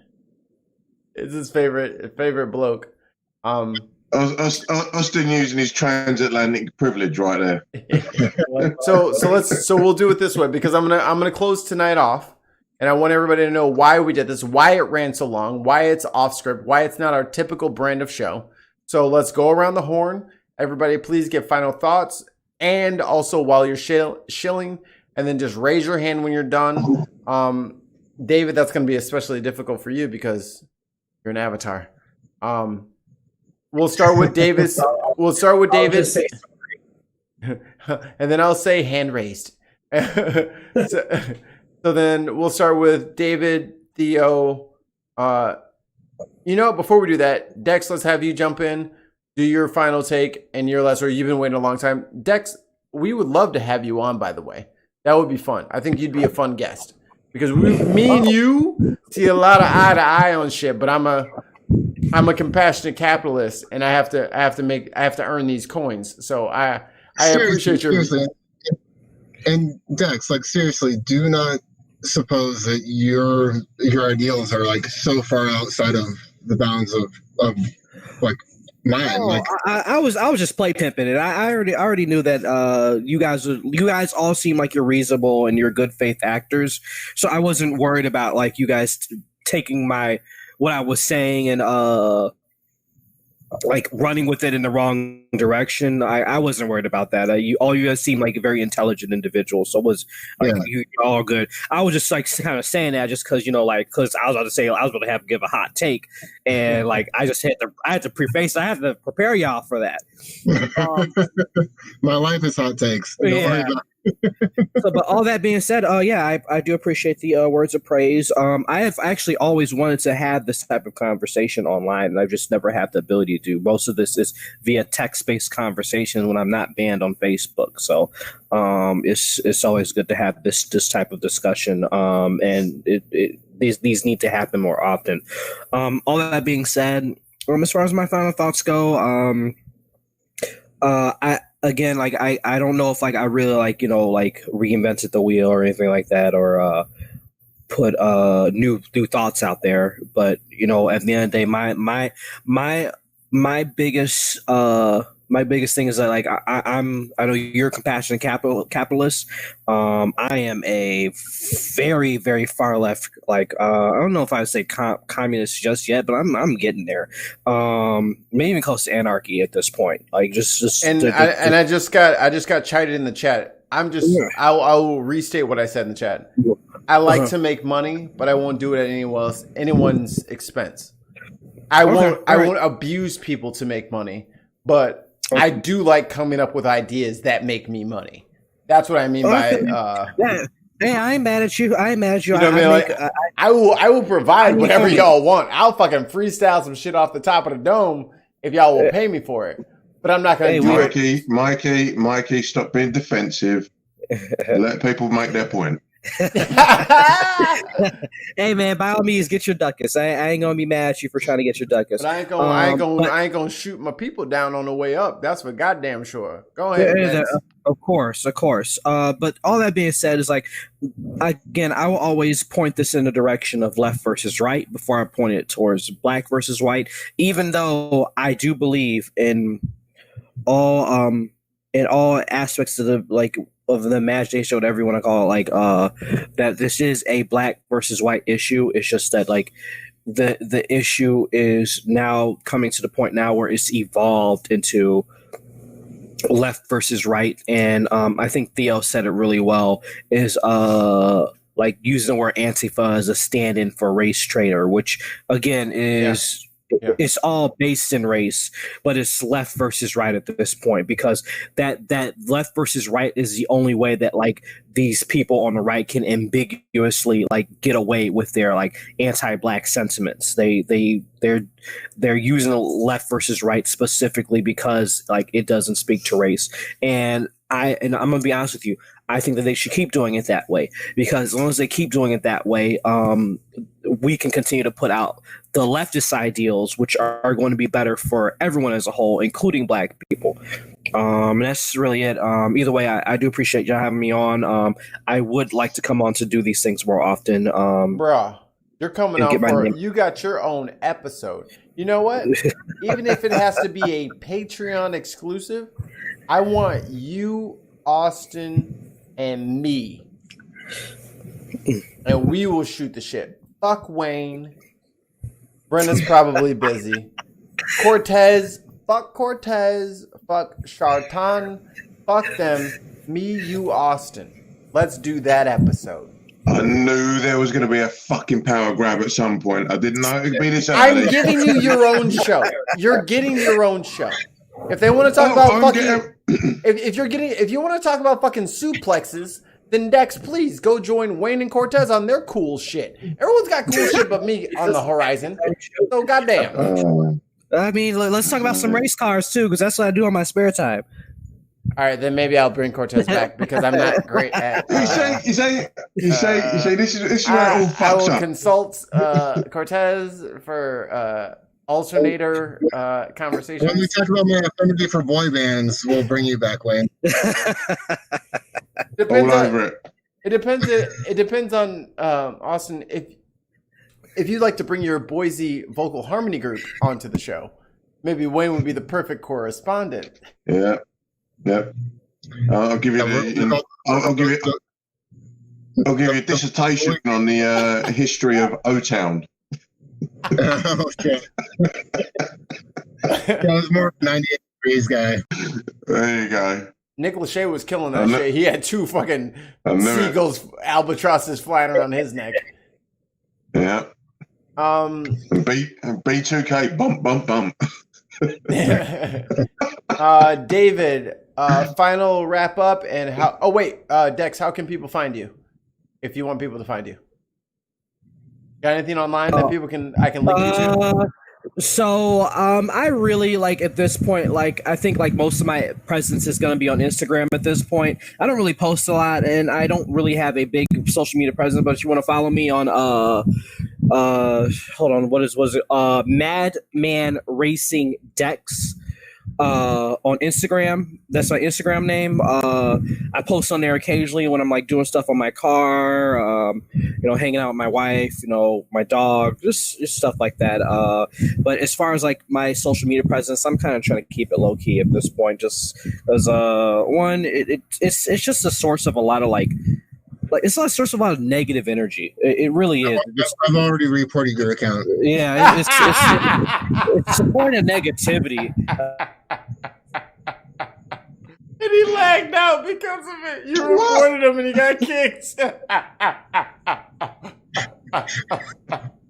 Why did you report his account? Now he's gone. Way to go, Austin. You broke him. I just requested a follow. And then you basically made him do a mic drop. I don't do social media. Boom. I'm sorry, Dex. Please don't hate me. All right. David, do your wrap up, close up, final thoughts, and where can people find you? Hello? Yeah, I don't know what just happened. Oh, wait. Yeah. Pause that, David. We were filling air. Go ahead. Yeah, sorry about that. I hit the power button on my laptop, so it went into sleep mode. I don't know what's going on with me. Why would you do that? Yeah, just again, just going back to where it was. Madman Racing Dex. That's my Instagram. And that's that's really it. That's how you can see me and see what I'm talking about. Don't really bring a lot of politics into my Instagram or anything like that. Even though that's 90% of what I think about throughout the day. It's just I just keep that just more towards my car and my racing stuff and things that I do there. That's called branding, people. Branding. I like it. Dex, you're gonna be back. Don't fucking play with me. You're gonna be back, Dex. If you thought you was getting away that easy, what the fuck are you coming back? I got your ass now. I have no problem hopping on. Tez can always hit me up via text, which you did tonight. Bro, I'm gonna hit you up on text. Now what's up? I'm gonna get your number and I'm on text you. Now what you gonna do, Dex? What you gonna do? David, wrap up thoughts and where can people find your shit? All right, yeah. So I guess I'll just hit up these 3 quick points. One, Mikey, it doesn't count as Wayne's show if he's the punchline. That's your show. Thank you. Don't agree with him, you imperialist fucking. Thank you. Everybody do the fucking Wakanda grunt at him. He's speaking in our village. I thought that was a Robert again thing. Yeah. You can come on again, regardless of what Mikey says. Mother bitch! I have the stream key. The actual point. Basically 2 things. One, so you guys were saying you think Trump should get reelected and stuff. I guess I'll remind you that if that happened, right now you guys are all fighting a fight. You're fighting a battle, and you're worried about people losing steam, right? But that's not when you got to worry. David, you clicked out for a second. Fighting a what? I didn't hear it. A battle. Okay, that was the word. Okay, thank you. Yeah. You're in fight mode, and people are going, oh well, if Trump gets reelected, people stay in fight mode for longer, and that's better. That's not necessarily better, because the thing you got to worry about is when the fight's over and you've won, you got to rebuild. You have to have a plan. You have to organize. You have to keep going. You can't just get lazy when everything's done, right? And if you let Trump win again, that's more Supreme Justices in with lifetime appointments, right? That's more kids growing up going to fucking be radicalized. There's a bunch of other I don't think that it's a good idea to reelect someone who's terrible for your country just because you think it might be able to build something out of the ashes. I think that's the old way of doing things. We got a lot of new tools that we haven't even figured out how to use yet, right? From the internet to all the other things we have, we need to leverage that and start doing things a new way. Same as Dex, you're saying like, oh, I'm leaning towards like communism, anarchy, far left side. You know what? That might be new to you, but that's another old language. That's some old shit. And there's other ways of thinking. There's other ways that we have never explored, and those are more interesting. I think we could have a good chat about that. But yeah, just generally, don't burn a country down because you got to rebuild it. And that's when people get tired, right? You get Biden in, that doesn't mean get tired. That means now you're in rebuilding. You want to fight with Trump. Now start planning for who replaces Biden. Get progressive candidates on primaries, all that kind of shit. Start right away. But yeah. Kieta said, nah, burn it. I'm fucking dead over here. That's just funny. I'm sorry. I didn't mean to interrupt, but that shit was hilarious. What's that? No, Kieta said, nah, burn it. Well, that's not the Canadian way.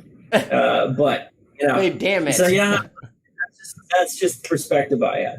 But it's been really cool talking. And if you want to find me or Ansgar, who's my co-host over on the Placeholder Show and a few other shows that we're working on, you can find us on YouTube on Odinson Media. You can follow me at Dave McGinnis _42 on Twitter. Yeah, and maybe me and Mikey might be working on something too in the background. Yo, I'm not about to reveal all the grandiose notions and schemes that we got behind. Yo, this fucking cartoon show that might break the internet itself. I'm finna just let y'all know that. All right. You two have got a Canadian and American OnlyFans page set up. All right, we get it. You sound like a hater right now, Wayne. Did you know you sounded like a hater? Because you sound like a hater.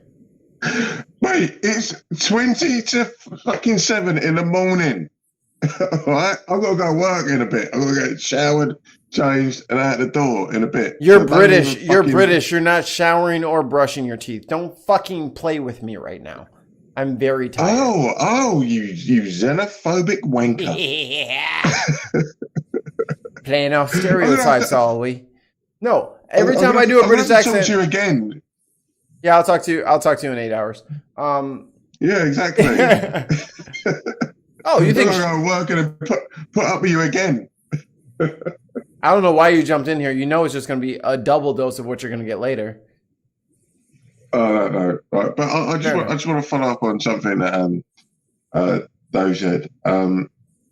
I think if Biden gets elected, it's again for the mainstream, it's going to be like a pressure valve being released in the sense of, oh, everything should calm down now. We've got one of the normal fuckers in charge. When a lot of activists and a lot of protesters, they'll lose momentum in the sense of, oh, it's all right now. Everything's fine because we've got a normal twat in charge. But I think the momentum needs to be carried on. The activists and the protesters need to keep pushing the agenda, because what can happen when someone like Joe Biden gets elected is the momentum goes away because everything kind of settles down and returns to normal. But that's where the activism needs to be upped. The agenda needs to be pushed even harder, because at the minute, what's going on is pushback. And when there's pushback, there's always kind of like these two fronts running up against each other like a thunderstorm. But when the other one goes away, it needs to be overrun. It needs to be flooded with this is with BLM, with LGBTQ stuff. Everything needs to be pushed harder when it's settled down, because when it's settled down, it becomes the norm. It doesn't become an attack on the other. It becomes, oh, this is what we need to do, and this is where the new normal needs to be. So when you do get a nutcase like fucking Trump come back into the fray, it gets squashed quicker. It gets squashed easier, because the new normal is everyone is being excellent to each other, and this cunt who's just rocked up, starting saying shit about one particular group, gets shouted down. And I feel that's what needs to happen, and especially from the perspective of someone from outside the States, because it's I'm embarrassed for you for what you've got. We've got fucking Boris Johnson. He's a cunt, and I love Wayne. Yeah. That's my perspective. That's my close, because I wasn't in on the 4-hour stream, so I'm just kind of giving my what I've seen. Convenient that. Theo, Austin, and then me, and then I'm turning this shit off. Yeah, so I'm Theo, your local exasperated communist artist here. Small interruption. Everyone who's in the call, stay on after the live is over. Thank you. Go ahead. I apologize. It's all good. So you can find some of my work at Third Eye Theory on Instagram. That's Third AYE Theory on Instagram. Also 3 the Third on Facebook. 3 the Third. Plenty of visuals to go around. 3 the Third. Put up a review. If you like the artwork that's on the Bin podcast, 5-star review on 3 the Third. Definitely check it out. That's all I got. Austin. Oh, I'm still here. Yes. My good sir. So we're keeping you up. Oh no. Closing thoughts. I mean, I don't know. Keep thinking critically. Every day challenge your own existence, your own ideologies, and your set of beliefs. Keep fighting. Whatever you know is right. Keep fighting, but don't stop listening. I think when we stop listening, we become deaf to the realities of the world around us. I'm certainly not above learning about my own oppression and the oppression of others. I thank you, everybody. Theo, Britt, David. Was Divine Disbelief. Yeah. Nathaniel and Dex. Thanks for all of your input and voices. They're valuable, and I learned a lot tonight. I mean, this is a tremendously marathon-esque podcast session for sure. I'm in so much trouble Yeah, as soon as I'm done with this because I have ignored the shit out of my fiance, and she will be furious as soon as she wakes up. all right. But yeah, I look forward to future engagements and future opportunities to be a part of this conversation. Yeah, so if you want to find me personally, find me on Facebook, Austin Foudy, pretty easy to search. My photo looks like a real estate agent. Would you like to buy a condo in Boise? Hi, I'm Austin Foudy. Yeah, so AUSTINFOUDY. Instagram, it's _ mocha _ thunder _ that. Mocha Thunder on Instagram. Twitter is at Austin Foudy. Yeah, check out inclusiveidaho.org if you feel so inclined. We're on Instagram at Inclusive Idaho, Facebook at Inclusive Idaho. Yeah, we're doing a lot of stuff here in Boise. Yeah, just stay vigilant, stay aware, keep fighting. All right. Closing it up, and I'm taking myself in full screen. Give me that full screen. Oh, Jesus. Give it to me. All right. I'm going to look away. Shut up, you. All right. This has been a long day. For me, I barely slept last night. Whenever these events happen where I see men that look like me killed and no one cares, I always worry what to tell my fiance and my mom and my friends who, if anybody knows me, I was the metal singer for a band for a couple of years. And I have a lot of white friends and Hispanic friends. And I always say, don't hashtag me to them whenever we have these talks. Don't hashtag me. Go get that motherfucker. It's retributive and it's immature and it's very vigilante. But we've seen that vigilantism is okay if it comes from the right side of the aisle.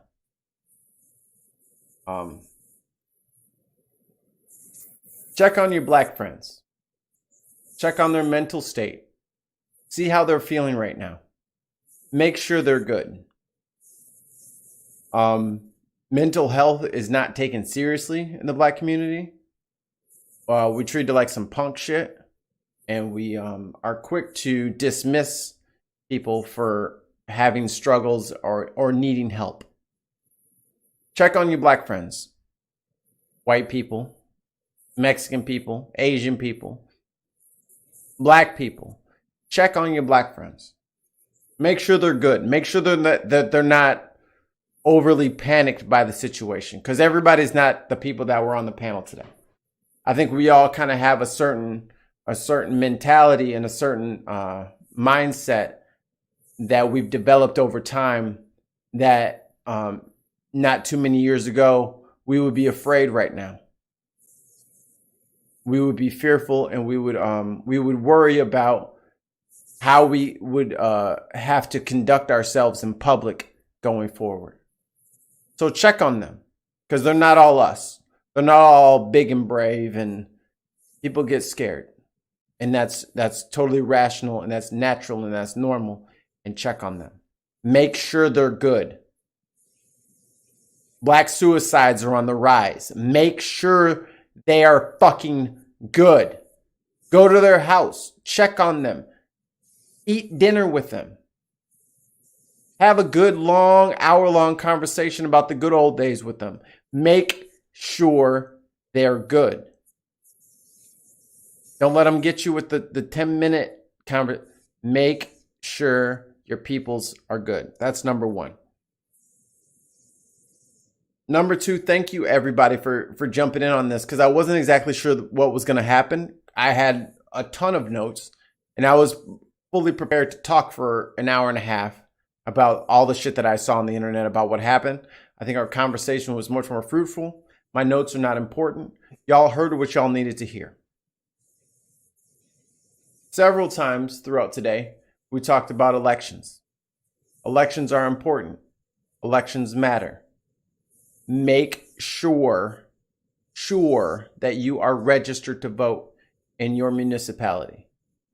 Don't assume that you are, because we already know that the power structure that is in place now is trying to stifle the vote of many people. You might be one of them caught in the net. Make sure that you're registered to vote. Because as much as my friends on this stream have said, fuck this whole shit, burn it down, let's start anew. I hear that.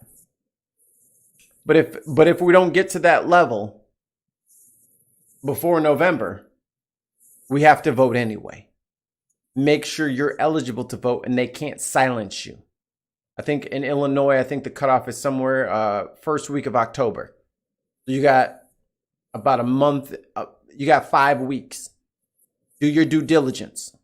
Shut them down at the pass so they can't stop you from voting. Do that, please. I've made it a point to not broadcast all of our ways that you can support the show and help us, because I think that's fairly obvious. It's been a banner on the bottom. You guys know what Patreon is. You know what YouTube is. You know what Facebook is. You know what Twitch is. Do right by us, and I promise we will continue to provide content that does right by y'all. My name is Mikey Famine. I'm part of the Bin Podcast. Thank you, everybody, for supporting us and helping us out tonight. Thank you for enjoying and enduring this incredibly long stream. My mouse has disappeared. There it is. So thank you, guys, and I will see you tomorrow, 2 p.m. Central. Peace.